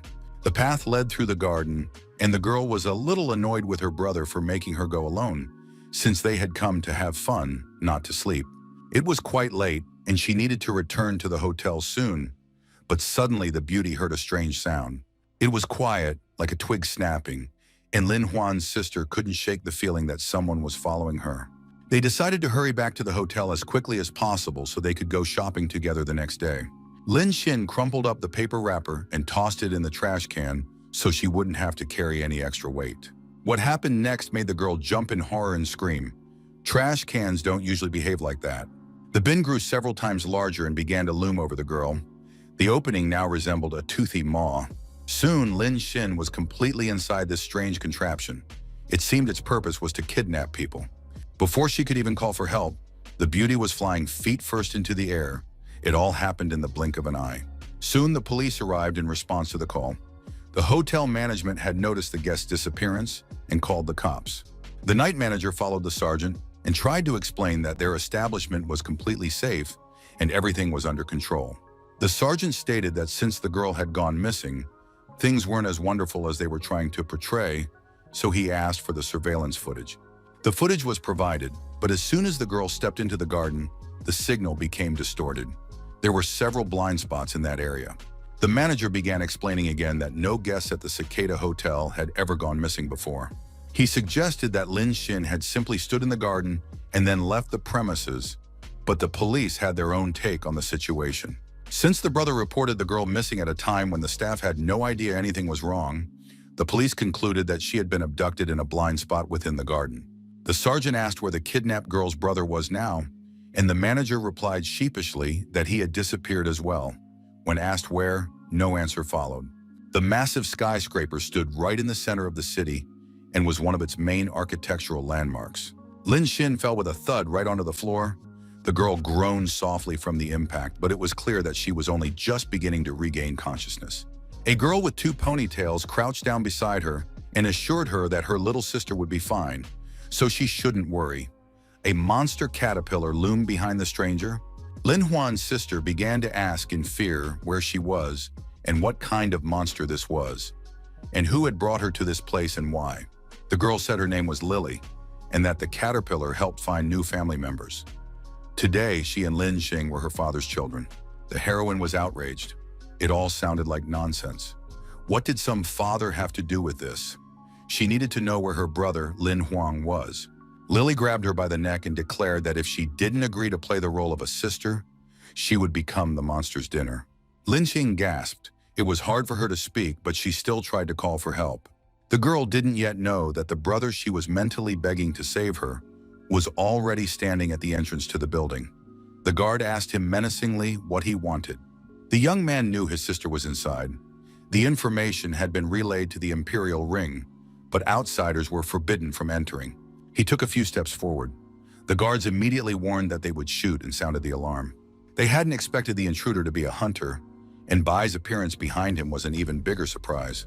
A couple of shots, a few blows, and a flap of his fiery wings effectively solved the problem of entering the building. It was clear that the vampire was desperate to find Lin Xing and was seriously angry about her abduction. Lin Huang sided with the monster and ordered that anyone who tried to stop them be killed without mercy. Looking back, Lin Huang added that it didn't matter who their enemies were. Everyone must be punished. A new group of guards was waiting at the elevator exit. They had been ordered to prevent the intruder from reaching the boss. The elevator continued to rise. Someone had seen on the security cameras that Lin Huang was alone, so killing him would be a piece of cake. The doors were about to swing open, and all the bodyguards, as one, were watching the numbers on the display. For some reason, they didn't start shooting immediately. Perhaps the explosion, which had sent up clouds of smoke, was the reason. Lin Huang climbed the stairs and kicked the door open. He held a sword in his hand. A vampire was rising in the elevator. It was a diversion. The young man hissed viciously that they should have watched more movies. Maybe then they would have had a better chance of survival. The security guards realized they were facing a hunter. Their frightened cries echoed through the lobby. Our hero dealt with them all in a matter of seconds and announced that he had come here for his little sister. They shouldn't have hurt her. Even though the slain guards had little to do with Lin Xin's abduction, the young man felt genuine contempt for them. The elevator doors opened again. 2 figures were visible in the flood of light, a man and a girl, and a voice asked which little sister he was talking about. Lin Huang looked at the strangers in surprise. He hadn't expected his enemy to be a child. The man said there had been a misunderstanding. There was no one here but him and his daughter. The girl whispered to her dad that she was scared. Introducing himself as Wei Shen, the man admitted his mistake and asked them not to scare his child with their loud shouting. Our hero frowned and replied that regardless of whether he was mistaken or not, they should let him in so he could see for himself. The stranger blocked the entrance and shouted that this was private property. If he wanted to intrude, he'd have to deal with the sheriff. The player's sword drew close to his face. The guy simply ignored Wei Shen in his attempts to keep anyone from entering the room. He pointed the blade straight at the man, saying that his sister was inside and if they didn't let her out immediately, they would pay for it. The girl started whimpering and announced in a trembling voice that she was scared.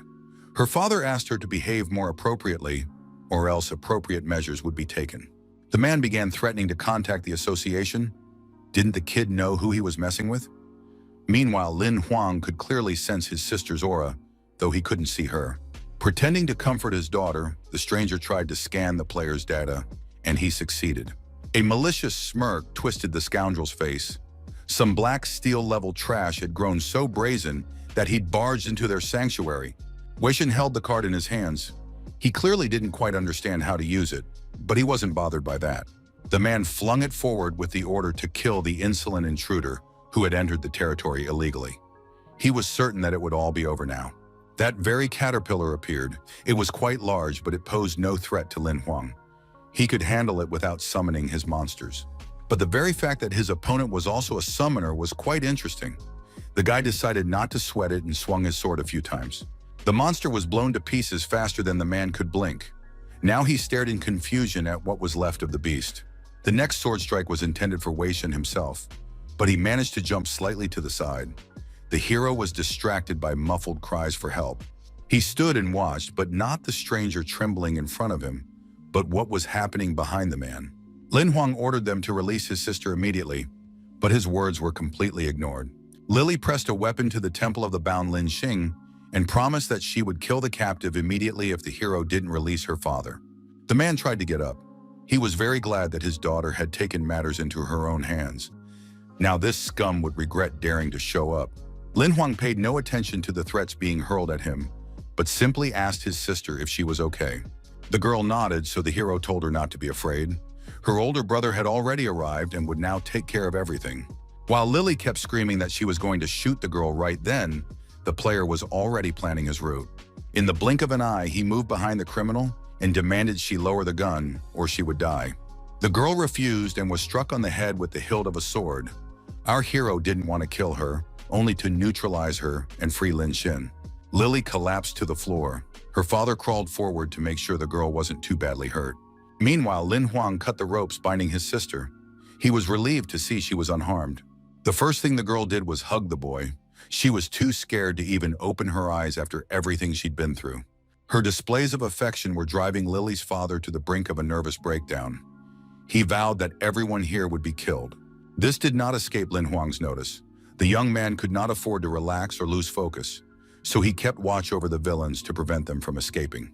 He ran the tip of his blade along the girl's dress, as if ordering her not to move or she would die. Lin Huang could easily have cut her in half. Besides, he was eager to try out some new martial arts moves. But he didn't get the chance to test his strength. The doors burst open and the police stormed in, the sergeant shouting for the young man to stop and not do anything stupid.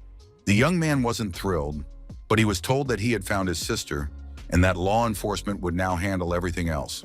Two police officers grabbed Wei Shen by the arms. Their boss promised our hero that all those responsible for what had happened would be punished and that the guys should return to the hotel. The player wondered if the previous disappearances of girls and young women were connected to this pair of criminals. The sergeant reported that the girl whom Lin Huang had nearly killed was also a former victim, but she would face the same legal consequences as her accomplice, the murderer. At these words, Wei Shen turned around. Upon hearing about the law, the man began to smile so radiantly as if it weren't a problem at all. He declared that justice was only meted out to losers like them, and that he would be granted his freedom in 3 days, no later. The villain threatened that he would immediately come for the hunter's sister and force her to watch as he played with his new toy, and then kill her. The scoundrel described in great detail the torture awaiting Lin Xin, but her brother remained silent. Meanwhile, the police asked for a doctor to be called for Lily to make sure the little girl was fit to be taken to a special facility. Lin Huang and his sister headed toward the exit. They intended to return to their hotel. The sergeant asked the young man not to get too worked up. The criminal came from an influential family and might very well seek revenge.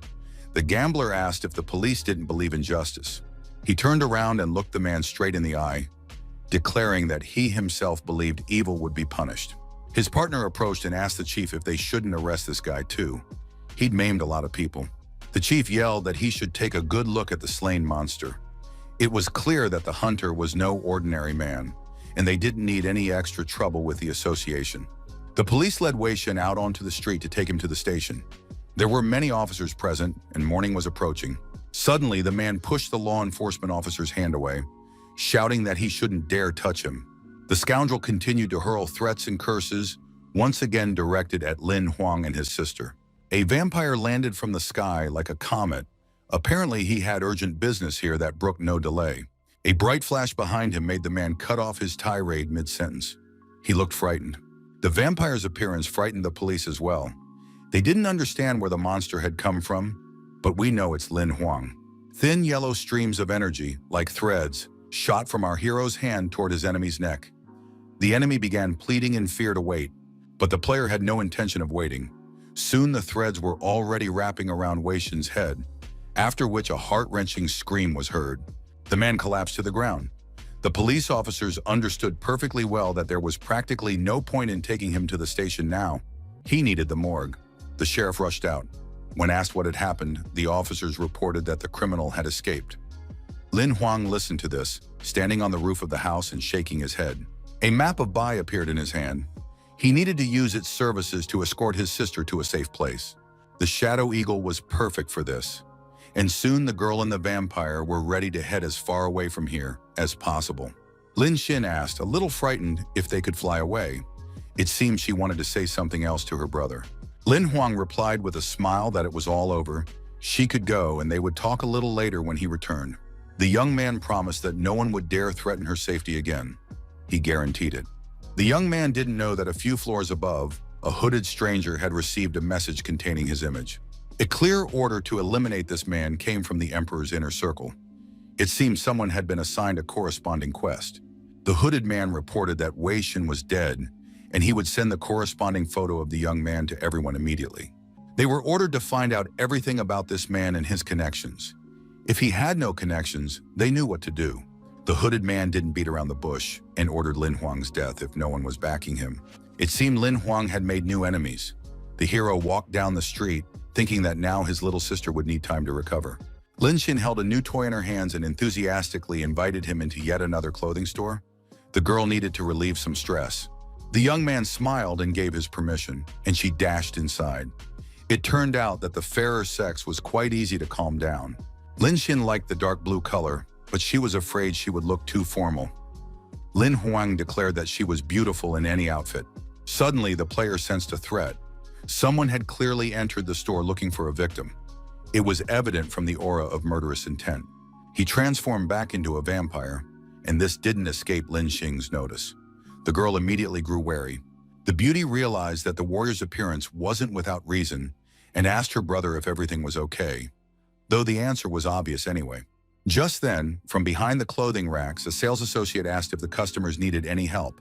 She looked suspiciously familiar. Lin Huang pointed to Bai's cloak and asked how much the outfit cost. Lin Xing was interested in the price of the purple dress. Soon, the brother and sister continued their walk under the vampire's reliable protection. The situation no longer seemed so dangerous. Lin Xing remarked that it was rather strange that they had gone shopping first instead of to the hotel. The player replied that it had to be that way. They kept moving down the street, ignoring the stares of onlookers. Bai wasn't the only one in a hood here. It seemed as though Lin Xin was under the watchful gaze of his new enemies from above. He could feel it on his back. But the main threat wasn't in the distance. Someone intended to get as close to the guy as possible, and the thug's weapon was a dagger. A ghostly wolf suddenly appeared in the path of the hooded assassin. It bared its teeth, signaling that it wouldn't let the player be harmed. The monster was getting closer and closer. Only hunters and mages could see it, so there was no panic in the crowd. It was now clear that 3 silver-clad assassins were hunting Lin Huang. As the monster approached, they all became clearly visible and froze in place. Realizing that the plan had failed, the assassins simply vanished into thin air, as if they had never been there. The only one who saw this was our hero. He looked around, thinking the enemies might have just moved, but then realized they were gone. The boy and his sister continued down the street, heading toward the hotel, while a man with a ponytail watched them from the roof of a building. A pet sat on his shoulder. The stranger told him that this kid had a bright future. He had managed to recognize the silver assassins. Then the man noticed another pursuer. He reported that the second team had also failed, but he didn't know the details. That same player with the pet on his shoulder appeared behind the assassin. He was curious as to why the killers were so careless. Grabbing the villain by the wrist, the man tried to deactivate his imperial ring to prevent him from spying. Looking at the assassin's finger, the stranger with the ponytail laughed. Apparently, he had just caught the boss of the gang tasked with eliminating Lin Huang. His ring was unlike any the hapless assassin had ever seen. From it came only one question: who was the client? The gangster screamed in terror. A guess flashed through his mind, but he didn't have time to voice it before the man with the ponytail's pet clamped down on his throat. The stranger nodded with satisfaction. Since they'd recognized him so quickly, there was no need to waste time talking. The monster lunged at the enemy's neck. The villain was choking and confirmed that this was indeed the case. He simply needed to find out who was backing the talented young man. Then the player with the ponytail said that in a few hours, when it got dark, they should go to the ancient clock tower and listen to the chimes. It was a veiled invitation to meet, apparently so that the assassin would reveal his employer. The man rubbed his neck and agreed. He stood there for a while longer, holding the bite mark. It had turned black, but was gradually returning to its normal color. The enormous, gaping maw of the wolf, or whatever creature resembled it, instilled such terror that there was no doubt the assassin would keep his word. The man with the pigtail sent the monster to make sure all conditions were met and that he wasn't being tricked. The tower, or rather the pagoda, was indeed ancient and very beautiful. But the events destined to unfold here were far from beautiful. Feng Zhuoren, that very stranger with the ponytail, had already arrived at the scene and was waiting to meet the person who had ordered the crime. Behind him, a figure wrapped in some rags hovered in the air. A hood completely concealed the face, but judging by the greeting that rang out, they were acquainted. The villain asked whether the Li Shi family would indeed protect Lin Huang. Zhuo Ren replied that since he had come here, the answer was obvious. He had a counter question. Why send assassins after a Black Steel-ranked player? Did he really have that much potential? The hooded man pulled his hood back slightly. His hair was purple. He asked if the family would truly protect our hero. Feng Zhuoreng was ready to engage in battle at any moment. He replied that he didn't know for sure yet, but he wouldn't let anyone harm the player. His opponent replied that he had received an order and intended to carry it out. When asked if the mission was to kill anyone who stood in his way, he laughed. Zhuoreng's wolves attacked fiercely, and the stranger shouted that this was sheer madness. Why start this ridiculous confrontation? He activated his defense and rose into the air to become out of reach of the shadow monsters, at least for the duration of the conversation. A sword appeared in the villain's hand, his eyes glowing with a fierce fire, and the man declared that he had no intention of fighting the Li Shi family, but since he had no choice, he would. A massive wolf's mouth, filled with a mass of sharp teeth, snapped open to immediately tear the assassin's head off. He made a few swings with his sword, and several of the monsters stopped their attack, flying apart in two. But this did not scare the man with the ponytail at all. Now he himself leaped forward to counter the blow, the remaining wolves rushing alongside him. The opponent thrust his sword forward. He knew he couldn't handle so many enemies, even if he used all his abilities. Zhou Reng shouted that it was time for the old man to show what he was capable of, but even better to reveal his face so there would be no misunderstandings. There was no reply, and the wolves launched their attack with renewed vigor. The beast looked extremely dangerous. The attacker cursed. There was not the slightest doubt that if he didn't escape, he would die. Meanwhile, a representative of the Li Shi family had already begun casting an offensive spell to join the battle. His opponent transformed into a shadow and flew through the air even faster than one might have expected. Rubbing his imperial ring, Feng Zhuoreng thought that the man had fled just in time. Everything had gone strictly according to plan, and he hadn't even had to exert himself. Li Yangxin appeared from the ring. She asked her uncle excitedly how Lin Huang was, and he replied that everything had been fine during the few days the boy had been under his protection. The girl turned out to be quite perceptive and immediately guessed that something unpleasant had happened after all. Then Feng replied that someone had hired a super player to kill the boy, but he had scared him off. He wondered what was so special about Lin Huang. The captain replied that the problem wasn't with the hero, but with the man he had killed, who belonged to an ancient clan from the 2nd district. Li Yangjin asked her uncle, a key figure in the family, to help her with the investigation. For a while, the villains would be scared off and wouldn't interfere. Feng smiled and replied that he would do everything possible. Moreover, he would continue to secretly protect Lin Huan since the case had taken such an interesting turn. The girl immediately ended the call. Zhuo Reng was a little offended. His niece hadn't even asked how he was doing. The city's 2nd district was the wealthiest. It was no surprise that the main buildings here were luxurious villas. The skull on the pillow looked rather sinister. Someone had addressed it, saying that things should have been different. A woman's hand stroked the forehead bone, saying that if he liked little girls so much and needed so many of them, he should have just gone to the village instead of looking in the city. The woman took the skull in her hands and said that the wheel of life energy was broken and it was now impossible to defend himself. So let him take the guards. He deserved it. Pressing the skull to her chest, the stranger replied that he was her son, so she couldn't let anyone kill him just like that. Tears were ready to spill from her eyes. A real family drama was unfolding, but there was nothing to be done now. Suddenly, the skull's jaws began to move. A sound like a gust of wind called out to the mother. Blue life energy glowed in the skull's eye sockets, and suddenly it screamed that his mother must avenge him. Wei Shen asked his mother to kill Lin Huang and make his immortal soul their slave. The woman replied that the hero was protected by a family from the 7th district, so it would take time. She added that her son's soul would take 3 years to recover, and during that time she would find a suitable body for him. In the meantime, she had other important matters to attend to, and Wei Shen asked what could possibly be more important than revenge. The woman, looking businesslike, rubbed her hands together and said that it was far more important to get to her, their main target. Just then, a maid appeared in the doorway. It seemed they had sent the maid after the girl not long ago. The little girl ran up to the skull and called out to her father. He was very glad that she had managed to escape as well. The woman said it would take her father 3 years to return to their world. When she asked if her daughter wanted to avenge him, the girl nodded happily. Lily said she wanted to tear the scoundrel to pieces, the one who had robbed her and Wei Shen of their happy life. The grandmother declared that in that case, she would send her to cultivate. If she survived for a year, she would gain enough strength to carry out her plan. The girl and her maid headed for the door, and the woman asked the little girl not to disappoint her or her father. The girl looked back with eyes full of hatred and promised that she would definitely survive to take her revenge. The next day, Lin Huang and his sister continued exploring the city sights. They went to the museum. The hero was surprised that Lin Xing had taken an interest in history.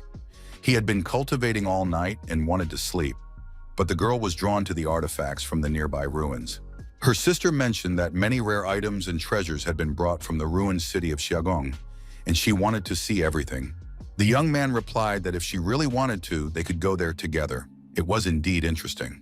A museum employee invited the guests into the lobby, where the main exhibition of mystical artifacts was located. Lin Xin was delighted, while our hero wondered how people in ancient times managed to cultivate and create such masterpieces. Suddenly, Lin Huang's face turned pale with shock. He had seen something completely out of place in this world. Without hesitation, the young man headed toward one of the exhibits at the far end of the hall. Lin Xing didn't understand what was going on. The young man walked as fast as he could, completely oblivious to the fact that such a reaction might frighten the visitors. Finally, he stopped dead in his tracks and stared at the artifact on display in the showcase. His little sister followed him, her curiosity piqued as well. The tour guide began to explain that this object was a true treasure. It had been found in the ruins, but archaeologists had never managed to determine what it was intended for. Thoughts swirled through the young man's mind. It seemed that in this world, things weren't as simple as they might appear at first glance. There was a laptop in the display case. Lin Huang finally lost his nerve and shouted, asking if she was trying to say that it was an ancient artifact from the ruined city. The girl replied with a smile that that was exactly the case. They cherished this treasure dearly, and sooner or later, scientists would find a way to figure out what it was meant for. The young man was puzzled. It was beginning to dawn on him that he wasn't the first person to end up in this world from his own, which meant there were other players as well. Lin Huang checked the information report. It turned out the city had been destroyed 300 years ago, and many of the items from there served a completely unknown purpose. The hero turned to Yeeyu for help, but she replied that she didn't know much. These items were very strange, and the expert Xia Hao might have been the owner of the item. The girl explained that this was Cultivator Number 1, a legendary figure obsessed with the ancient era, but no one knows where he is now. He likely died long ago. Apparently this hunter is very old now, and there is a possibility that he is the owner of the laptop. They were unable to find out anything, as Xia Hao had vanished without a trace, and the circumstances of his death were unknown. Yeeyu apologized for not being able to help. The guy replied with a smile that everything was fine and that she looked beautiful today. Flustered, the examiner hurried to say goodbye. This puzzled Lin Huang a bit. It seemed like his compliment had upset the girl, but he'd only meant to make her feel good. The player decided he simply had to go to the ruins of Xiaogong to find out what had happened to the cultivator and whether this demigod was truly from his world. When he told his sister about his plans that morning, she was very surprised. Lin Xin was wearing a new dress and was much more interested in shopping. The hero told her that if she didn't want to, she could go for a walk around the city on her own, while he wanted to find out something about the museum exhibit. Lin Huang summoned Bai to guard his little sister. She was very happy to have such an escort and wasn't angry at all. Our hero reached the neighboring town fairly quickly and began walking around the area, exploring the surroundings. The ruins had been built over with modern buildings. There were crowds of tourists all around, and even a video guide couldn't help the guy get his bearings. He didn't even know what he was looking for himself. The hotel Lin Huang had booked turned out to be right nearby, and the hunter decided to check in first. Inside was a bald receptionist, and the guy noticed that in the middle of the season, there were probably never any vacant rooms here. A conversation ensued, and our hero tried to find out something about the ruins. The man replied that the place was mystical and that there were several interesting stories associated with it.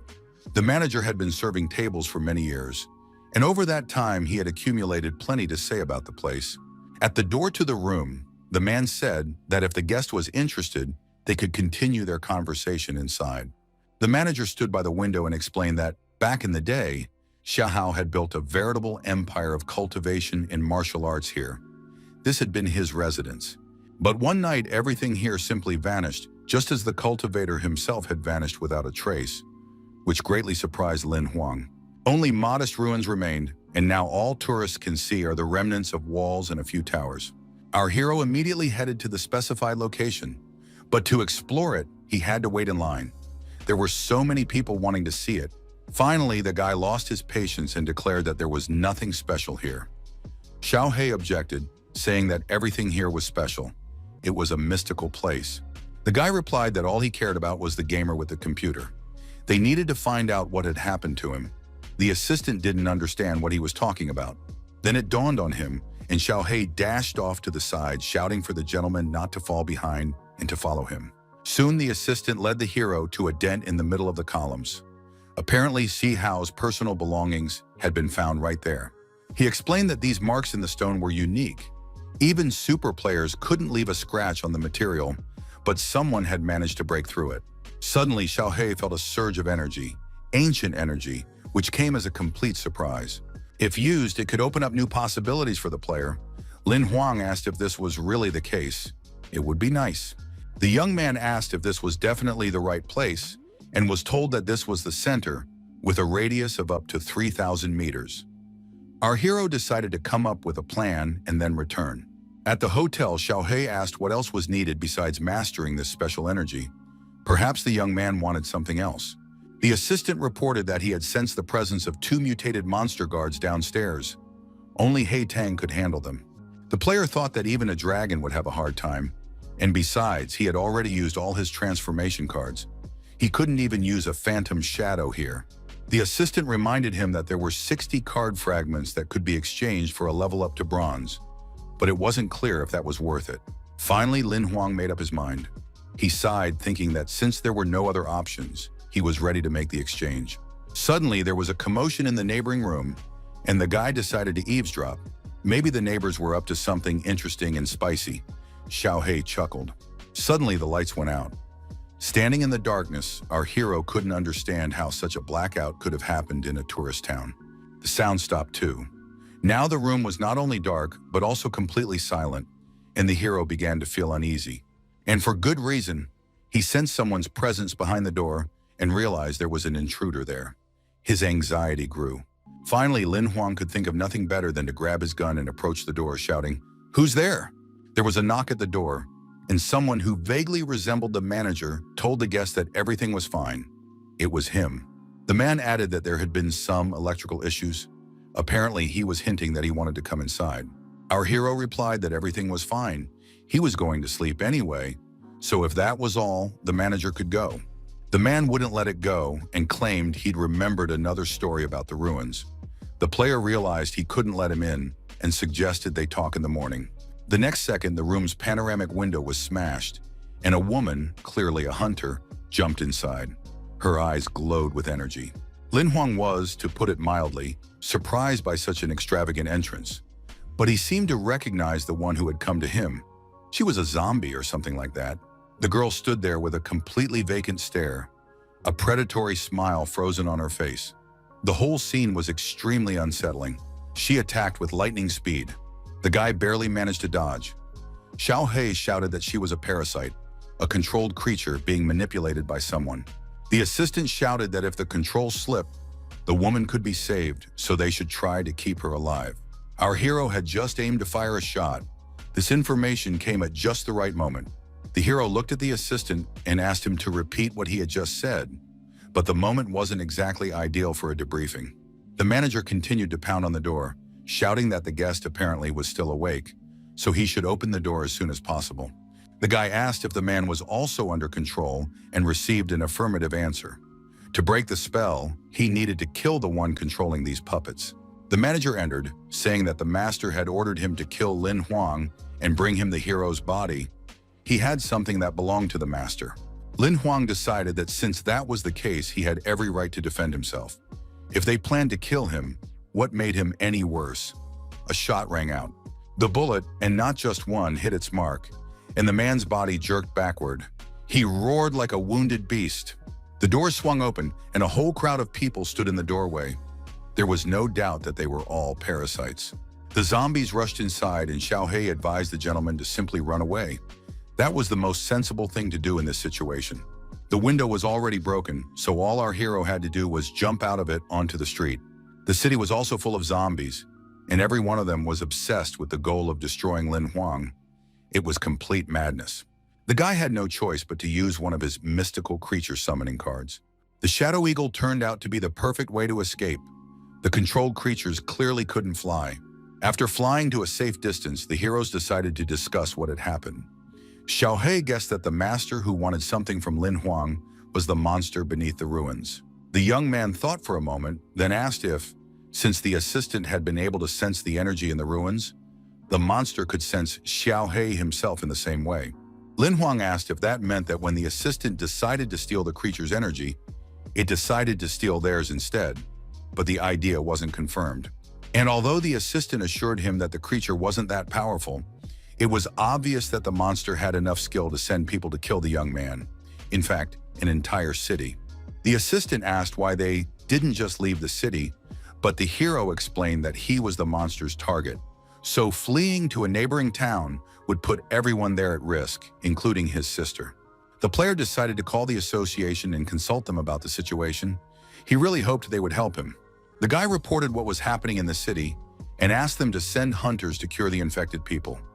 The assistant wasn't thrilled with this decision. He stated that before saving others, it would be wise to ensure his own safety first. Lin Huang said that his sister was currently under Bai's protection, so he had to fight the monster. This meant that only one of them would survive, either him or his opponent. Xiaohei asked again if they were going to the ruins. The guy replied that yes, they couldn't hide forever. They'd be found sooner or later anyway. There were a lot of parasites. They had already started attacking the townspeople, so the sooner it was over, the better for everyone. Flying over the city, Lin Huang realized he didn't want to be left without a partner. In this situation, it would be the same as dying. The streets were in utter chaos. Our hero raced forward with a single thought. Soon this monster would devour every living thing in the vicinity, perhaps including them. Even at night, there were quite a few people around the ruins. It was possible that they were all infected.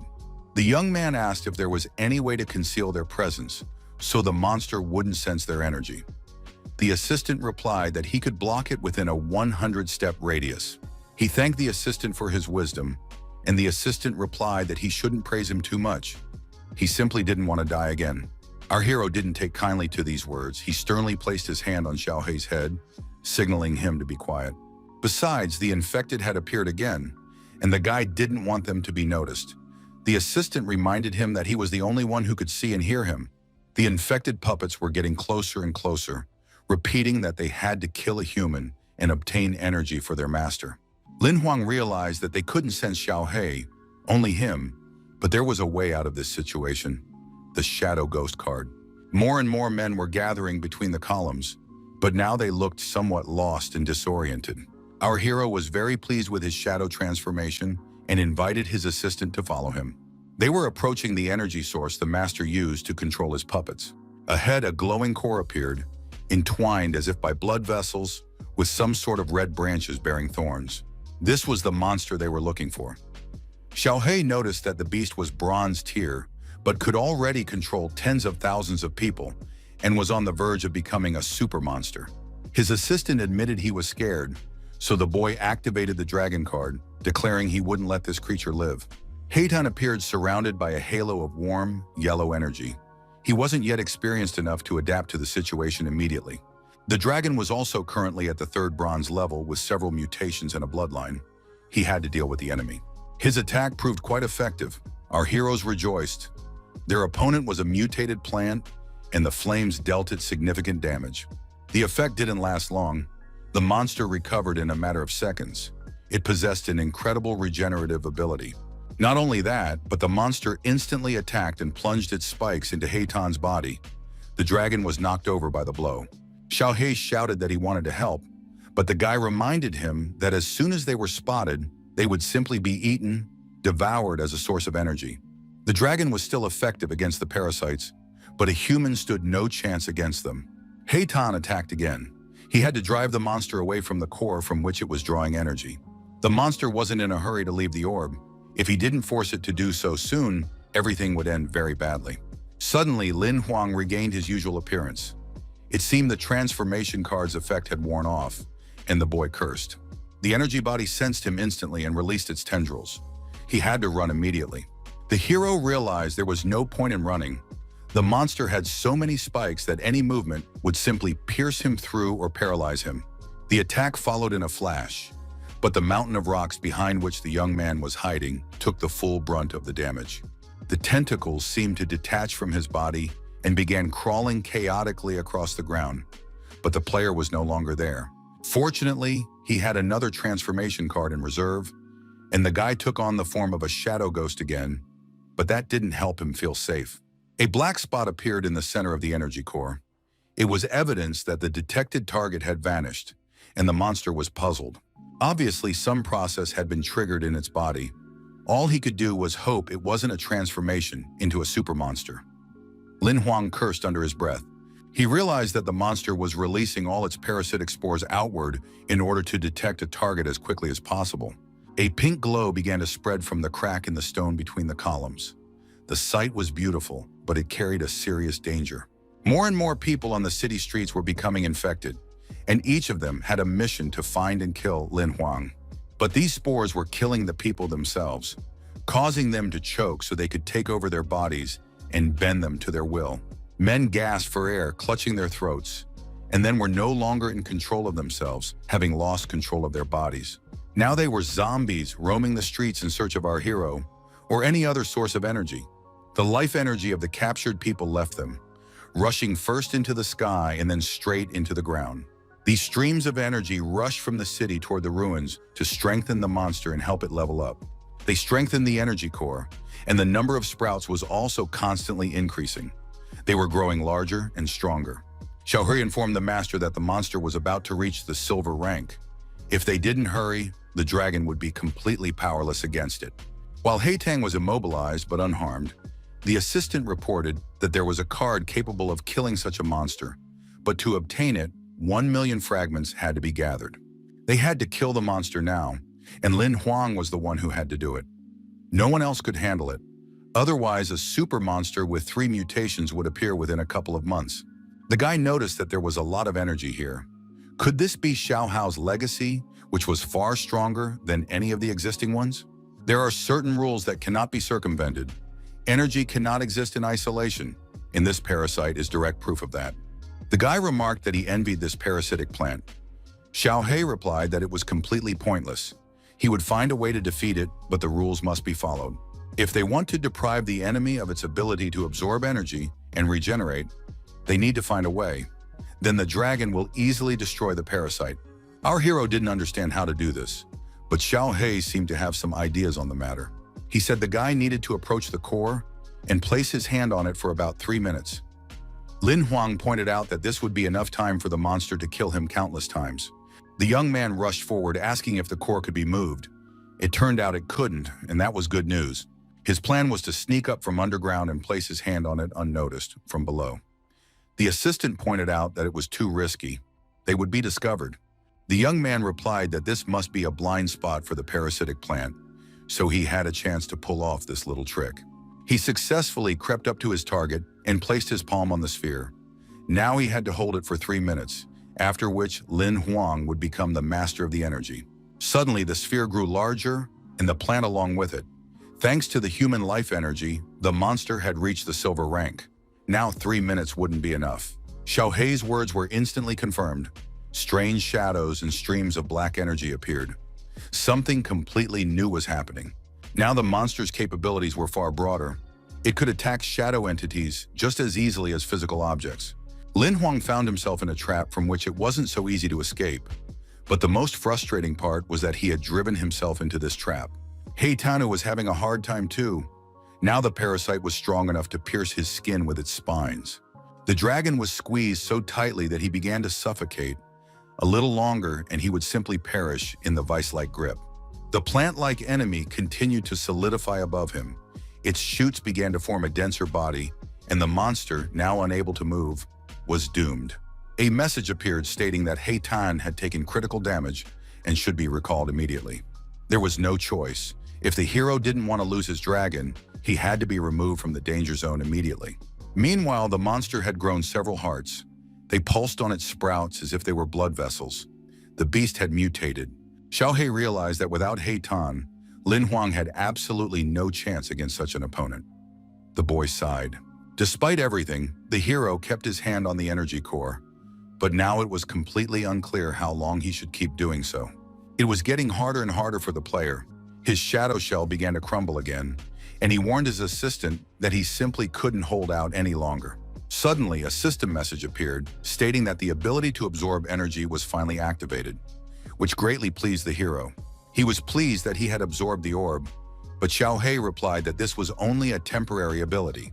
The hunter wasn't strong enough yet, and besides, the monster needed to be killed. Lin Huang asked him not to worry about it. He had come up with a plan. With those words, the young man summoned one of his mystical creatures.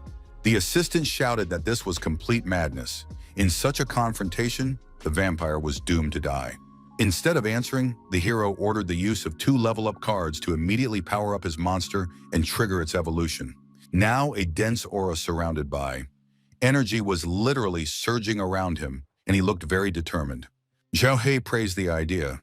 A normal level-up can be stopped, but when it's done with a card, even the gods are powerless to influence the absorption process. When they both stopped laughing, the young man admitted that this was the first time he'd heard of it and received a well-deserved slap from the assistant. Sprouts almost identical to those that made up the monster appeared around the vampire.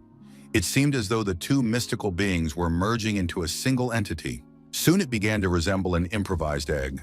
Cracks ran across it, and then the hand of the renewed vampire appeared. Lin Huang noted with admiration that Bai had changed quite a bit after his evolution. Xiaohei confirmed that something amazing had happened.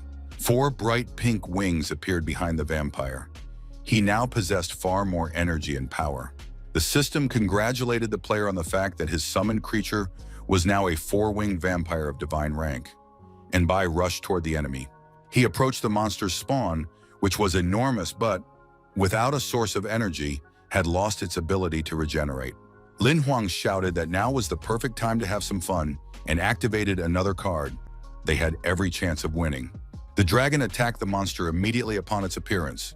Now that bastard was guaranteed to die. According to the original plan, everything was supposed to go exactly like that. But suddenly Xiaohei shouted that something strange was happening. The monster absorbed far more of the energy released by the dragon than it should have based on its level. Not only that, but spores continued to burst out and could soon infect the neighboring town. The more people gave up their life energy, the stronger the monster would become, and the faster it would level up. Somewhere nearby, Lin Xing slept peacefully. Thinking of his sister, the young man declared resolutely that they simply could not afford to lose. The hero ordered the vampire and the dragon to cover him so he could attack. But his assistant reminded him that even a single blow from the enemy would be fatal for the young man. The player pushed off and leaped forward, saying that otherwise everyone would die, him and thousands more. Bai rushed forward like a torpedo. It seemed he too wanted to resolve this problem as quickly as possible and test his new abilities. He crashed into the thickest part of the sprouts and attacked what seemed to be the most vulnerable spot, the cluster of hearts. Xiaohei shouted for everyone to be extremely careful.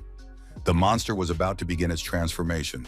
The dragon attacked with fire, and the player struck with his sword, but their actions yielded no visible success. Then the pair decided to join forces. Lin Huang would strike with his sword, and Heitan with his flame simultaneously. The young man was unable to carry out his plan, or perhaps he simply couldn't. He got too close, and one of the monster's tendrils pierced his chest. The assistant screamed, and the vampire froze. None of those present were at all prepared for this, even though they were all aware of the risks. Our hero's vision darkened. Only one thought pulsed in his mind, the thought that he was dead. Then Lin Huang tried to lift his heavy eyelids. Xiaohei and the dragon leaned over the player, realizing he had woken up, and asked him to say something. The guy opened his eyes and simply asked why he hadn't died. It seemed this fact struck the player more than anything else. The assistant reminded him that at the very last moment, the hero had managed to use a recovery card. He really was very clever. The player groaned that he would have been better off dying. This was largely because Heitan was licking his face. Then Lin Huang sat up abruptly and asked what had happened to the parasite. The assistant enthusiastically reported that thanks to his final blow, the monster had died. This was excellent news. The young man already held the reward in his hands, another historical level card. He decided to name it Magic Vine. The stats corresponded to the 3rd bronze level. All of the parasite's skills had been preserved. Not a bad option. Lin Huang suggested that everyone get some good rest and recover. Now that the monster had been defeated, they could relax a little. Xiaohei confirmed that once the parasite's main body was destroyed, all the infected would return to their normal state. Lin Huang declared that this was excellent news, and now he wouldn't miss the chance to level up the tyrant by 2 levels as well.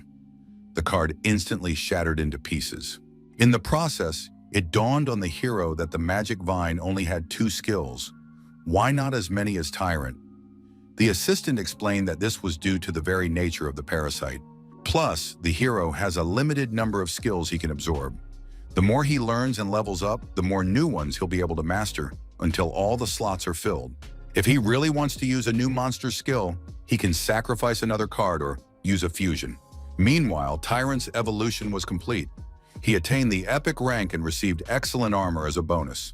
The armored Tyrant had a total of 5 skills, some of which seemed particularly interesting to Lin Huang, such as the explosion restriction. The player looked at the card with pleasure, but lingering here was dangerous. He needed to get out of there. The Shadow Eagle soared into the sky, carrying an incredibly satisfied and very tired young man on its back. He decided to return immediately to the Cicada Hotel to see Lin Xing, because leveling up 2 monsters at once could attract the attention of the association and the monsters due to the energy release. On the way, Lin Huang remembered that he had forgotten to ask about Bai's new name, which meant Divine Vampire. It turned out he had the blood of a higher being. All of the monster's core stats had significantly increased, and he had also gained several new skills. It was simply incredible. The hero also remembered that Xiaohei himself had absorbed a considerable amount of energy. He declared that he could now replace the death card, and the boy asked for a more detailed explanation. In the event of death, you can swap one monster card for another, especially if it happens suddenly. In that case, the card will disappear automatically. Any card would work, not necessarily a monster card, but its rank had to match the specified one.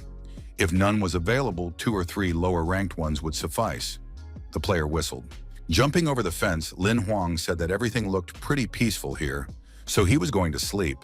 But there was one more important thing to do. Xiaohei reminded him that there was something else to check, and the young man immediately headed for the window. He peeked inside quietly, listening to a new wave of complaints about how he dared to ask Xiaohei not to make noise, since no one could hear him anyway. Lin Xing slept peacefully in her bed, a thin stream of drool trickling from her mouth. It looked very childlike. Lin Huang barely managed to hold back a laugh. He would remind his sister of this later when she decided to act all wise and lecture him on life. The assistant reminded him of his presence again and asked what important thing the guy had wanted to talk about. The player looked at Xiaohei and asked about his well-deserved reward, since he had helped with both the energy absorption and everything else. The assistant crossed his arms over his chest and declared that in that case, he would live up to expectations and reward the young man. He deserved it. He suggested that our hero draw 10 cards himself. Glowing rectangles flickered around Lin Huang. Gradually, these card templates became more and more real, but the young man stubbornly didn't understand exactly what he was supposed to do. Then a whole wall of cards appeared before him. There were significantly more of them, about twice as many. The player asked what was going on. The assistant reminded him that the hero's level wasn't very high yet. Out of these 18, only 10 cards were good, so he should just choose and stop showing off. The young man got angry and declared that despite his stats, he intended to use them all. Right now, he randomly poked his finger at 10 glowing rectangles. The choice was made, and now nothing could be changed.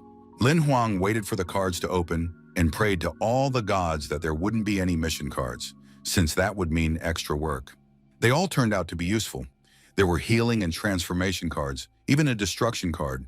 It seemed the player had gotten lucky. Now our hero stood there, trying to tally up the stats of his achievements and new abilities. He needed to organize the cards he had. One of the rectangles caught the guy's attention more than the others. It was an insight card, and he was seeing one for the first time. The picture showed something resembling a constellation against the backdrop of a human figure. I wonder what that could mean. The assistant explained that if one hits a wall during cultivation, one can use this card, but only once. It will help one see through and remove the obstacle. Lin Huang was very pleased and thanked Xiaohei for the great tip. He replied that it was nothing to do with him. The kid had just gotten lucky. The two began arguing about what had happened. Each thought he was right, and neither was willing to admit he had a crush on the other. The next morning, the young man woke up surprisingly well-rested, and his mood was excellent as well. Linchen was already up and had started her day by checking the latest news. She didn't know her brother had already returned. He knocked and walked in, telling her he'd brought breakfast and that she should get dressed and come eat. His little sister was a bit surprised. The girl began to scold the hero for not warning her about his return. Bai had suddenly disappeared, and she guessed that her brother had needed his help. She had been worried. Lin Xin read in the news that a super monster had appeared in the ruins where her brother had gone, but it had been defeated in time. Could this really be the work of Lin Huang? He claimed he had nothing to do with it. With his rank, he would have died the moment he got close. The little girl wouldn't let it go, noting that the timing coincided with Bish's disappearance. The player started to get annoyed and asked his little sister not to fill her head with nonsense.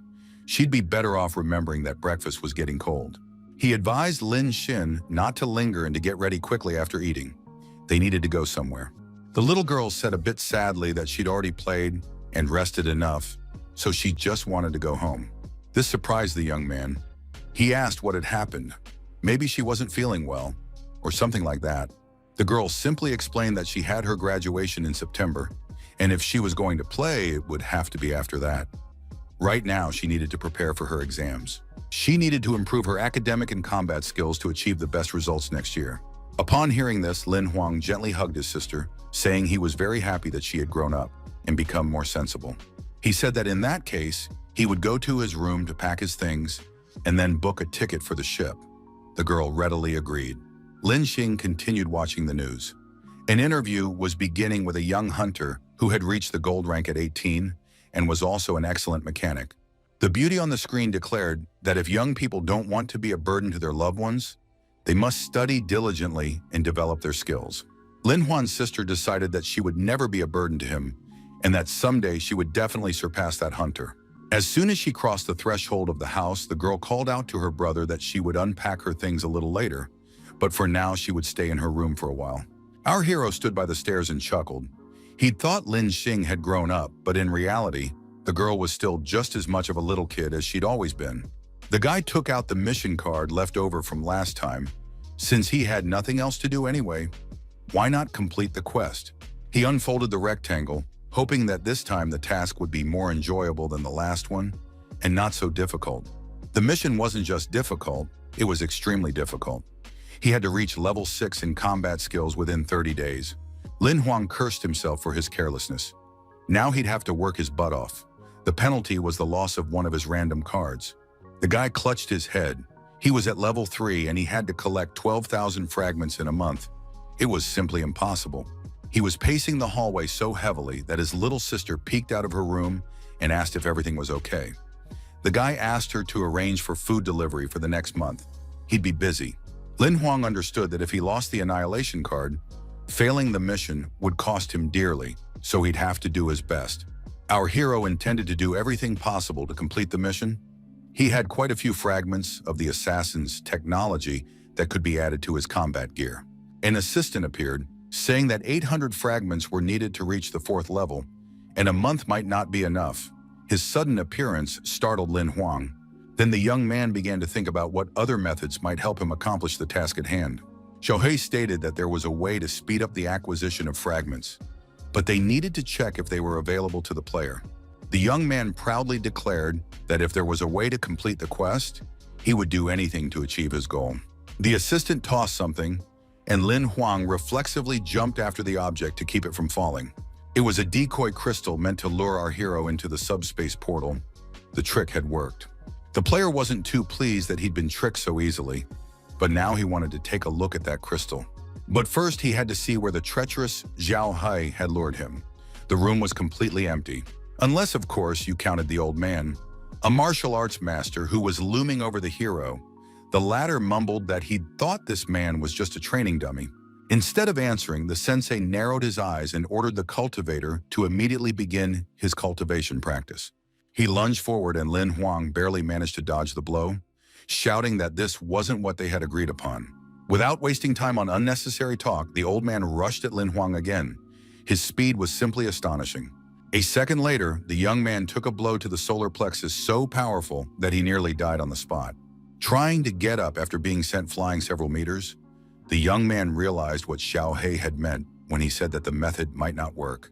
He thought about how, if he were beaten to death here, in the real world he'd likely be in a coma for the rest of his life. Not exactly a bright future.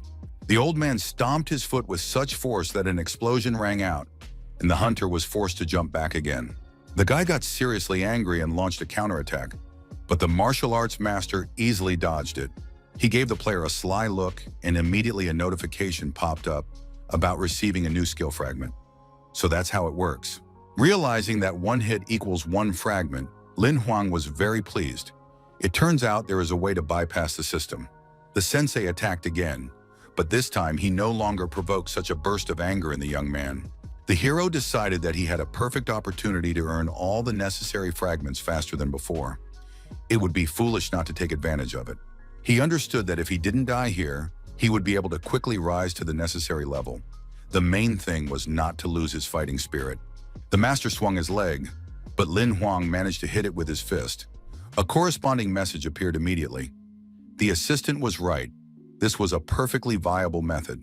Since it didn't matter how technically perfect the strike was, he could hit the old man however he pleased.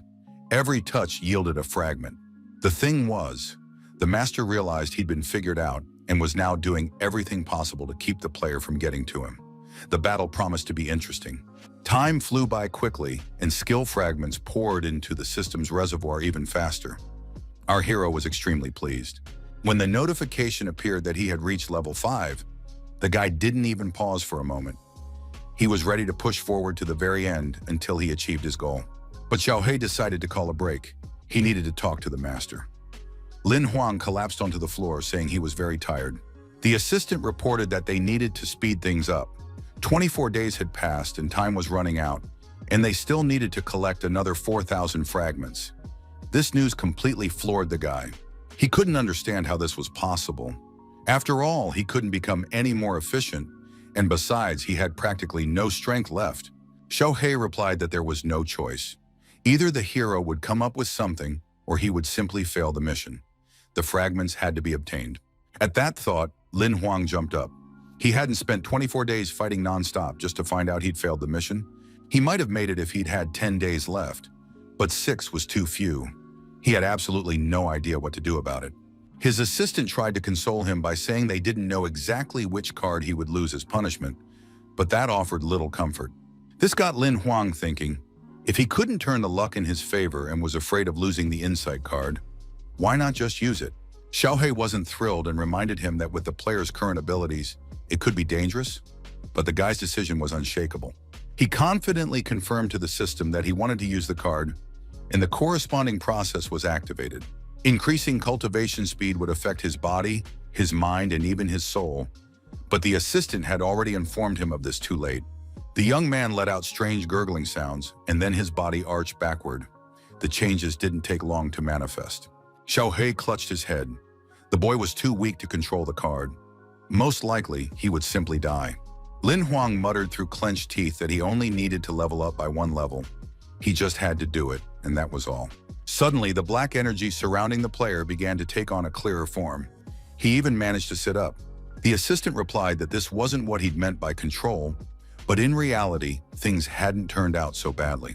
And although Lin Huang's physical body wasn't moving, cultivation was taking place and working at full strength. At this rate, the hero would reach the 5th level in just a few hours, but how to endure that long was a mystery. When the notification came that the player had reached the 6th level, a surge of energy, more like a whirlwind, rushed through his body. For some reason, the process didn't stop, and Xiaohei began to worry. He tried to call out to the young man, but he couldn't hear him. A multitude of martial arts masters appeared around Lin Huang, each of them ready to attack. Our hero clutched his head, trying to stop what was happening, or at least influence it in some way, but to no avail.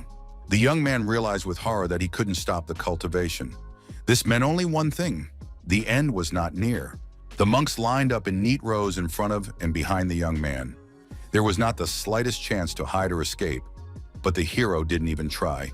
He was strong. The elders ordered the cultivator in unison to begin cultivation. Their voices sounded almost identical.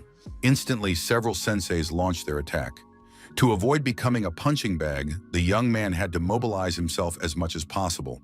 But first, he had to at least dodge the attack. Out of fear, the hero was ready to scream, but that wouldn't help him at all. Lin Huang lay motionless on the floor.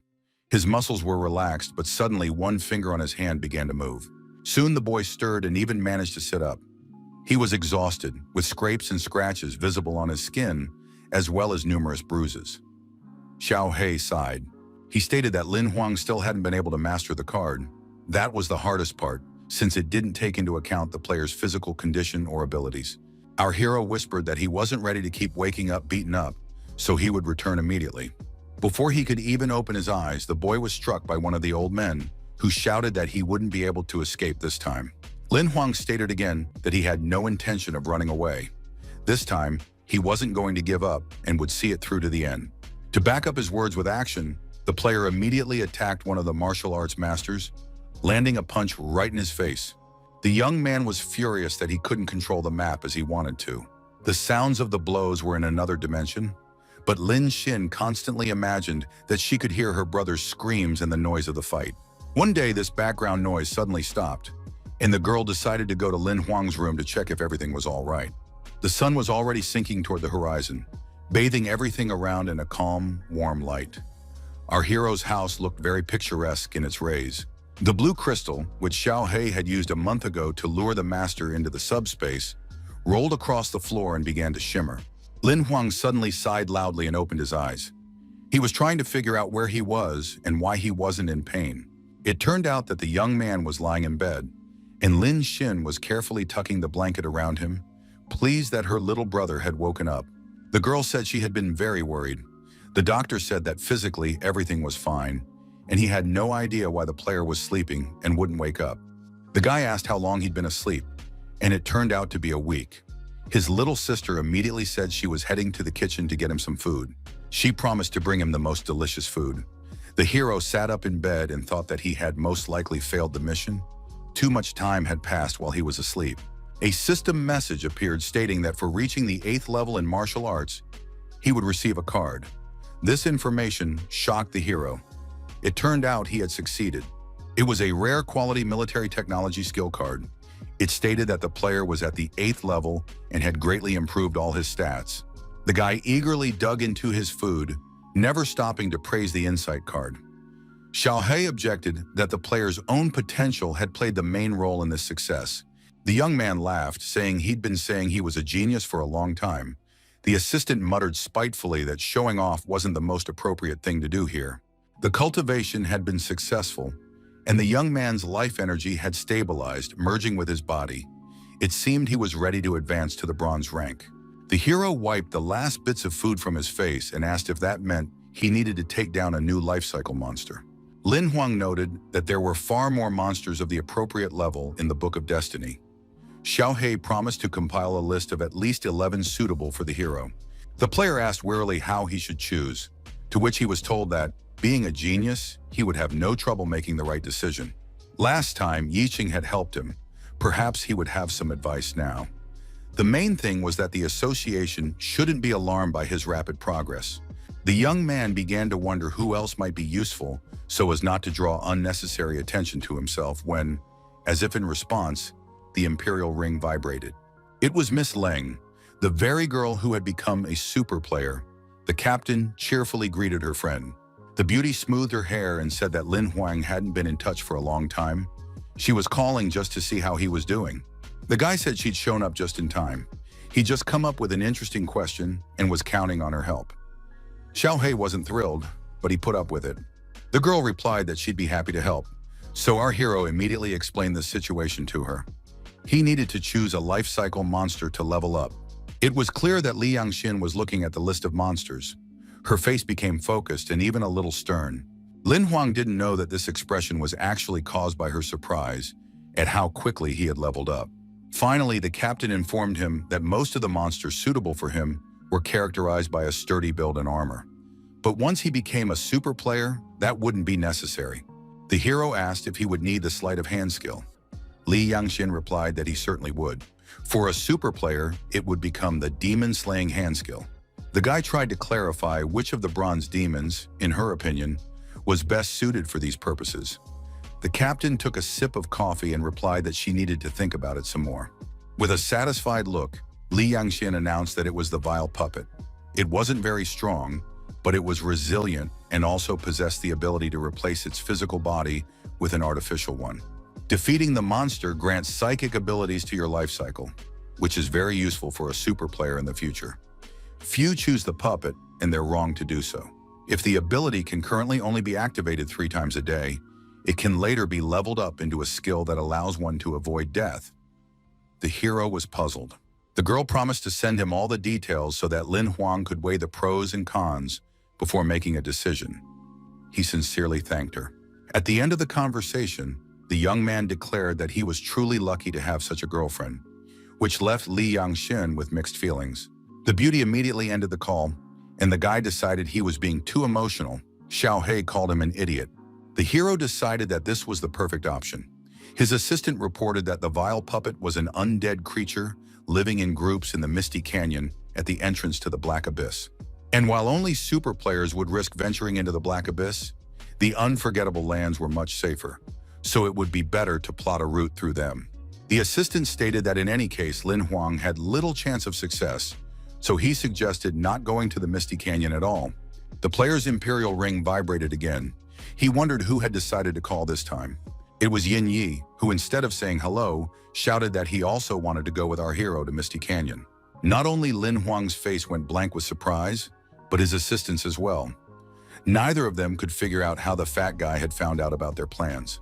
That morning, the guy had told his sister about the upcoming trip, and she'd reminded him that he'd slept through the week and was now planning to go hiking. Wasn't that a bit of a rash decision? The player smiled, saying that school would start soon, so she should take advantage of a couple of free days and hang out with her friends properly.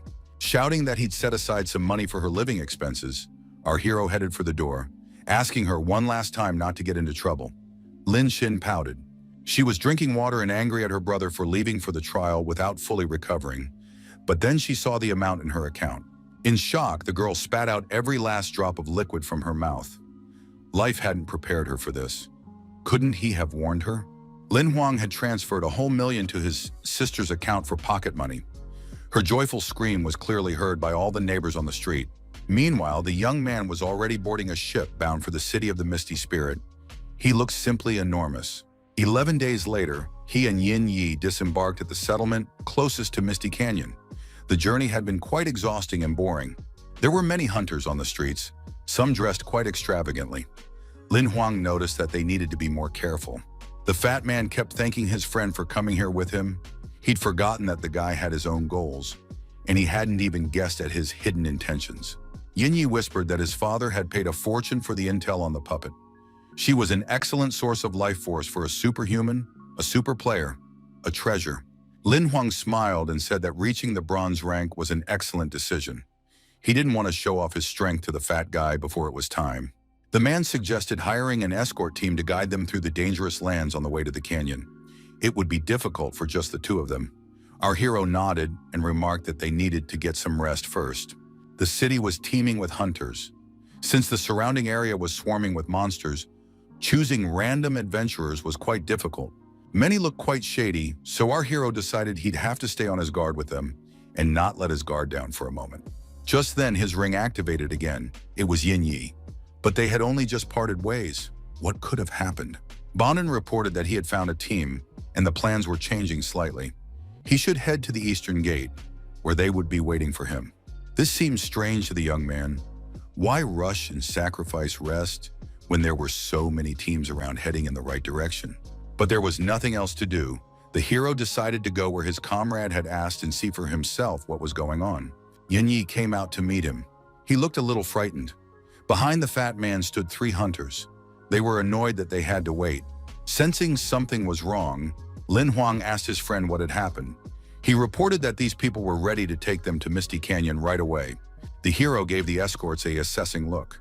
They were all silver ranked and looked genuinely skilled. And yet something told them that these people would cause them no end of trouble in the future. They didn't inspire any trust. The dinosaur-like monsters the players were planning to ride were eager to take flight. The players started urging the guys to hurry up again. They'd already been waiting long enough. Yin Yi muttered that they needed to get moving. His partner decided there was no other option right now, but they had to stay alert. Soon the squad was already racing across the desert. The beast turned out to be capable of reaching excellent speeds. The hunters realized that Lin Huang was using the wolf Qinlin as a mount. This was uncharacteristic for a kid of the Black Steel rank. Replying that money could buy anything, the captain ordered them to speed up. They had to reach the canyon before dark. The journey went according to plan, and the riders reached their destination on time. A welcome relief. Jumping off the wolf, our hero noticed that the atmosphere in this misty canyon was rather unpleasant and strange. The players accompanying them also recalled their monsters, which spectacularly vanished before the astonished Yin Yi's eyes. The leader spread his arms wide, saying that they had done their job. It was time to pay, and the price was 30 life crystals. The blond man with a face bandage stared intently at Lin Huang and thanked him for the payment, as if hinting that there was no way around it. The price was so high that the young man assumed it was some kind of joke, and Yin Yi began to get nervous. Our hero glanced back at his friend with a silent question. The latter was ready to sink into the ground out of shame. He was clearly having trouble speaking. The fat man blushed and clutched his throat, but still managed to whisper for his friend to be careful. Barely breathing, the guy whispered that these people could control what he said. The trio was approaching menacingly. The leader of the group stuck out his tongue. A pentagram was clearly visible on it. The hunter looked completely insane. He was clearly a psychic. The hunter reminded him of the payment. Lin Huang hadn't expected to encounter something like this. It was a rare profession. A single word could decide a matter of life and death. But the squad's affairs were clearly not going too well. Despite the leader's silver rank and qualifications, the hero declared he wouldn't let them rob him, and the fat man froze in fear. The criminals began to threaten him, declaring that it would cost them nothing to kill the men and take all their possessions for themselves. Wouldn't it be easier to just hand over the crystals? The young man held up 3 fingers, saying that there was another possible outcome he was proposing. They could pretend that no misunderstanding had occurred. They would go on their way, and he would pretend that nothing had happened. Yin Yi howled in terror. The squad leader declared that the player was acting as if he came from an influential family, but they knew his surname, so he'd better not show off if he didn't want to die. Lin Huang remained silent, so the psychic hissed that if that was the case, he had only himself to blame for what would happen next.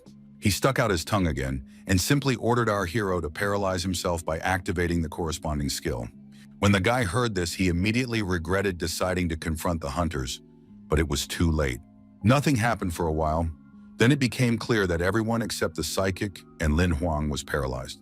As soon as this became clear, the thug stuck his tongue back in his mouth and canceled the effect, ordering the guards to kill the insolent man with their weapons. The guy raised a finger and declared that it was now his turn to attack. Bai was already right there. The hunters rushed at our hero, but he managed to move out of the way in time so as not to hinder the vampire's attack. He swept through like a hurricane, slicing through everything in his path with his glowing wings. His speed left no doubt as to who would emerge victorious from the confrontation. The enemies were finished in a split second. They didn't even have time to realize what had happened to them. The squad leader threw his hands up in confusion and asked, "Isn't that kid a Black Steel ranked? Where did such a powerful summon monster come from?" Lin Huang smiled and said that he should have thought about that the moment his psychic ability failed him. But now it was too late. It was a shame to be a fool. He hadn't finished speaking when the criminal took off, kicking up clouds of dust and sand behind him. Suddenly, Yinyi collapsed to his knees. When asked what was going on, the fat man explained that this was his way of expressing admiration for his friend and that his legs had gone weak. After a while, the young men walked along the gorge, and the fat man kept asking what rank our hero actually was. The blonde was curious how a four-winged vampire of the gold rank could be subordinate to Lin Huan. He explained that Bai was of the silver rank but had mutated. As he continued to listen to the compliments, the guy suggested they talk about where they would spend the night. They needed to find a suitable spot. A cave appeared ahead, and since there was nothing better anyway, the players decided to wait there until morning. Watching Yinyi sleep, exhausted by his ordeal, his partner sighed heavily. The fat man had truly been through a lot. Our hero told Bai that there was no need to guard them all night. The psychic had fled and wouldn't dare come near. Still, the canyon was a dangerous place, so certain precautions wouldn't hurt. In the morning, a deafening scream woke the player. It seemed as though even the rocks were beginning to tremble. So piercing was the sound. Lin Huang grumbled at the fat man to keep quiet, saying it would attract monsters. The man, eyes wide, declared that they were already surrounded and doomed to die. The guy explained that this monster had been summoned to keep them safe while they slept. Yijing asked how many monsters his partner could summon. Soon the young people headed deeper into the canyon. The blonde couldn't stop admiring the summoners, while all he had access to were new ingredients. You don't choose your talents, and the fat guy just hoped he wouldn't have to fight often. Then Li Huang asked them to be quiet. Something strange was ahead. They arrived at the place where the marionettes lived, but someone had beaten the players to it. All the monsters were already dead. Yin Yig couldn't understand how that was even possible, so our hero suggested heading to the next location. According to the map, there was another puppet lair behind a rocky outcrop, but climbing up there wasn't so easy. It turned out that someone had gone to town with their swords there as well. Just as Lin Huang had expected, all the monsters were dead. The fat man was outraged. After all, he'd paid good money for the information. I wonder who had the idea to wipe out every single marionette. Our hero asked the blonde man if he had mentioned which monster he was going after in the canyon. It turned out he had. When he was hired, the guy had informed the escort team of this. Now it was clear who had decided to stop Yin Yi from killing the monster to raise his rank. It was definitely the psychic. The hunter had already cleared 3 of the 4 puppet habitats. He really wanted the kids to come back empty-handed. The player had been hunting in the canyon for many years and had never before encountered an opponent who could scare him. This was unacceptable. Just then, a hand belonging to a man in a hat rested on his shoulder. The player looked back, wondering who it could be. Could it really be that Run's vampire? But it seemed he was wrong this time. Ahead, someone else in a cloak appeared and began asking if the player had seen 2 guys looking for the marionettes. It was a girl. She looked quite friendly, but the psychic's ability didn't work on her either. The hunter ordered the guard to grab the hunter. She claimed he could help them find their target. Now there was no doubt. These were people from the Purple Raven organization. The Purple Raven frightened the leader of the escort team so much that he completely forgot all his skills. The girl ordered the prisoner to be tied up. The guard immediately set to work. The player didn't even try to resist, only screaming at the last moment. Lin Huang grew wary. He had heard that scream and was now trying to figure out what might have happened in the canyon. The blonde man was examining something among the rocks, and when asked, he claimed he hadn't heard anything, which was very suspicious. Yinyi didn't think so. They decided to skip the 3rd location and head straight to the 4th, and luckily they did find the marionettes there.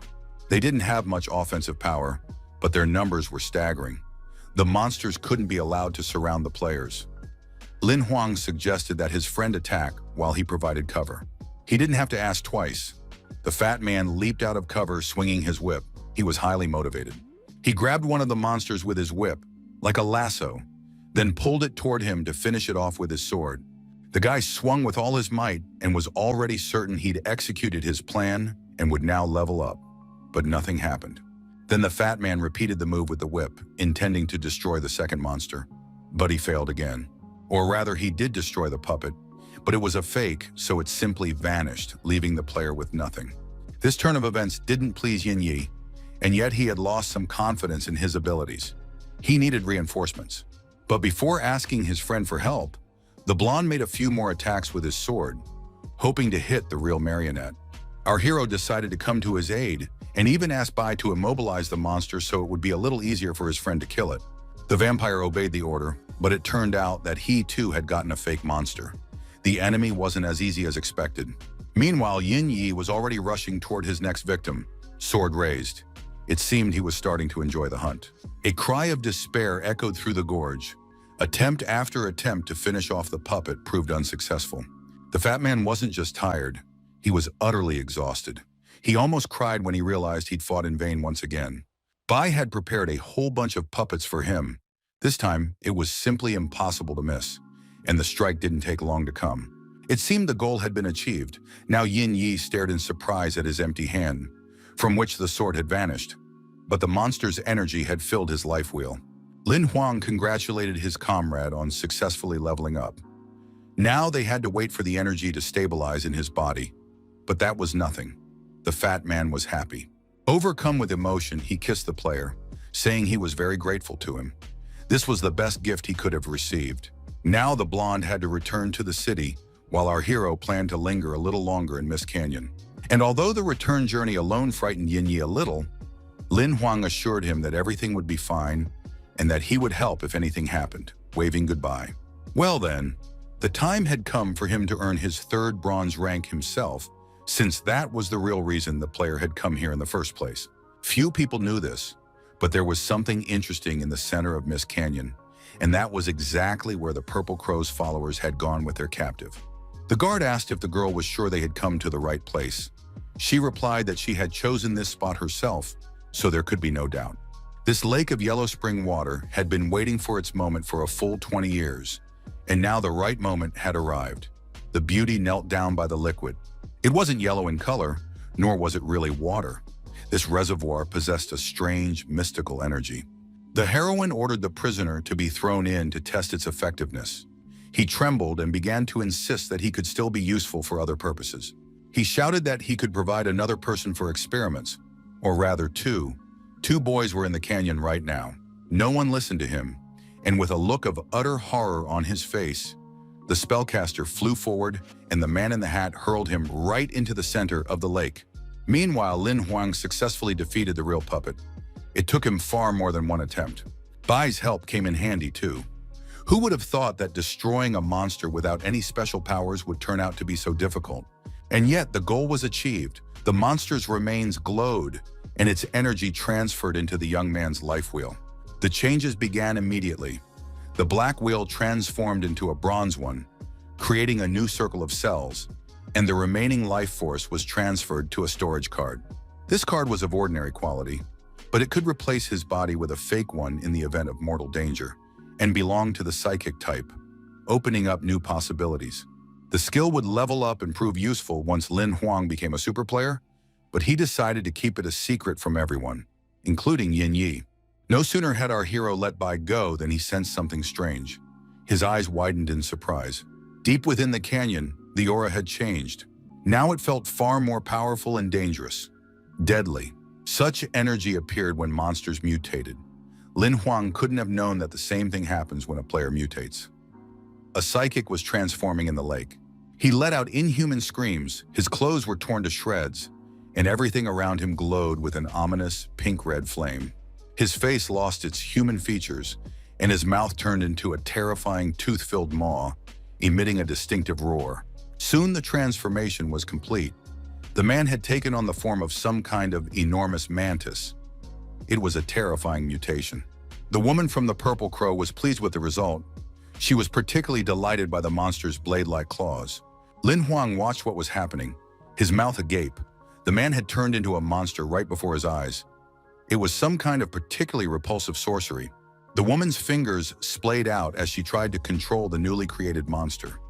The hero couldn't understand who she was or what that pool of blood in the canyon was. Meanwhile, the witch directed streams of black energy toward the former psychic, and even more horrific things began to happen. Gradually, all the liquid from the pool evaporated, or rather, it simply drained back to its mistress, and the mantis now stood on the dry bottom with a doomed look on its face. Lin Huang decided this wasn't the kind of opponent he wanted to deal with, so he needed to get out of there as fast as possible before they spotted him. A hand from the man in the hat rested on his shoulder. It seemed to be a signature move. The stranger informed him that the kid had seen everything, and that didn't bode well. The hand clamped around the player's throat. He couldn't move or even play his cards. It was as if someone had shut down all his bodily functions. The woman intervened and ordered Xu Kuang not to kill the guy so quickly. There was no need to rush in such matters. She slowly stepped closer, and her partner loosened his grip. Lin Huang collapsed to the ground and looked warily at the stranger. When asked if he truly possessed a twice-mutated monster, the hero asked how she knew. The girl stated that this could be taken as an affirmative answer. The aura of these two was so strong that Lin Huang could barely breathe. The woman informed him that they were official representatives of the Purple Crow. Her name was Hong Zhuang. This organization was similar to the association, but on the dark side. The guy tried to explain that he was just passing by. The woman declared that he wasn't so simple, a bronze-ranked summoner with a twice-mutated monster. Such talent was a waste. All the hero dreamed of was simply to leave. Xu Kuang stood behind the player and reminded Hong Zhuang that the organization's recruitment camp accepts players starting from the gold rank. This wasn't their case. In response, the beauty explained that with such a leveling speed, the brilliant young man would soon become a serious enemy. She informed him that our hero now had a choice: join them or die immediately. Lin Huang realized he was in deep trouble. The gray corridor with bars serving as partitions looked like some kind of prison, and the smell there was disgusting. The player was placed in a cell, and he began shouting indignantly that he had agreed to go to the recruitment center to be enlisted in the reserves, not to sit in a cage. A man named Deacon informed him that the player would only be accepted into the reserves if he successfully passed the tests at the training camp, for which 3 months were allotted. The stranger leaned in and declared that as a protege of Lady Hong Zhuang, the kid would stay alive, but he shouldn't even dream of any other privileges. Lin Huang shouted that he still had questions. Why wasn't the Imperial ring working? Deacon turned and walked down the corridor. Someone behind him asked him not to shout. Since he had ended up here, he might as well consider himself dead. The young man looked back in surprise. A short, thin boy was sitting on a bench against the opposite wall. Our hero asked who he was. The player replied that his name was Xiao Mo and that they were destined to be roommates in the future. He looked a little embarrassed. Lin Huang sat down next to him and asked what he meant by, "Might as well be dead." His neighbor explained that the Imperial ring and other devices didn't work in the camp. Xiao Mo sadly noted that all contact with the outside world was cut off. The only way to escape early was to die. Our hero asked why they didn't just escape, since there were capable players with various abilities gathered here. But it turned out that was out of the question. Almost everyone is here of their own free will, but even if they aren't, the security spell, Deacon, and other super players will stop any fugitive, or rather kill them. Lin Huang leaned back with a smile. Since there was no choice, he might as well enjoy life while it lasted. He expressed hope that he would get along with his neighbor over the next 3 months. The guy instantly lay down on the pillow and fell asleep. Xiao Mo was indignant that this was his bed, but then he thought the player had a kind heart, so he let him sleep it off this time. The Purple Raven organization's training camp looked quite modest. The only interesting feature there was a tall, cone-shaped tower. At the top was something like a crucifix or a cross. It looked ominous, but none of the players had looked up in a long time. They were just ants in an anthill.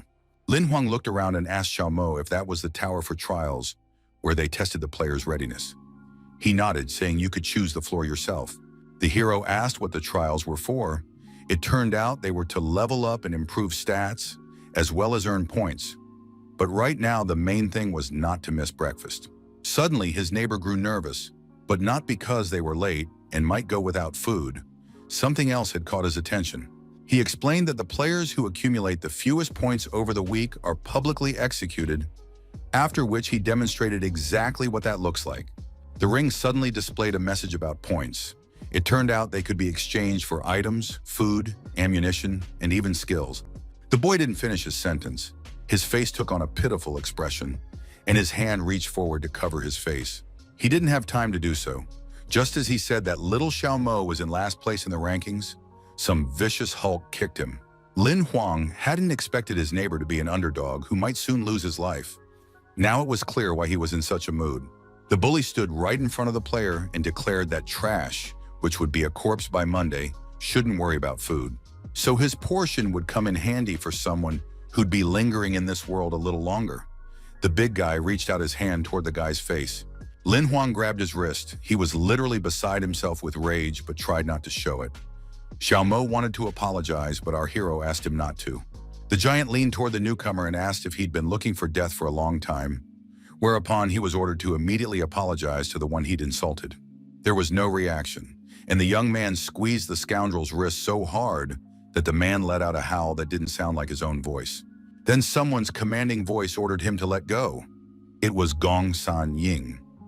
Everyone around them began whispering and instantly stepped aside. This player was ranked second on the leaderboard, which Lin Huang had managed to glance at just before the incident, and he was the boss of the muscle-bound guy. Gong San Ying looked down on the newcomer and asked why he had decided to set his own rules. Our hero replied that survival of the fittest was the law of the jungle, and he was a human. This piqued his opponent's interest. Deacon appeared with a whip and ordered them to move on. There was no point in standing around idly. The food was getting cold. Gong Seung-yong went first, ordering the others to follow him. He looked as if he were plotting something. Shima was terrified and kept repeating that it was all his fault, to which Lin Huang replied that he'd have to put the bastard in his place sooner or later anyway, so it was better to do it now. He looked at his opponent and told him to watch closely. He was about to teach him a lesson in survival. The young man decided to go straight to the 6th floor of the training tower. He did so intuitively, without any logical reasoning behind it. Upon entering the room that opened up, the young man declared that now was the time to get down to serious business. The rules were simple. The more monsters you defeated, the more points you earned, and there were monsters in abundance. Most of the monsters hadn't been created in this place, but had been transported here from their usual habitats, so they were very aggressive due to their fear of the unknown. Lin Huang told Bai that it was time to warm up a bit. The rules were simple. If he killed them, he'd gain some life energy. If they killed him, he'd die. Although the tower was nominally intended for training, it resembled a meat grinder more than anything else. The vampire had really outdone himself. He could have started on the 10th floor, but it was the master who needed to level up his skills, and Lin Huang was barely managing on the 6th. Third-rank bronze monsters were still a serious threat to the guy who had just leveled up. His energy hadn't had time to stabilize yet, but because his life wheel and vampire wheel had merged into a single entity, his life force had become practically endless. The player could easily devote up to 8 hours a day to hunting. No one else in the camp had that advantage, and yet physically, the young man was getting very tired. Nevertheless, he wanted to rub it into his tormentor, Xiaomo, by outscoring him. On the 3rd day, the young man realized he needed a break. He had slain enough monsters to rest a little. Lin Huang headed for the tower's exit. Outside, the weather was surprisingly pleasant and sunny. The hero had filled the 3rd circle of his life force wheel. There were only 6 empty slots left in the next one. He needed to check the stats. He and Bai had killed 4,000 third-ranked bronze monsters and earned 160,000 points. The guy had moved up to number 300 in the player rankings. Considering he'd arrived here a month later than the others, that was a good result. The big guy whose boss he had challenged was right there. He announced that it was time to settle who was stronger. Another points-based match was quite ill-timed, but everyone seemed to envy Lin Huang's speed. So the guy just shook his head and said he wasn't interested, at which point the big guy shouted that if he was chicken, he'd challenge the player to a life-or-death duel. Immediately, a message appeared stating that Li Shihao had challenged the hero to a life-or-death duel, and it would begin in 10 seconds. Everyone around began whispering that the opponent's rank was much higher. Apparently, he was jealous, but the newbie had little chance. The big guy had already drawn his sword and stepped forward, saying that if Lin Huang refused, he would give him half the points. The young man accepted the challenge and immediately had to endure taunts that now all his points would go to the enemy because he would simply be killed. Our hero didn't bat an eyelid, continuing to stand calmly in the same spot and watch the proceedings. Li Qihao, shouting that he would now punish him for such arrogance, rushed forward, swinging his blade. His speed was impressive. Everyone around froze. The blonde was among the top 100 and one of the strongest guys in the camp physically. Everyone had already started feeling sorry for Lin Huang. The opponent was confident he would take down the rookie with his very first strike. His face twisted into a triumphant and angry grimace. The attack failed before it even happened. The guy simply jumped so high that he dodged the blow. It was a surprise. But an even greater surprise was his declaration. Lin Huang told Li Qihao that he had lost. Then he attacked with such speed that no one could track his movements. All they saw was the giant swaying. A moment later, he fell to the ground. The guys from the camp began whispering that the duel was over and that our hero was truly incredibly strong. Gong Senying stepped forward and announced that the opponent must be killed, for this was a life-and-death duel, and it would not end any other way. It was clear from Lin Huang's expression that he was hesitating. The young man was no killer, and human life, even that of such a nobody, meant a great deal to him. The hero asked if it was really that necessary, since we're talking about the player's subordinate and close comrade in arms. Gong Sanying declared that rules are rules, and to end the battle, he must be killed. To this, the young man replied that rules established by humans can be broken. Saying he was busy and didn't want to play their games anymore, the young man turned and walked away. The chain wrapped around Li Shihao's neck. He pleaded pitifully not to be killed, but it didn't work. Gong Sanying did to his subordinate what his opponent hadn't dared to do. It seemed there was nothing human left in him, and Lin Huang was shocked by the cruelty. The scoundrel said he had simply helped kill the loser, so the player should be grateful, but he despised people who ignored the rules. Gong Sanying promised to personally finish off our hero if something like this happened again. In the room, Xiaomo was trembling with fear. That scoundrel Ying was a silver rank and was preparing to advance to gold. His roommate was provoking him for no reason. Lin Huang stretched out comfortably on the bed and asked why the guy had joined the Purple Crow. He could easily have made it into the association's reserves, where things were much better. Xiaomo sighed loudly and replied that if he had a choice, he would have preferred the Hunters Association. But he didn't have that privilege. The player showed the tattoo mark signifying his sinful blood. There was no place for such people in the Alliance.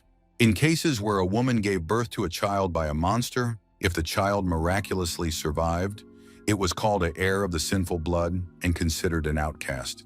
Xiaomo, with tears in his eyes, apologized for not admitting this sooner. He didn't want to lose a friend. Lin Huang replied that one's origins are not a matter of choice. In this case, his tainted blood makes him a victim, not a villain. The young man knelt down and thanked the hero for his support and for all the crystals he had lent him. He wouldn't be able to return them, as the deacon would soon come to kill him because of his high score. This information gave the young man pause. He felt a deep sense of compassion. Finally, he suggested that Xiaomo challenge him to a duel. If he refused, the player would receive a portion of the points, and he would be spared from death. It was a very tempting and generous idea, but breaking the rules would not go unnoticed by Gong Sanying. Lin Huang replied that he wasn't afraid of any problems that might arise because of this, especially since his neighbor surely didn't want to die here. The neighbor replied that no, of course not. He wanted to live and grow stronger so he wouldn't end up in similar situations in the future. Xiaomo suddenly became serious and announced that he was challenging the hero to a duel. The hero replied with a smile that this was perfect because he was forced to withdraw from the battle. The statistics updated almost immediately, and this did not go unnoticed by all the future reservists. Xiaomo rose in the rankings. If he had previously been third from the bottom, that was no longer the case. The camp residents sensed that now anyone could suddenly find themselves at the bottom of the list. Now another guy had taken his place. He was horrified to see that Lin Huan's neighbor had somehow managed to score 5,000 points. Everyone was whispering that it looked very strange. No one understood how a loser had managed to climb up. The one who ended up in his place was ready to weep with horror and despair. He had paid a fortune to get the points, but it was all for nothing. Gong Sanying didn't waste any time with the whiner and kicked him as hard as he could. The guy somersaulted headfirst.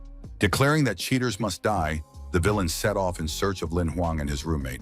The guys were just discussing the need to go to the tower and hunt so that Xiaomo could also earn points through his own efforts. Gong Sanying was bearing down on them, with eyes burning with hatred, shouting that no one was allowed to transfer their points to others. Our hero pretended not to understand what was being said. Could the fellow repeat a little louder who had cheated here? The villain began talking about rule violations again, to which Lin Huang remarked that the guy was second in the rankings and had achieved that through hard work. There was a chance he was about to become a Purple Crow reserve hunter. Wasn't he afraid of losing everything over such nonsense? Everyone began whispering that this was audacious. Instead of answering, Gong Sengyong challenged the young man to a life-or-death duel. His face was deathly pale. Our hero agreed with a joyful smile. Everyone around was stunned that the young man didn't look scared at all. Deacon appeared and ordered the duel to be called off, as the camp residents had completely lost their fear. Gong Sanyang immediately reported that Lin Huang had violated the competition rules regarding the point count, and that he had simply wanted to teach him a lesson.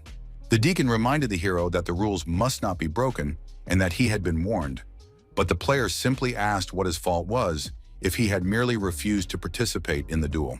The mentor reminded everyone of Hong Zhuang's influence, and now everyone began whispering that Lin Huang's audacity was due to the fact that he was there under Hong Zhuang's protection, and the deacon was covering for him. The conflict was smoothed over thanks to the man's efforts. Everyone understood and promised not to bring up the subject again. But Gong Sanying thought he would find a way to teach Lin Huang a lesson anyway.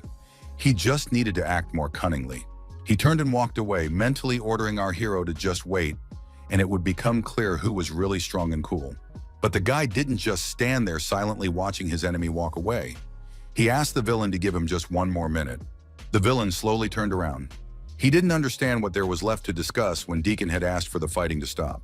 Lin Huang firmly announced that he was now challenging Gong Sanying to a life-or-death duel. Immediately, a corresponding message appeared from the system, and a countdown began. Everyone froze in surprise. Not only that, but everything was happening right before the deacon's eyes, and the man was also at a loss, not knowing how to react. The administrator asked if Lin Huang had truly decided to die, since when a bronze-ranked player challenges the second-ranked player to a fight, not even Hong Zhuang could help him. The opponent was delighted and had already begun to taunt him, saying that when he ended up in hell, he shouldn't blame him. Our hero summoned Bai and replied that he would return to this world straight from hell to get Gong Sanying, but that wouldn't be necessary. The guy ordered Bai to act. The vampire lunged straight at the stunned enemy, whose eyes widened in surprise. He attacked with his chains, but Bai's blow shattered his own weapon into pieces, which then wrapped around the player's hands. The vampire pulled the chains toward himself. All four of his wings radiated an incredible amount of energy. Gong Sanying couldn't believe his eyes. His gold-rank weapon hadn't just failed to work, it had been destroyed. A surge of energy swept past. It happened so quickly that the villain didn't have time to react, barely even thinking about it. Bai raced far ahead. His wings had done their job, but no one besides the vampire knew it yet. These were the player's final thoughts: that the enemy's monster possessed incredible power and speed, and he hadn't been able to track its movements. Only then did the realization hit him. Gong Sanying collapsed to the ground, and Lin Huang appeared behind him, remarking that he had expected something more impressive from the second-ranked player. Silence hung over the scene. Deacon was impressed. He hadn't expected the guy to be a summoner, and his monster had at least 2 mutations. The man panicked a little and shouted for everyone to go about their business and get out of there immediately. Thinking that it was now clear why the higher-ups were so worried about the player, he sent him to a room and asked him not to cause any more trouble. The young man agreed to follow the order. As soon as he finished, the man noticed that Gong Sanying was ready and that nothing could save him now. The hero received 2 talent cards, the likes of which he had never seen before. The assistant explained that this was a genetic privilege reserved for only a select few. The first card was rare and granted superhuman strength. The second was called the Mountain Sword, a gold-rank weapon. The enemy had gifted the hero an excellent trophy. The guy asked if this meant he'd receive such valuable skills practically for free, and Xiaohei confirmed that was indeed the case. Now the list was so long that it required extra time to study. Not only that, but the player's stats, such as strength and stamina, had also increased. And although the assistant asked him not to show off, Lin Huang was still very weak. Xiaomo had a completely different opinion and was wildly excited by the news. The young man insisted it was a fluke, though he knew Bai could wipe out the entire camp. His neighbor reminded him of the 2 million points he'd earned and suggested buying gear. The place where one could buy gear or other items resembled a prison even more than the rest of the camp. After looking at the prices, Lin Huang decided that this wasn't a trade, but a robbery. Gold-rank gear cost 1 million and relics cost 1 billion. The man with the gray eagle asked 80,000 for a bronze-rank pistol, and that price was already more reasonable. But it still shocked the player, since the price list listed 10,000 for bronze gear. The seller explained that the weapon was modified and 3 times more powerful than a standard one. There was also a silver cannon, also upgraded, for 980,000. Lin Huang was so eager he could have cried, but he still asked for both pistols. The total cost, including the gear, came to over 2 million, which was a huge amount. The young man walked down the hallway, thinking how unfortunate it would be to lose the points he just earned. But such weapons simply weren't available in the outside world. Just then, someone shouted that Lin Huang was coming back. This made the young man a little wary, and he glanced to the side. There was Xiao Mo surrounded by a few burly guys who complained that they'd been waiting too long. Our hero decided that these were the friends of the villain he had defeated, and they had come here to take revenge on him. And yet this wasn't quite the right guess, because the players' faces weren't twisted with anger or rage. They looked quite calm. The closer he got, the clearer it became that they were henchmen and entourage. The guys were smiling and offering food and their services, each trying to please him. The number 1 ranked player, Fang Wen, was there, as was the number 3. They all now wanted to be on good terms with the newcomer. Lin Huang greeted his new friends with a smile, still pondering what to expect from them.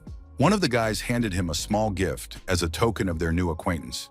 After all, in the future, they would all become members of the Purple Crow, so why be enemies?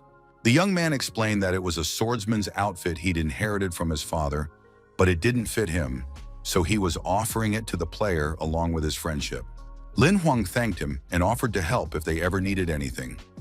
He understood that it wasn't so much about his own strength as it was about his powerful patron. He decided to say goodbye so he could think things over, so he wished them good night and promised to meet them tomorrow. Xiaomo literally couldn't believe his eyes. His neighbor had been sent more food than he'd ever seen in his life, mostly delicacies. Lin Huang decided to examine the storage ring given to him by Fang Wen. It contained crystals worth several billion points. It seemed the guy came from a wealthy, influential family. But the most valuable item turned out to be a special sword technique developed 300 years ago. Now that was truly a worthy gift. The assistant informed him that this was a rare skill and could easily become epic without much effort on their part. The hero decided to immediately start upgrading this technique and gather the remaining fragments. But the assistant reminded him that his main task right now was to leave the camp. Lin Huang declared that he wouldn't wait 3 months to get out of here, and that he didn't want to be the Purple Crow. Xiao Mo heard these words. His neighbor sadly remarked that once you're a corpse, you can't live life to the fullest, and our hero confirmed that this was indeed the case. Then it dawned on the guy. He asked where the corpses were taken in the camp, since there were quite a few of them. The question frightened his friend.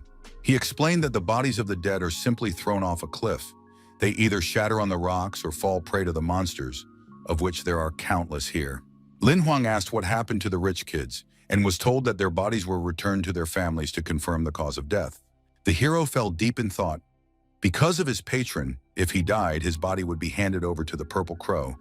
But if he ran away, the organization would start hunting him down. He decided to level up his skills in the tower and focus on cultivation. Perhaps the new map would help solve this problem. He couldn't do without Bai's help. The guy decided to see what loot dropped from silver-rank monsters. The vampire appeared in all his glory. His lower wings formed a sort of protective dome over the master. But soon the summoned creature rose higher to assess the situation from above and track the movement and number of monsters. As soon as all visible targets were detected, Bai began to descend to destroy each one in turn. Even 2 or 3 silver-rank monsters posed no serious threat to the vampire. He was a twice-mutated monster. His strength and speed far surpassed the others, so there was nothing to worry about here. Not a single creature on the floor had time to even squeak before it was killed by a flap of his wing.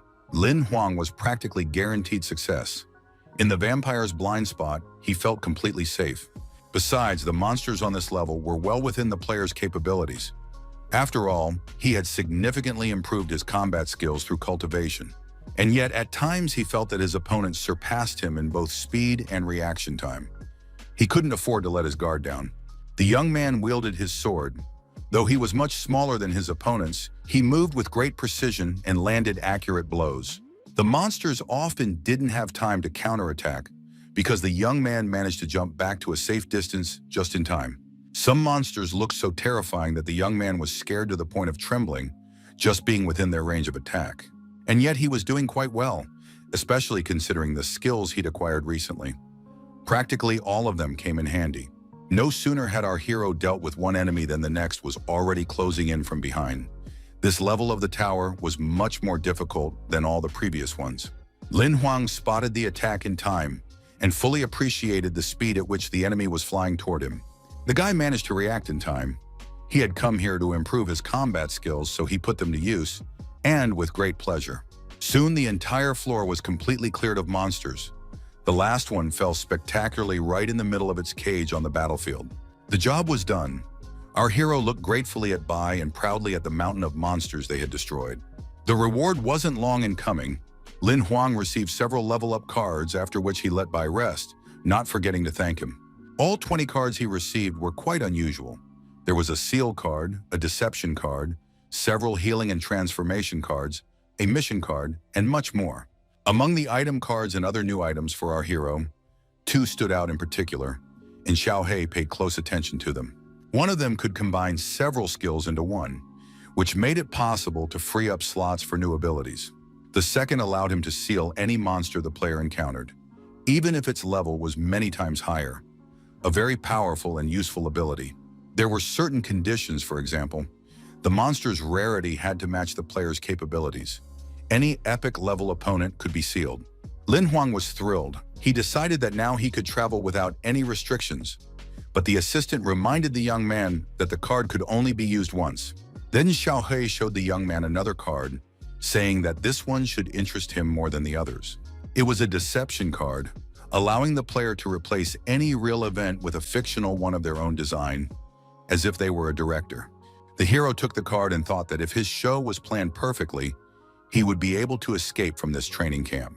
He headed for the tower's exit, deciding to spend a couple of days carefully thinking about the best way to do it. There was also the main monster. In his dreams, Lin Huang had already defeated it by leveling up and upgrading his skills. The guy stretched contentedly, anticipating it. All that was left was to check the mission map. This time, the mission was a series of tasks. The first part required reaching the top of the rankings and staying there for 3 days. The second part required escaping from the camp. A total of 10 days was allotted for everything, and if any part failed, the task was considered uncompleted.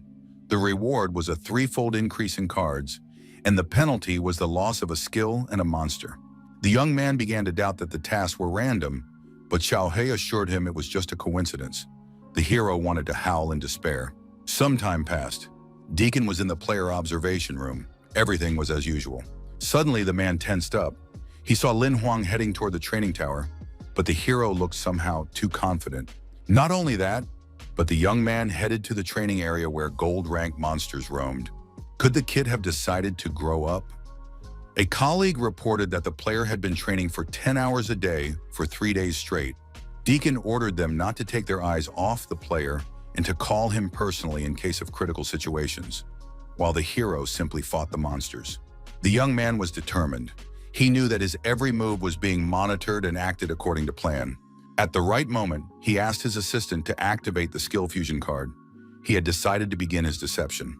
The relevant skills were taken from 2 different monsters, and the process of merging them into a single entity began. The process didn't take long.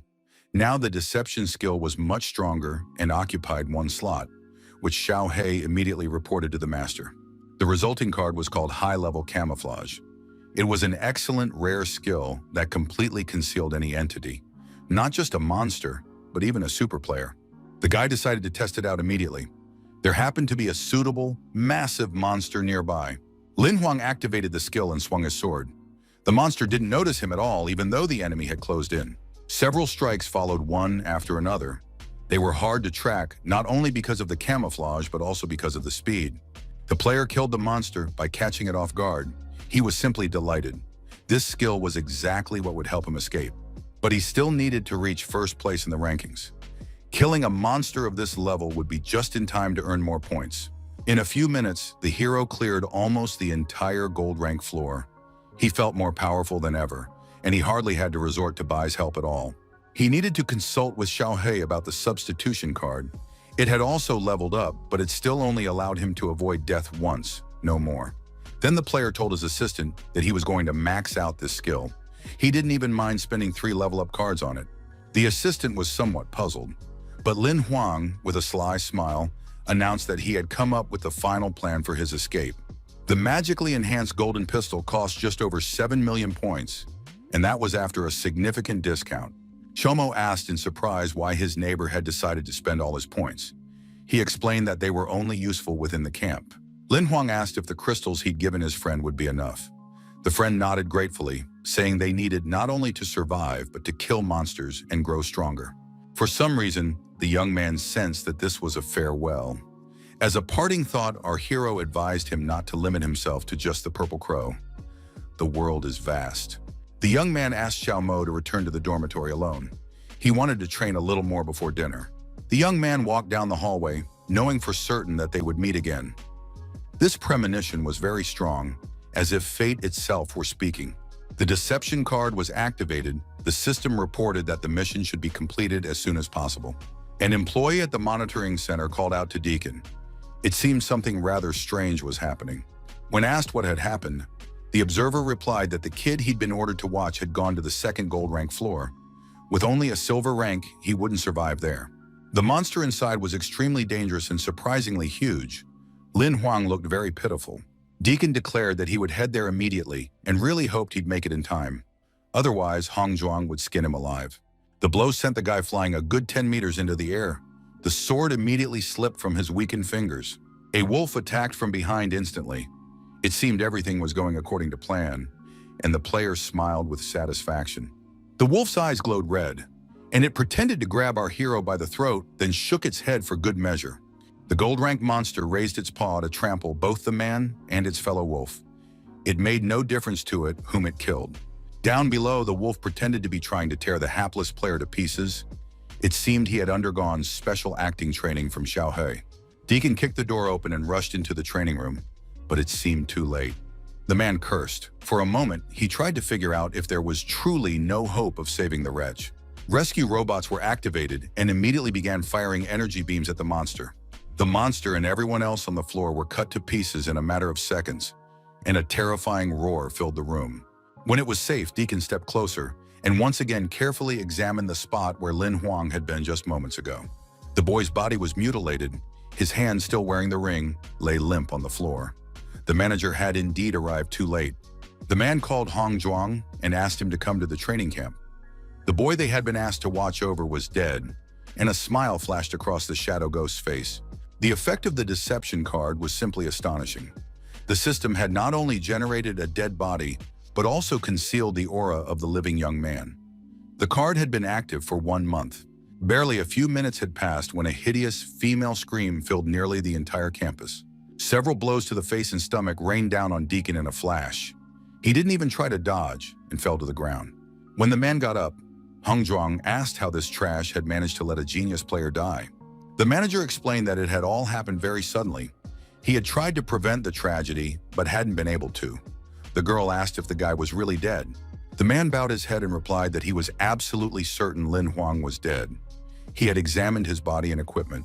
Hong Zhuang ordered everything to be burned so that no trace remained, but she knew about the capabilities of the cheating card, so she didn't rush to conclusions. Deacon faces punishment. The shadowy figure vanished from the room as soon as the conversation ended. He had a month to escape, but first he had to collect his reward for the first part of the mission. Around the corner, our hero spotted Xiao Mo and the top-ranked player. His roommate was crying, tears streaming down his face. It seemed the guy had managed to find another friend, which meant things in the Purple Raven organization weren't as bad as one might have thought.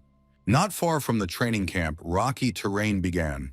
Apparently, this was Misty Canyon, just the other side of it. Our hero climbed the first peak and looked back at the place where he had been forced to spend quite a few days. At last, he was completely free. The system congratulated him on successfully completing the mission and awarded him a level-up card. A long journey on the back of a desert wolf lay ahead. Fortunately, Lin Huang had managed to level up his stamina significantly. A few hours later, he managed to pinpoint his location. It was the western edge of the 7th district, quite far from civilization. It would take at least 10 months to ride to the nearest city with a ship. Bachi. The young man asked Xiaohe what to do, and his assistant suggested that he first conceal his identity. The nearest city was controlled by the Purple Crow, but there he could find a spellcaster to change his identity so that he wouldn't be recognized or found. Lin Huang realized he couldn't go to the city in his true form. But he now had a disguise skill he could use. His high level allowed him to take the form of a gorgeous red-haired girl. Riding a wolf, she looked particularly striking. But as soon as the hero laughed and praised himself for his quick thinking, the beauty's appearance became incredibly distorted. Xiaohei lost his temper, slapped the gentleman across the face, and demanded he choose something more normal and inconspicuous. A few days later, toxicity sprawled out at the wolf's feet, but before heading down to the city, the guy decided to prepare a bit. Several attempts to change his appearance didn't yield the desired result, but in the end, Xiaohei was satisfied, and a huge bump appeared on the back of Lin Huang's head. The player now looked a little older than he had before, but he tried not to attract the attention of strangers. He managed this quite well, but his assistant kept lecturing him. They even got into a fight, but it was impossible to kill Xiaohei without killing himself. They were one and the same. Someone was watching what was happening. Finally, her nerves gave out, and the stranger called out to her brother to take a look at the oddball too. Lin Huang turned around. A guy in a red shirt appeared. He asked if this was the player who'd decided to buy himself a fake identity. The hero replied that it was him, and then received an invitation to enter this man's house, which was quite nearby. The alley they had to walk through looked very suspicious, and doubts crept in as to whether it was safe. Then came another alley and a flight of stairs leading down. There, the front door of the stranger's house was visible, at least according to him. That turned out to be true, and they went inside. From behind the door, they could hear an invitation to sit down. There were piles of trash everywhere, and the apartment's owner apologized for the mess. Our hero remarked that there was nowhere to sit or even stand. The stranger said the price for the identity was 10 magic crystals. Not fragments, but whole ones. It would be cheaper, but if the buyer wanted to take the hunter's exam, it wouldn't work. Lin Huang stepped inside the machine and calculated that, converted to credits, that was 1 billion. The stranger assured him it was a good price. He had even cloned the identities of the Purple Crow's elite. You need to come up with a name yourself. The system will handle the rest based on the analysis of the initial data and the information received. Without hesitation, the young man said his name was Ye Xiu. It was a perfect fit for his appearance and disguise. The stranger suddenly burst out laughing. Lin Huang asked what was wrong, and the man replied that the name wasn't bad. That wasn't the issue.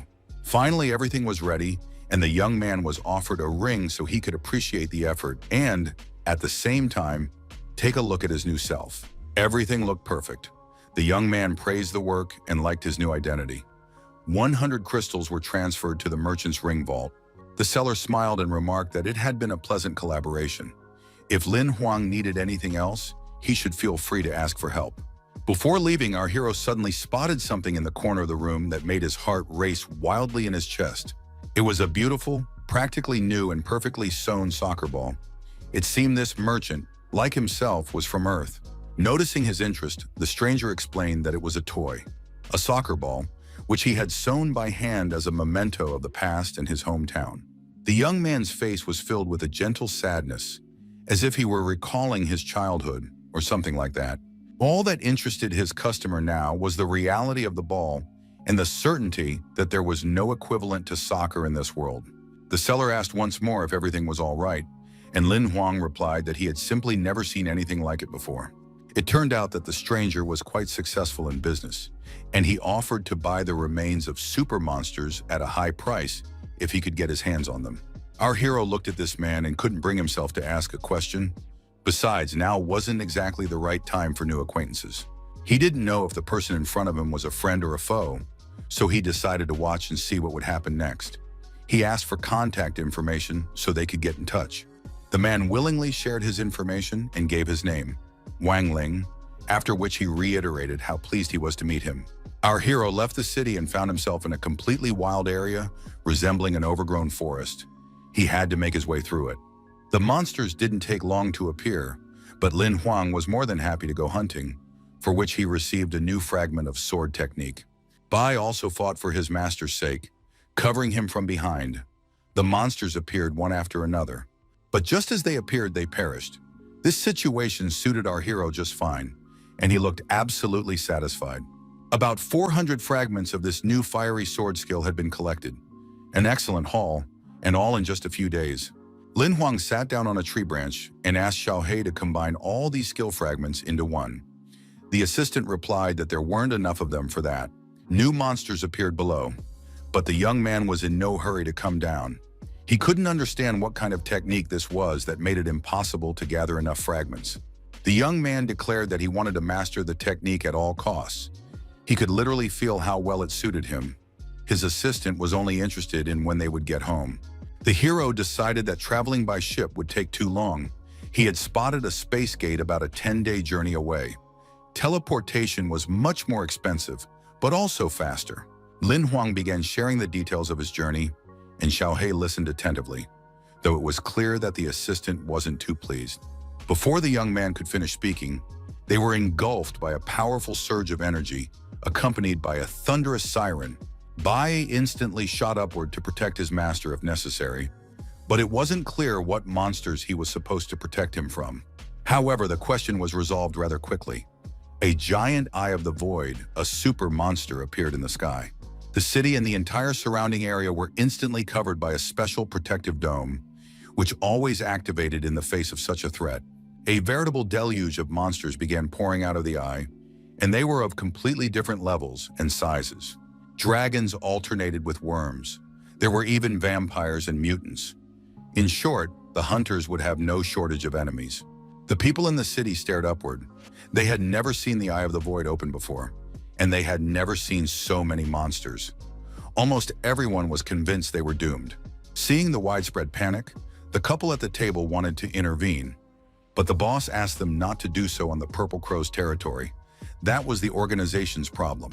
Leng Song pointed out that millions of innocent people could die, but the girl reminded him that if they helped, they'd fail the mission and be exposed, and that defeated the whole point of being there. The boss said the young man was absolutely right. People's lives were more important than the mission, and that Zhu King should rewrite the rules for hunters 100 times when they got home. Suddenly, the man's eyes widened and he began to tremble. He sensed an exceptionally powerful aura and shouted that a super monster had appeared. For the moment, only a hand resembling a clawed paw was visible, but it was larger than a dragon. Soon, the eye tore the limb completely free, and it became clear that it belonged to someone incredibly massive. The guy and the girl began speculating what kind of monster could have such a hand. They both agreed it was a sun dragon, a true giant, while their master remained silent. Soon the dragon emerged fully from the eye. Even at a glance, its armor looked particularly sturdy and shiny, though it was painted black. The monster looked down. There, hordes of its smaller kin were advancing on the hunters from the Purple Crow. The beasts were far from weak. Most were of bronze and silver rank. The humans had laser rifles for just such an occasion, capable of slicing the creatures into equal pieces in literally a fraction of a second.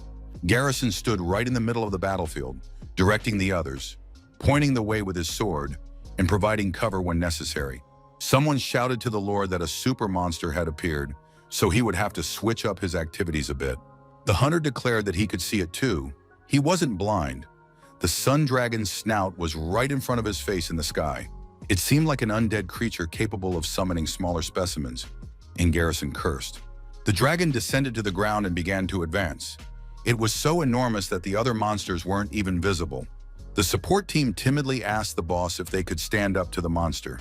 He told them to shut up and follow him. They had to protect the city. The player glared at the enemy and declared that even if he died, it didn't matter. It would buy time for the others to escape. Lin Huang and his assistant watched the events unfold from the sidelines. The monster, like Garrison, was a super entity, but the dragon also exhibited signs of being undead, which complicated the task. Killing it wouldn't be so easy. And besides, the whole situation seemed a bit strange. The eye had appeared very suddenly. Meanwhile, Garrison was already rushing forward to attack. He too had an assistant, invisible to the untrained eye, disguised as a demon. The dragon didn't ignore the attack either. With a scream that the man was about to die, it lunged toward him. Its paw landed right where Garrison was standing. An explosion rang out, and the glow of energy blinded those present. The young people noticed that, for its gigantic size, the monster moved very nimbly. Could the hunter really be doomed? The boss suggested they watch more closely. The hunter was high above the monster's head and called out to it, calling it an idiot. The dragon couldn't figure out where the man had gone. Garrison gathered energy to use the Thundersword skill.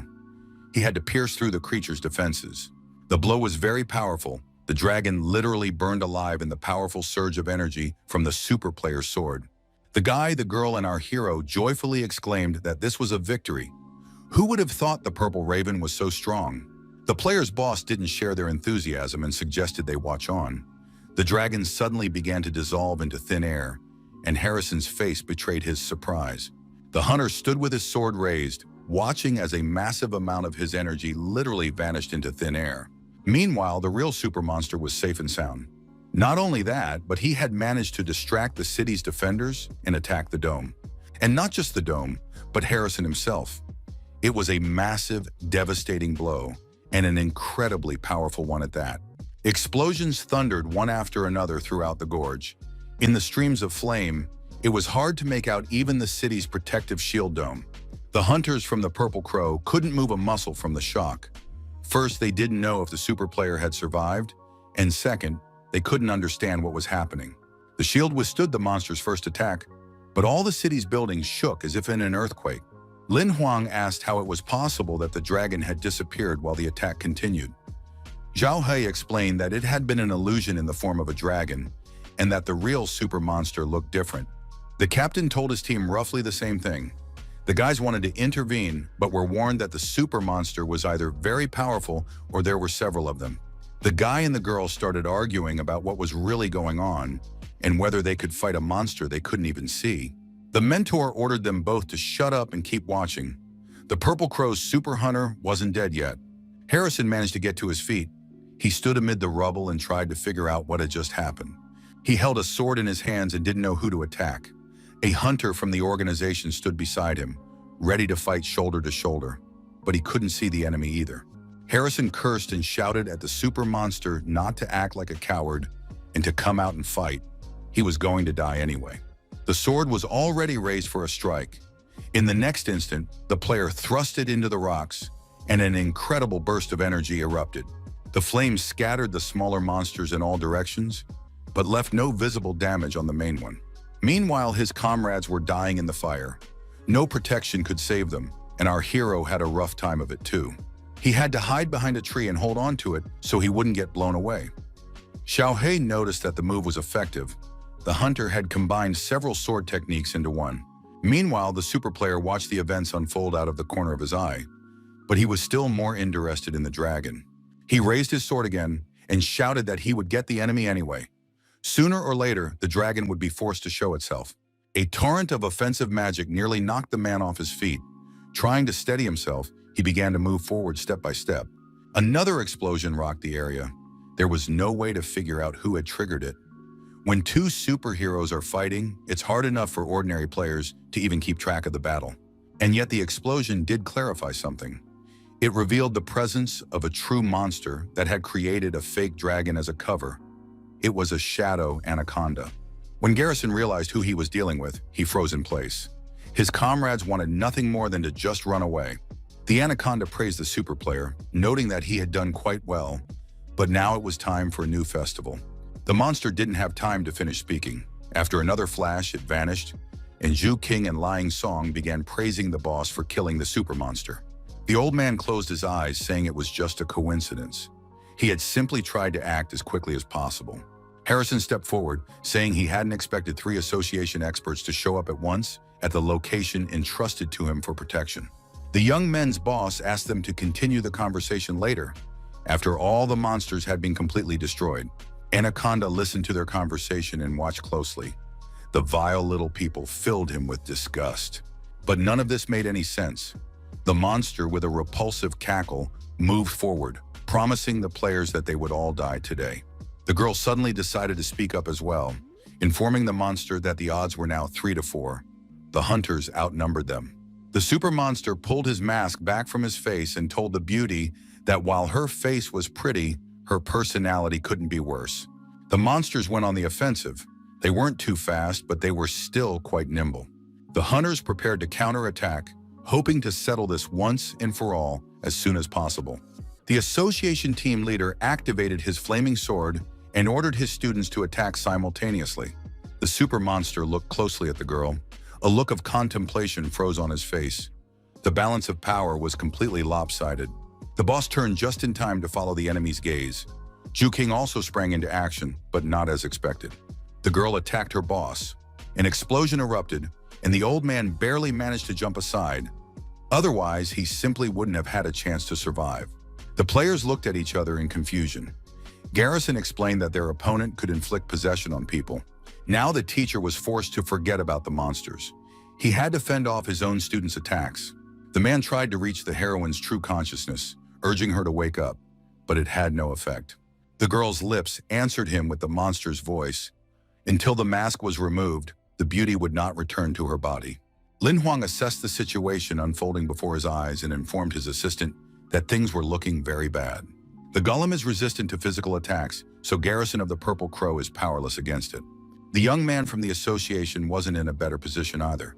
The four-winged demons were very fast, so all he could do was hold them back, preventing them from getting close. Given all this, they can only rely on the old man's abilities, but he's alone, and there are 3 opponents. Harrison shouted that if they didn't kill the Lord of Obsession, they were all doomed. They needed to come up with something fast. Her boss could fend off Ju King's blows without much trouble, but he understood that this was only the beginning. If the monster took control of his second apprentice and Harrison, there would be absolutely nothing they could do. Then the old man gathered his courage and took a step forward. He had to neutralize the girl immediately and deal with more serious problems. He leaped, calculating the most optimal trajectory, and then swung his sword several times. The blade swept over Ju King's head, and the monster's energy, which had been binding her mind, broke free. But the girl herself was wounded. The boss's sword strike hit her squarely in the solar plexus, and the beauty was sent flying backward with terrifying force. Lin Huang once again noted the hunter's strength. Xiaohei remarked that if anyone was going to destroy the anaconda, it would be the old man from the association. He was clearly a top-tier player. Meanwhile, the man made sure the apprentice was alive and reassured her that it would all be over soon, that it wasn't her fault, and that she should rest and recover. The enemy hovered behind him and praised the hero's generosity toward the girl who had nearly killed them all. The old man gritted his teeth in anger, but he understood that this was a provocation to which he should not react. The psychic looked the player straight in the eye and smiled, then asked if he was feeling all right.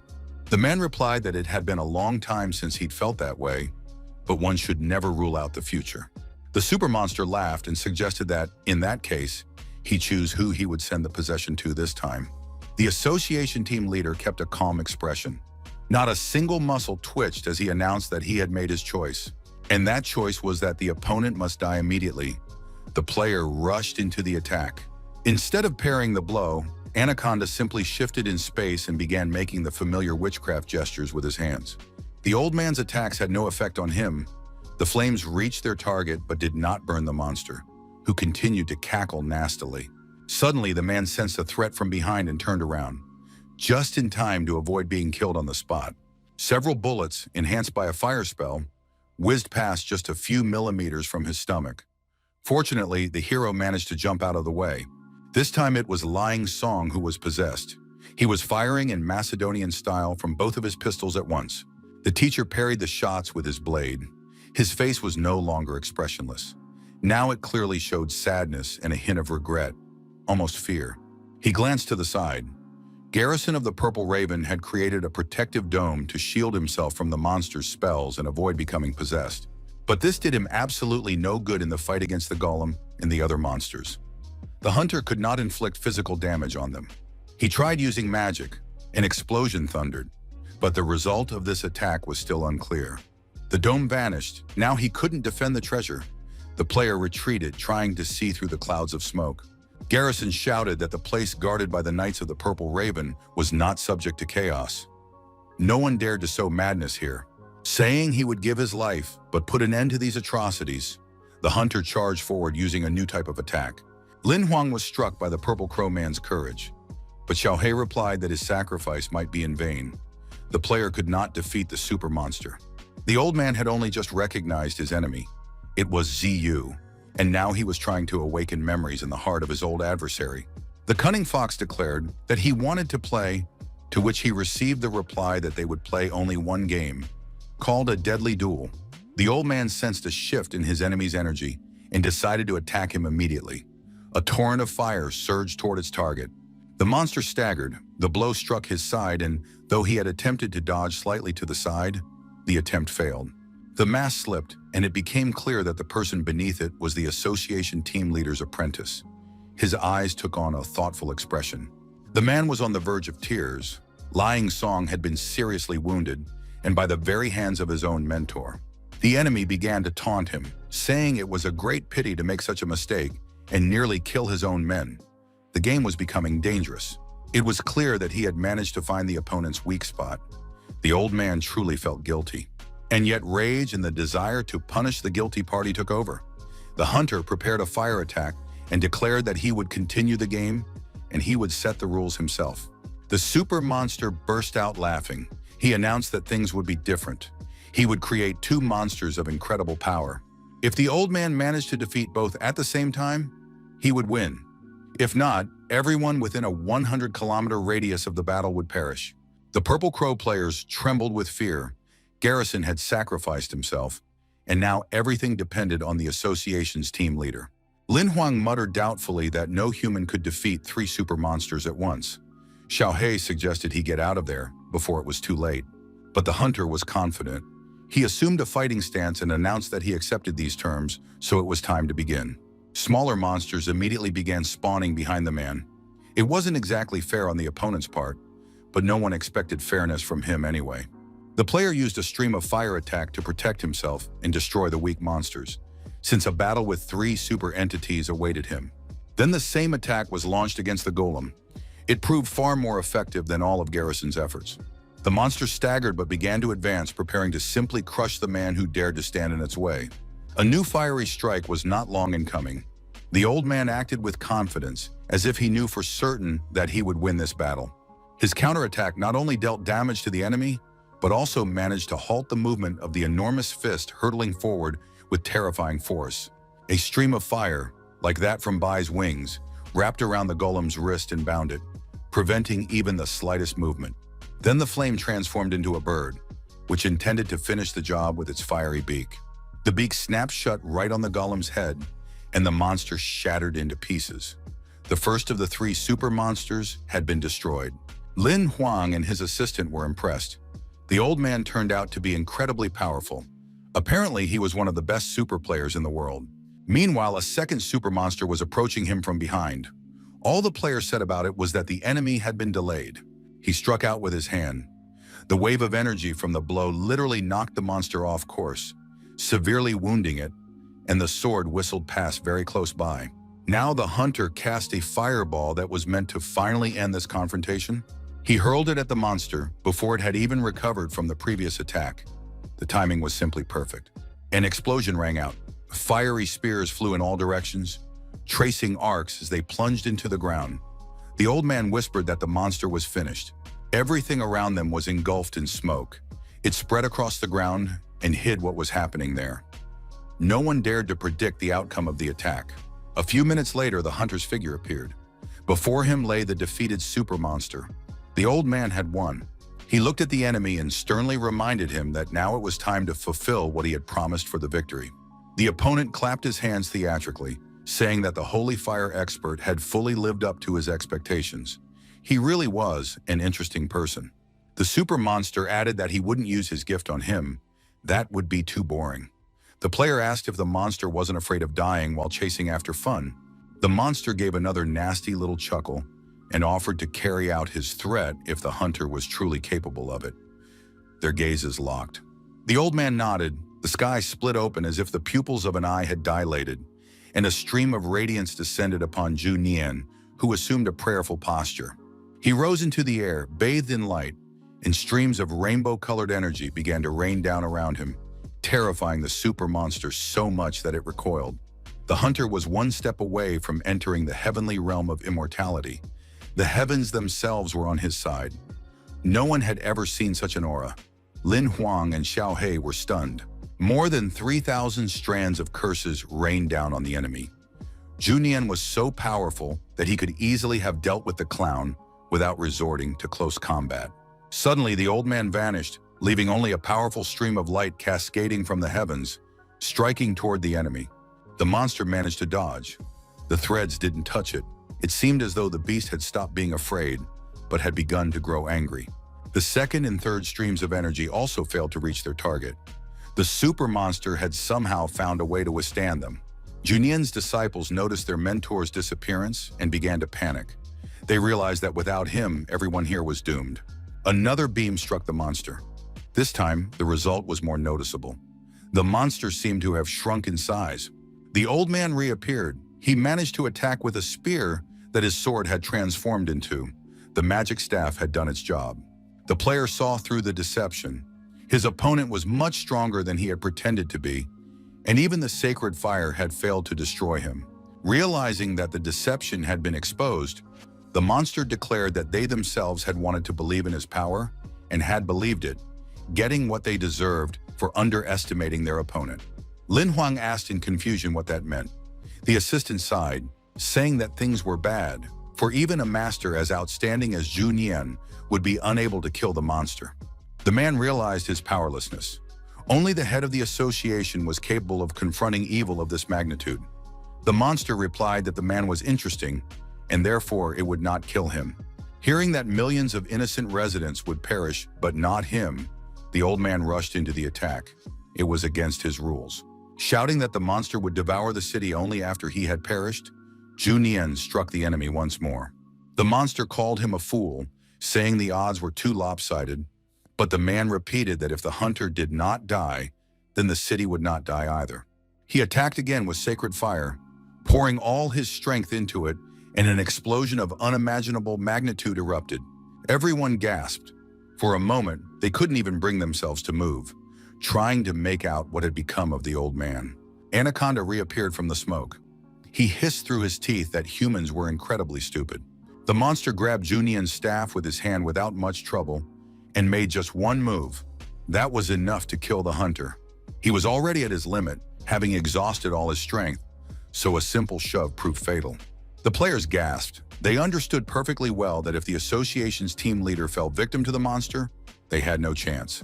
A massive black anaconda appeared behind the villain's back, embodying all his dark grandeur. He promised that it would all end now. And this end did not bode well for the people. Zhu Nian began to fall headfirst like a stone.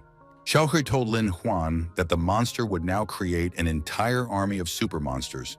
They'd better get out of here as soon as possible. Our hero replied that he couldn't allow such civilian casualties, so he had to, indeed he was duty-bound, to intervene. Xiao Hui realized the young man had decided to take the risk. The young man carefully weighed his chances of success and asked to activate the seal card he had. The assistant reminded him that it could only be used once. Was the hero really ready to do this now? He nodded, confident in his decision. The young man activated the card, designating the monster as the target. A huge glowing arrow began to lock onto the target. Finally, the system reported that the anaconda met the seal card's parameters, as it had at least 2 mutations. The process began. Everything around them glowed pink, and the monster slowly began to crumble into pieces, its screams simply heart-wrenching. An incredible surge of pink energy blinded everyone. The monster's form became utterly tiny and pitiful. Junien's disciples began discussing what was happening. No one could understand what had happened or who had helped them. The system announced that the seal formation process was complete. The card in Lin Huang's fingers glowed with the same pink light several times. It was a card of an epic-level monster called the Ghost-Faced Clown. It had joined the player's collection of summoned creatures, and he was indescribably happy and proud of himself.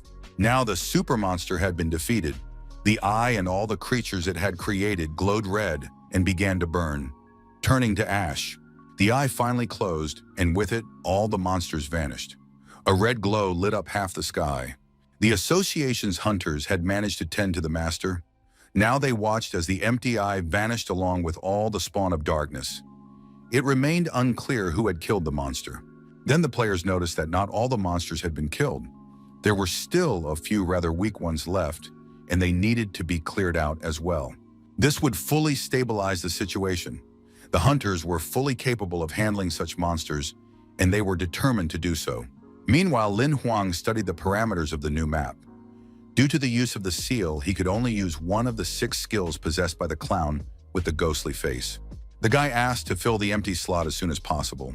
Xiao Hui reminded him that he wasn't very lucky, and it would only be a silver rank skill. But this time, luck smiled upon the hero. The system randomly selected the best skill, Mask Seizure. It turned out that the stronger the ability, the more restrictions it had. The duration was 3 minutes, and he couldn't use the mask to capture an opponent of a higher level. There were other conditions for using the skill as well, so the joy on Lin Huang's face vanished as if blown away by the wind. He leaned forward wearily. He needed to figure out what to do. This place was now controlled by the Purple Crow and the Association. There was no point in staying. Our hero decided to wait it out in a nearby village until a teleport opened up. Xiao He advised him to practice cultivation to match his rank. The young man was also curious about the classifications of super beings. He hadn't encountered anything like this before. It turned out these were all ranks of demigods and immortal beings. There were 3 of them. It turns out that for both humans and monsters, there are various classifications of super beings depending on their strength and abilities. The holy fire available to Junyan is the highest mastery of life energy control. In 1,800 years, there have been only 5 such masters. Not only is this a rare ability, but the probability of success is only 10%. In all other cases, the cultivator simply burns himself to ashes. The old man's aura is blue, which is roughly midway along the path, but he is clearly stronger than all the super players our hero has seen. Then Lin Huang asked if there were any hunters who had reached the immortal level, since that was a slightly different story. Xiao He explained that in this case, when a monster is killed, the player captures its soul and places it in the lamp of existence, which grants the ability to use it for 3,000 years. He began to describe the details but caught himself in time, realizing that this information wouldn't be useful to our hero yet. It wasn't his level. But Lin Huang decided that since Zhu Nian was capable of killing millions of monsters with a single move, he would surely approach that level of power someday. Our hero shouted that he would definitely reach the highest level and become a demigod, to which Xiao He remarked that he should just get out of here alive first. A few days later, as planned, the young man took his place in line for the teleport. He couldn't wait to leave the Purple Crow's territory. When it finally happened, the guy breathed a sigh of relief. It had been very oppressive for him to be in someone else's territory, in the middle of nowhere. The small town in the association's sphere of influence, as expected, looked very cozy and promising. The architecture had even retained a certain charm of ancient times. The historic center had survived here, and it was just lovely overall. Lin Huang hadn't even had a chance to properly enjoy his walk when someone jabbed him hard in the back with an elbow, ordering him to hurry up. It was unexpected and very unpleasant. It turned out the insults weren't directed at him personally, but at a kid getting in the way of some man. The stranger immediately got punched in the face by the hunter. There's no point in picking on the weak. The man stumbled backward, while the boy watched with gratitude and a touch of fear as our hero wiped his hands after making contact with the rude man's face. Lin Huang ruffled the child's hair, trying to calm him down a little. Both smiled a bit sheepishly. The young man asked the boy his name, but the boy only uttered some numbers, pointing to himself with his finger. The player was surprised. When asked where the child lived and who his parents were, there was still no answer. The boy grabbed the hem of his t-shirt. He didn't want Lin Huang to leave. It was starting to get dark, and our hero decided it was dangerous to leave him out on the street for the night. It would be better to spend the night together at a hotel and find his parents in the morning. They successfully checked in, and the hunter decided to go out into the courtyard to practice cultivation. He wanted to improve his sword combat technique. The fire stream skill was slow to improve. Every fragment he obtained came with great difficulty. Suddenly, the system announced that 1,000 fragments had been collected and could be combined into a single rare skill. This was excellent news.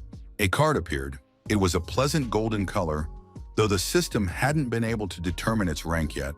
It was still classified. Shall we explain that this skill was currently gold ranked, but could only be used by a super player? However, there was good news. It would improve with sword combat. But to do that, you have to replicate the movements of the fire flow technique with absolute precision, which isn't exactly easy. In this art, presentation, artistry, and special skills are all important. Lin Huang asked who would be judging this, and the assistant replied, "We'll have to wait and see." The boy was heading to the shower when he heard someone behind the door musing that a person and a sword must merge into a single entity, an incredibly beautiful and precise spectacle. The clumsy swings of the blade were so worthless that the boy was ready to cry. Xiao He was also adding fuel to the fire. sneering, and the boy peeked inside. Our hero didn't expect to see a child. He asked in surprise what the child was doing there, but naturally, no answer followed. But instead of words, the child began to act.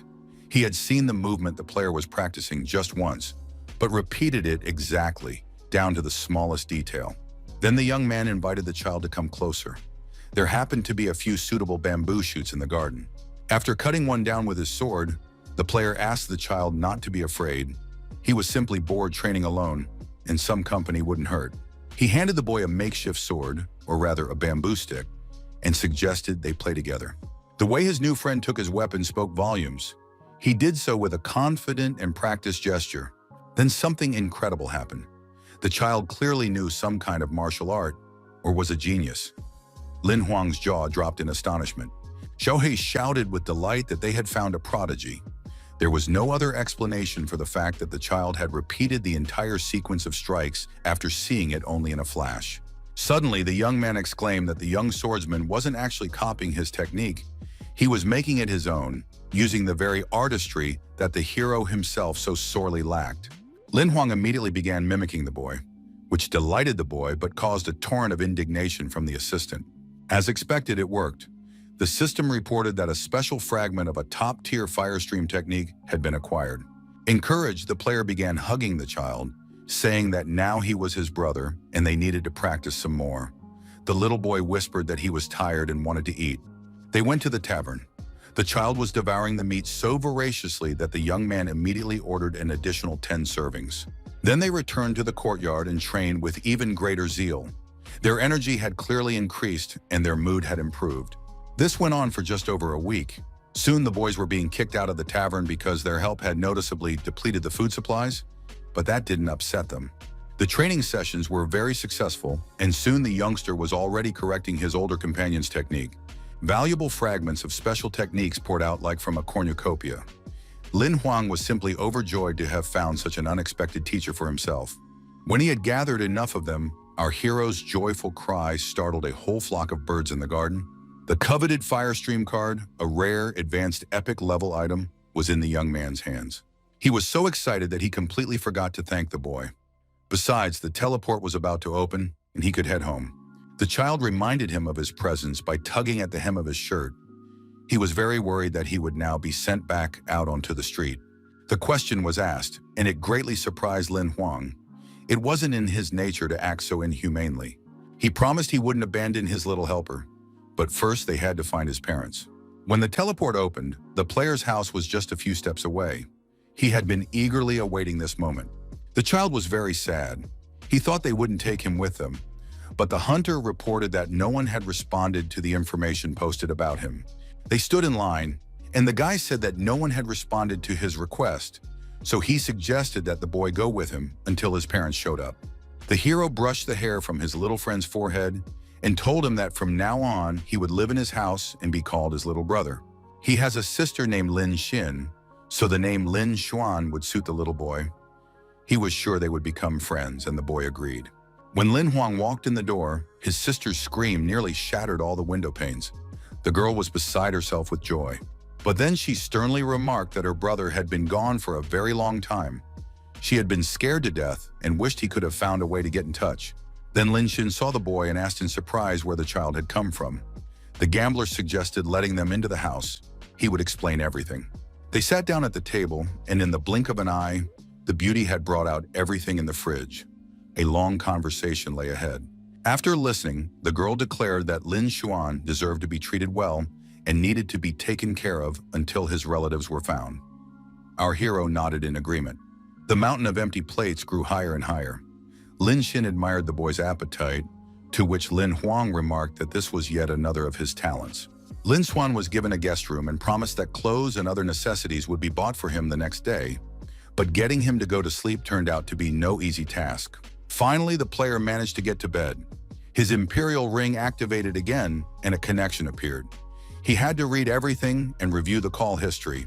As expected, there was an overwhelming amount of information, so much so that the ring literally vibrated off his finger. His sister had called the most. Yin Yi had also tried to contact him 13 times. Yia Yu and her brother had tried to reach him twice, and there was a decent pile of messages as well. First thing he did, the guy called the fat guy. He needed to find out what had happened. The guy sounded terribly upset. When asked what was wrong, Yin Yi said there had been a lot of scary news about Misty Canyon, and he was worried. The guy explained that a mantis monster had been discovered, but Lin Huang reassured his friend that he hadn't encountered anything like that. The hero was more interested in what had happened to Yin Yi himself, and Yin Yi suddenly burst into tears. Finally, the fat guy managed to say that his father had died. Although physically healthy, he had lost his energy and passed away suddenly, which shocked his friend. Lin Huang immediately offered to come and support the fat man, but the latter assured him there was no need. The exam was coming up, and the hunter needed to prepare. The young man realized that his friend didn't want to burden him. He was very sorry that Yin Yi wouldn't have the chance to fulfill his dream. Our hero knew perfectly well what teamwork was all about. He had an idea of how to help the fat guy, but he wasn't in a hurry to reveal his hand.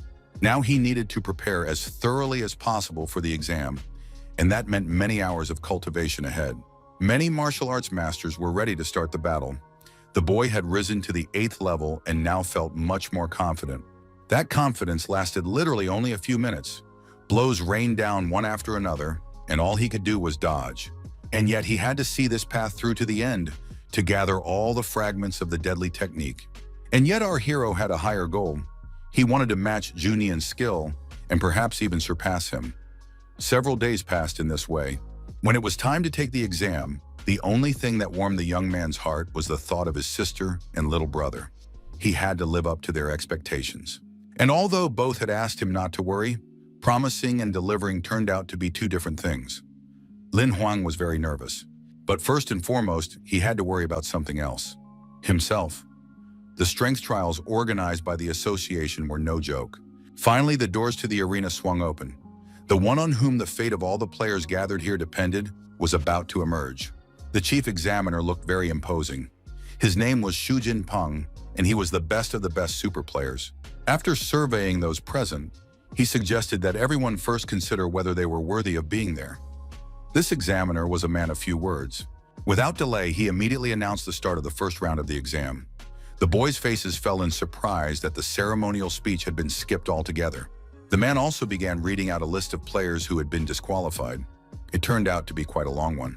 One of the players who had been removed from the exam stood next to Lin Huang and started shouting that it was unfair, demanding that they at least explain the reason to him personally.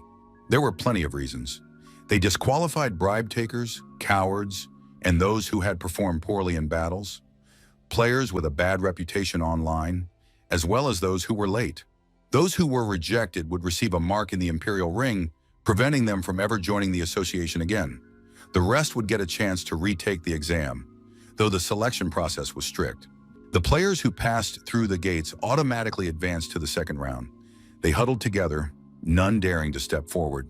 The new examiner greeted the hunters. It was Zhu Li, an unrivaled master of cultivation. He remarked with a smile that his colleague hadn't been too strict and that there were still too many people here. His task was to cut their numbers in half.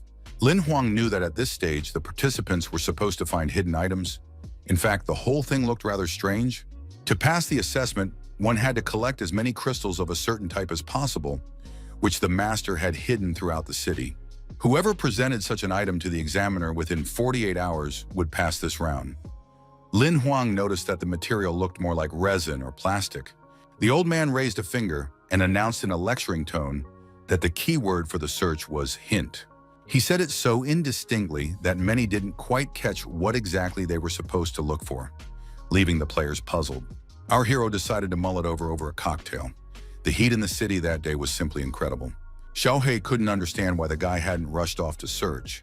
He replied that it wasn't a simple matter, but he had already combed through the nearby bushes. It turned out that the player had spread the subjugation spores, and half the participants were now searching the city for crystals instead of him. The guy waited, but time passed and nothing happened. He ran through all the keywords and names in his head, but it didn't help. The black market was supposed to open that night, so Lin Huang decided to try his luck there first. Our hero knew that the association tested not only combat skills and physical attributes, but also quick wits. To become a hunter, one must think like a hunter. Suddenly, Lin Huang announced that he understood why the assistant took the form of a dog. The dog had asked him to avoid eccentricity, since there is only one step between good and evil. Then the guy simply walked into the bar. There was only the bartender in the room. The patrons hadn't gathered yet, or rather, the customers, and the man greeted the guest. The player nodded and asked for a glass of red wine. It seemed an interesting idea had taken root in his mind. The guy placed a rectangle on the counter, and the man replied that he would charge 1.8 billion points for the information. Lin Huang held up a gold card and replied that it was no problem, then uttered the keyword. The bartender showed his card in response, noting that the information on it was far more valuable than the customer could imagine. Both placed their items on the counter and slid them toward each other. The exchange took place in a fairly routine manner. The bartender wished Lin Huang a good evening, but the young man suddenly decided to ask if anyone else had come here for information. The bartender replied that about an hour ago, there had been a visitor with the same request, but he wasn't in the charity business and didn't seem like a good person. Our hero thanked him, said goodbye, and headed for the exit. Having removed his mask, the player had obtained what he needed. Outside the city was the Sea Forest Cottage. According to the information he'd gathered, that was where the hunter needed to go. There was a production facility for that very material, whose name matched the keyword, but Xiao He knew nothing about it. This substance could kill an unprepared person, but it had a different effect on players. The stronger the hunter, the broader the possibilities became. The substance was also addictive, and overall the description didn't make for a very pleasant impression. It was a poison, dangerous and merciless. That was what he had to bring to the master. Lin Huang's eyes flashed with a malevolent fire. According to an informant from the black market, this substance had been developed by one of the association's employees, who had betrayed it by creating 3 super creatures. Lin Huang clutched his head. There were many gold rank hunters at this base and even more silver rank ones. It seemed the exam was indeed very serious. Our hero thought that Zhu Li wanted the test participants to join forces in completing the task. That was the point of it. Suddenly, the boy felt sick. He sensed someone's presence nearby, an aura glowing very close by. Under the tree from whose branch he had been watching the cottage, a girl appeared. When asked who she was, the beauty laughed. The hunter's name was Xia Yu. She was also participating in the test and reported that she had been following the guy all the way from the black market. The hero guessed that she was the very same information buyer who had been turned down. Cooperating with her didn't seem too dangerous. The girl explained that the base wasn't just home to researchers and hunters, but also to plenty of bugs and various security systems. An outsider couldn't get in. The girl proposed a plan. Lin Huang would take out the guards and she would sneak inside and retrieve the substance for them. The proposal seemed reasonable. The beauty also had information about the drug's price on the black market. It seemed she wasn't so much interested in passing the test as she was in making some extra money. Our hero didn't like what she said very much, and he refused, stating that he preferred to work alone. This angered Xia Yu, and she angrily asked why he'd changed his mind. They'd almost reached an agreement. The young man explained that he didn't view such a dangerous drug as a source of income, so he would try to destroy it and those involved in its creation. Lin Huang activated his vampire form and soared upward, using his wings, curses echoing after him. Left alone, the girl smirked. Whoever dared to stop her from making money would pay dearly for it. Meanwhile, the other test participants continued to search the bushes. Suddenly, one of them asked them to stop. New information had come to light. According to the report, a participant named Lin Huang had found the substance and taken it. He was willing to share it with others who wanted to pass the exam, but not for free. The hero himself had no idea what kind of dirty trick Xia Yu had played on him. He searched the area and found only a few bugs and no traps. The guy decided that if he used the transformation card, he'd slip inside without much trouble. But what awaited him there was a complete mystery. Just then, someone shouted loudly that Lin Huang was a filthy bastard, which came as a complete surprise to the young man. An eagle soared in the night sky. Bai Yang, whom we already know, swooped down from it, looking clearly displeased. The hunter landed on one knee. In mid-flight, he had managed to knock our hero out of the tree and onto the ground. He hadn't been ready for this sudden attack. The guy's eyes were completely wild. He joyfully announced that he had finally gotten his enemy. Only now did Lin Huang remember where he'd seen this player. It was that very scoundrel from Snowy Divine Mountain. Scratching the back of his head, the young man asked what was going on. Bai Yang shouted that it was beyond comprehension and that playing dumb wouldn't work. The villain accused the hero of ruining his reputation and now stealing the drug as well. He would make the cunning trickster beg for forgiveness. Lin Huang laughed. He asked how such a loser had even managed to get into the exam, and Bai Yang puffed himself up again. It seemed the remark had hit the nail on the head. The opponent attacked with lightning speed, shouting that even if he ended up on the association's blacklist, he would kill the insolent fool. Realizing that a battle was about to begin, our hero suggested moving straight to close combat so as not to waste time. Blows rained down one after another, just like the mutual accusations of treachery, meanness, and worthlessness. Lin Huang quickly dealt with his opponent. Holding a sword to his neck, he asked why Bai Yang ran away at the first sign of danger, and the man didn't know how to answer. This enraged his opponent. He gathered all his strength but still managed to wriggle out from under the blade, knocking the player back. Shouting that he would tell everyone about this liar and deceiver once he killed him, Bai Yang rushed into the attack. Lin Huang parried the blow, saying that the kid would never kill him. He landed his strike, and the enemy's expression changed. He grabbed his whip with both hands, realizing that now his opponent would bring his sword into play, and it would end badly. That's exactly what happened. The whip was severed, so energy could no longer circulate properly, and the weapon became useless. Not only that, but it reverted to its original form, turning into a staff. A broken one, of course. Lin Huang remarked that instead of reveling in his power, he could have trained like he did, and then he wouldn't have lost. He added that he held no grudge against the guy and was ready to spare him if he decided to end the feud. There were few summoners, and Bai Yang thanked him for his generosity. He noted that his ability to summon monsters helped him not feel so pathetic. Our hero suggested joining forces to capture the base. The young man also talked about new possibilities and even showed how the old man killed monsters without touching them. After all, they could train together. Bai Yang summoned his blood eagle, saying that things must end differently, but it seemed he would fail the test. He advised Lin Huang to be on his guard. Someone had leaked information about the potion, and now a bunch of players were on their way here, ready to harm him. The summoner had already mounted the bird, but our hero decided to ask him one more thing, so he asked him to wait a moment. The young man thought that if a crowd of people arrived here now, they would definitely raise the alarm and his mission would be ruined. So he had to ask Bai Yang for a small favor. The latter looked at the hunter in surprise. Soon the players began to gather around the cottage. Not finding Lin Huang there, they started discussing what to do, realizing that if they made too much noise, they might get into trouble. Just then, Bai Yang jumped down from a tree, scaring several people so badly that they started stuttering. The guy reported that there was nothing at the base and that Lin Huang had already fled, but he could share something interesting. He said that their only chance to get the substance was to catch up with the player before he returned to the city, and the guy started discussing how realistic that was. Then Bai Yang shouted that he would do it himself if no one joined him. It's not hard to guess that everyone rushed after him. Lin Huang was hiding in the shadows. His former opponent had bought him a little time, but he had to act immediately. He took on the form of a shadowy specter and easily bypassed the security system, which only reacted to living beings and their movements. Without much effort, the young man scaled the villa's wall and entered through a second-floor window. The room he found himself in was empty. It seemed luck was on his side today. Well then, it was time to completely destroy this disgusting place and put an end to the dangerous drug once and for all. Lin Huang went further and soon found the rooms where the research was being conducted. The people there were wearing hazmat suits. As expected, the highly dangerous substance was being manufactured in fairly large quantities. The production was very well organized. The room was filled with boxes containing enormous quantities of the substance. It was impossible to even estimate the number of doses. There were millions of them. Lin Huang knew that these boxes would end up in the warehouse. He just needed to keep an eye on the factory workers.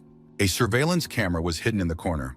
Soon, the young man was in the room where the surveillance monitors were set up. As expected, the surveillance room was guarded by gold-rank hunters, and there were quite a few researchers inside as well. But the guard looked somewhat foolish reading the news through an imperial ring.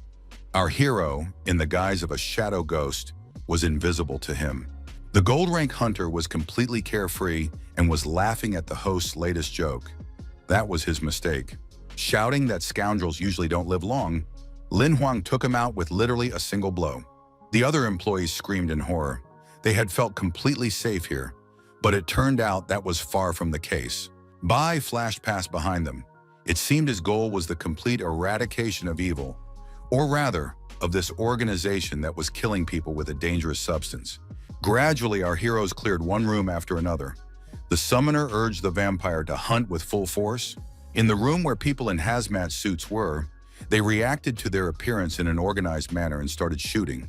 The scoundrels didn't understand why the alarm hadn't gone off. Lin Huang remembered that he also had a couple of guns and decided to fight the scoundrels using their own methods, reinforcing the effect with his sword. He swept through the workshop like a bolt of fire, taking down no fewer than a dozen enemies in a split second.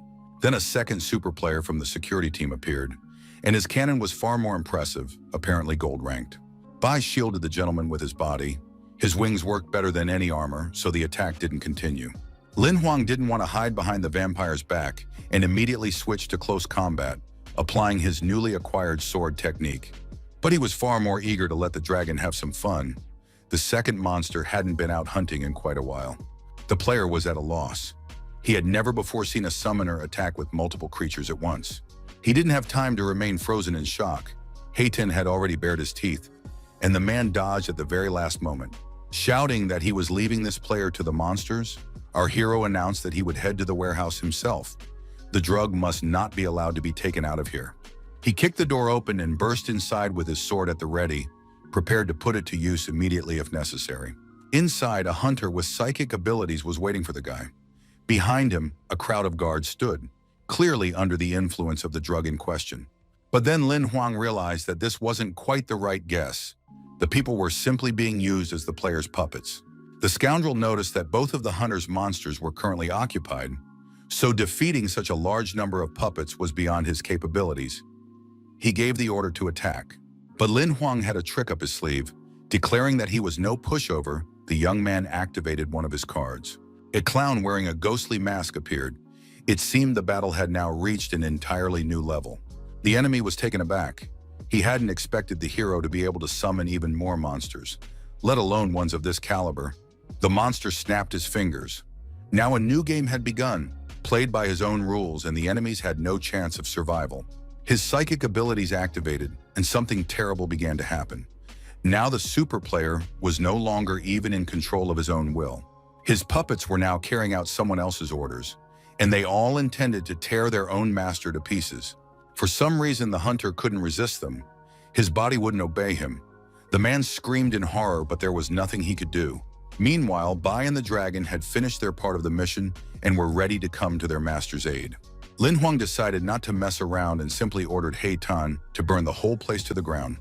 The house, the technology, and the drug. He didn't have to repeat himself twice. Flames instantly engulfed the entire villa. Our hero emerged just in time, and the players were running toward him. They shouted that Bai Yang had deceived them, but couldn't understand how our hero had managed to burn the base to the ground. The young man explained that he was only a bronze-ranked player, so he wouldn't even have been able to get inside. The fire wasn't burning of his own volition, and he had simply caught the crystal of the substance. He advised the others not to waste their time. Perhaps they could find samples of the substance for themselves among the flames to pass the exam, and a commotion arose. In the crowd, Lin Huang spotted Xiaoyu. She had called him an idiot, and the guy thought, "Don't think I don't know about the false report." The next day, all test participants were to report to the location specified by the Hunters Association for the announcement of the results. Julie and the other examiners told the players that they had wanted to assess their information handling and teamwork skills, but the goal had not been fully achieved. Still, 5,000 people managed to bring crystals of the substance here, so they would be considered to have passed this round. Then the examiner asked them not to celebrate prematurely. The third test lay ahead, and a spaceship would pick up the participants that evening. The players began whispering among themselves that what lay ahead would be even harder. They needed to spend the remaining time on training and cultivation. Lin Huang thought that Julie was a man of few words, but he looked like someone who had something to say, a very wise man. The old man was pleased with the result, unlike his colleague, who was indignant that all participants had passed the test. It turned out that Julie was aware that only 2 people had actually succeeded in completing the black market mission. He asked who exactly had burned down the base. Xu Jinpeng didn't know, but noted that, judging by the damage, this person was skilled in both close combat and other techniques. He noted that only a hunter of at least gold rank could do this, but there wasn't even a silver-ranked fighter among the test group. The old man immediately guessed that the summoner was behind it, and that his monster had at least 2 mutations. Our hero sensed that he had practically been figured out, but still hoped that the examiners weren't that perceptive. Shuji Peng called the old man a naive fool. There couldn't possibly be a player with such high abilities in this group. That evening, the spaceship arrived at the landing site right on schedule. The vessel looked very large. The test subjects gathered below. They were crowding together, not realizing they should line up. That's what it means to get too excited. Lin Huang hadn't expected the ship to look so authentic, like a real spaceship of cosmic proportions. Captain Bo descended the gangway. He looked just like a real pirate. With a smile, the man invited everyone on board. The examiners began thanking him for his kindness. Bo replied that it was no problem. He'd bought a new ship, and this was a great chance to test it out. Our hero climbed the gangway, thinking that Zhu Li's politeness toward the captain was justified. Judging by his aura, he was at least a super player. Soon, the command to fasten their seatbelts came. The ship was preparing for takeoff, and the passengers took their seats. The ship soared into the sky and soon left the city. None of the exam participants had any idea where they were flying. Lin Huang stood on the deck and thought about how this ship moved perfectly through the air and on land, and almost on the sea. It was simply incredible. Captain Bo also went out on deck. Sunset was approaching, and he decided to go fishing while everyone else had gone to their cabins. Suddenly, some creature got caught on the line, but it was clearly not a fish. Bo shouted that he was incredibly lucky today. Our hero didn't think so. He realized that a huge octopus monster had gotten hooked. This was no joke. Soon, a delicious octopus stew was bubbling in the pot. The captain had no trouble quickly subduing and cooking it. The man invited Lin Huang to share the meal with him, calling him a slacker since everyone else was cultivating while he was out wandering, but the young man replied that he was just lucky. He thanked him for the meal and asked if Bo had really cut up the octopus using an epic-level sword technique. Bo smiled under his mustache and remarked that since the player had noticed, he must be quite skilled with a blade himself. As he popped another bite into his mouth, Lin Huang noted that the food wasn't just delicious, but also boosted his energy and improved his stats. The captain laughed, saying that unlike most members of the association, he preferred cooking to slaying monsters. Our hero suddenly realized that standing before him was that very legendary hunter-chef, the man who had inspired Yin Yi. This was followed by an extremely pleasant conversation about the peculiarities of cooking monsters and a fat friend. When the ship arrived at its destination, all passengers were asked to disembark immediately, and the players gathered on the pier. Lin Huang waved goodbye to the captain. He was already dreaming of introducing his friend to him. Bo turned out to be a very pleasant person. He also said goodbye to the guy and wished the hero luck in the 3rd round. He would definitely need it. All the players gathered in the middle of some rocky clearing. The examiner was already waiting at the far end. He folded his arms across his chest in a businesslike manner and ordered everyone to stop fooling around and get down to business. First and foremost, to shut up and listen. The hunter's name was Huan Sen, and he would be overseeing this task. In reality, it was all quite simple. Everyone would need to go through the portal. Inside, there would be 3 iron cages containing silver-level monsters, and they could bring 3 items no higher than bronze rank. Once the monsters are defeated, the stage will be considered complete. In case of an emergency, you can call for help, but don't expect it to arrive instantly. Everyone was given 1 minute to pass through the door. Inside, you had to hold out against the monster for at least 1 hour, and everyone was very nervous. There were a lot of portals, and each participant was assigned a specific number, so the process didn't drag on too long, but the wait was agonizing. The examiner called out the numbers of those entering and those exiting. One of the participants died immediately, but this elicited no reaction from the organizer, unlike the players. They immediately announced that Xiaoyu had passed the exam. Lin Huang smiled. He hadn't doubted the little vixen's abilities for a second. Then another announcement came about someone's death and a call for help, and the participants were overwhelmed with mixed emotions. The organizer reported that there was a problem with Portal 66, so the next person should enter through the other door. Lin Huang raised his hand and said he wanted to enter that cell. He looked quite confident. The examiner asked if the guy was sure he wanted to do this and received the reply that he was tired of waiting. There were still 27 players ahead of him in line. Well then, If that's the case, there's no reason to deny a test of strength to someone who's confident in their abilities. Saying it was time to see what the problem was, the young man stepped into the portal, still smiling. Inside was some kind of winged creature, bound by a silver chain. It was the very monster that had already killed 2 participants. Suddenly, the link snapped open and the wings spread wide, revealing who was hiding beneath them. The monster asked what the man wanted. A pleasant voice asked who was seeking death this time. Usually, silver-level monsters couldn't speak, so the young man was surprised. The girl stood up to her full height, and the hero recognized her. He had read in books about a birdman monster named Phoenix. It was undoubtedly her. This creature had learned to speak after living among humans for some time. But worst of all, it was deadly dangerous and possessed incredible speed. Resting her chin on her hand with its deadly claws, Phoenix looked at Lin Huang. The most interesting part was about to begin.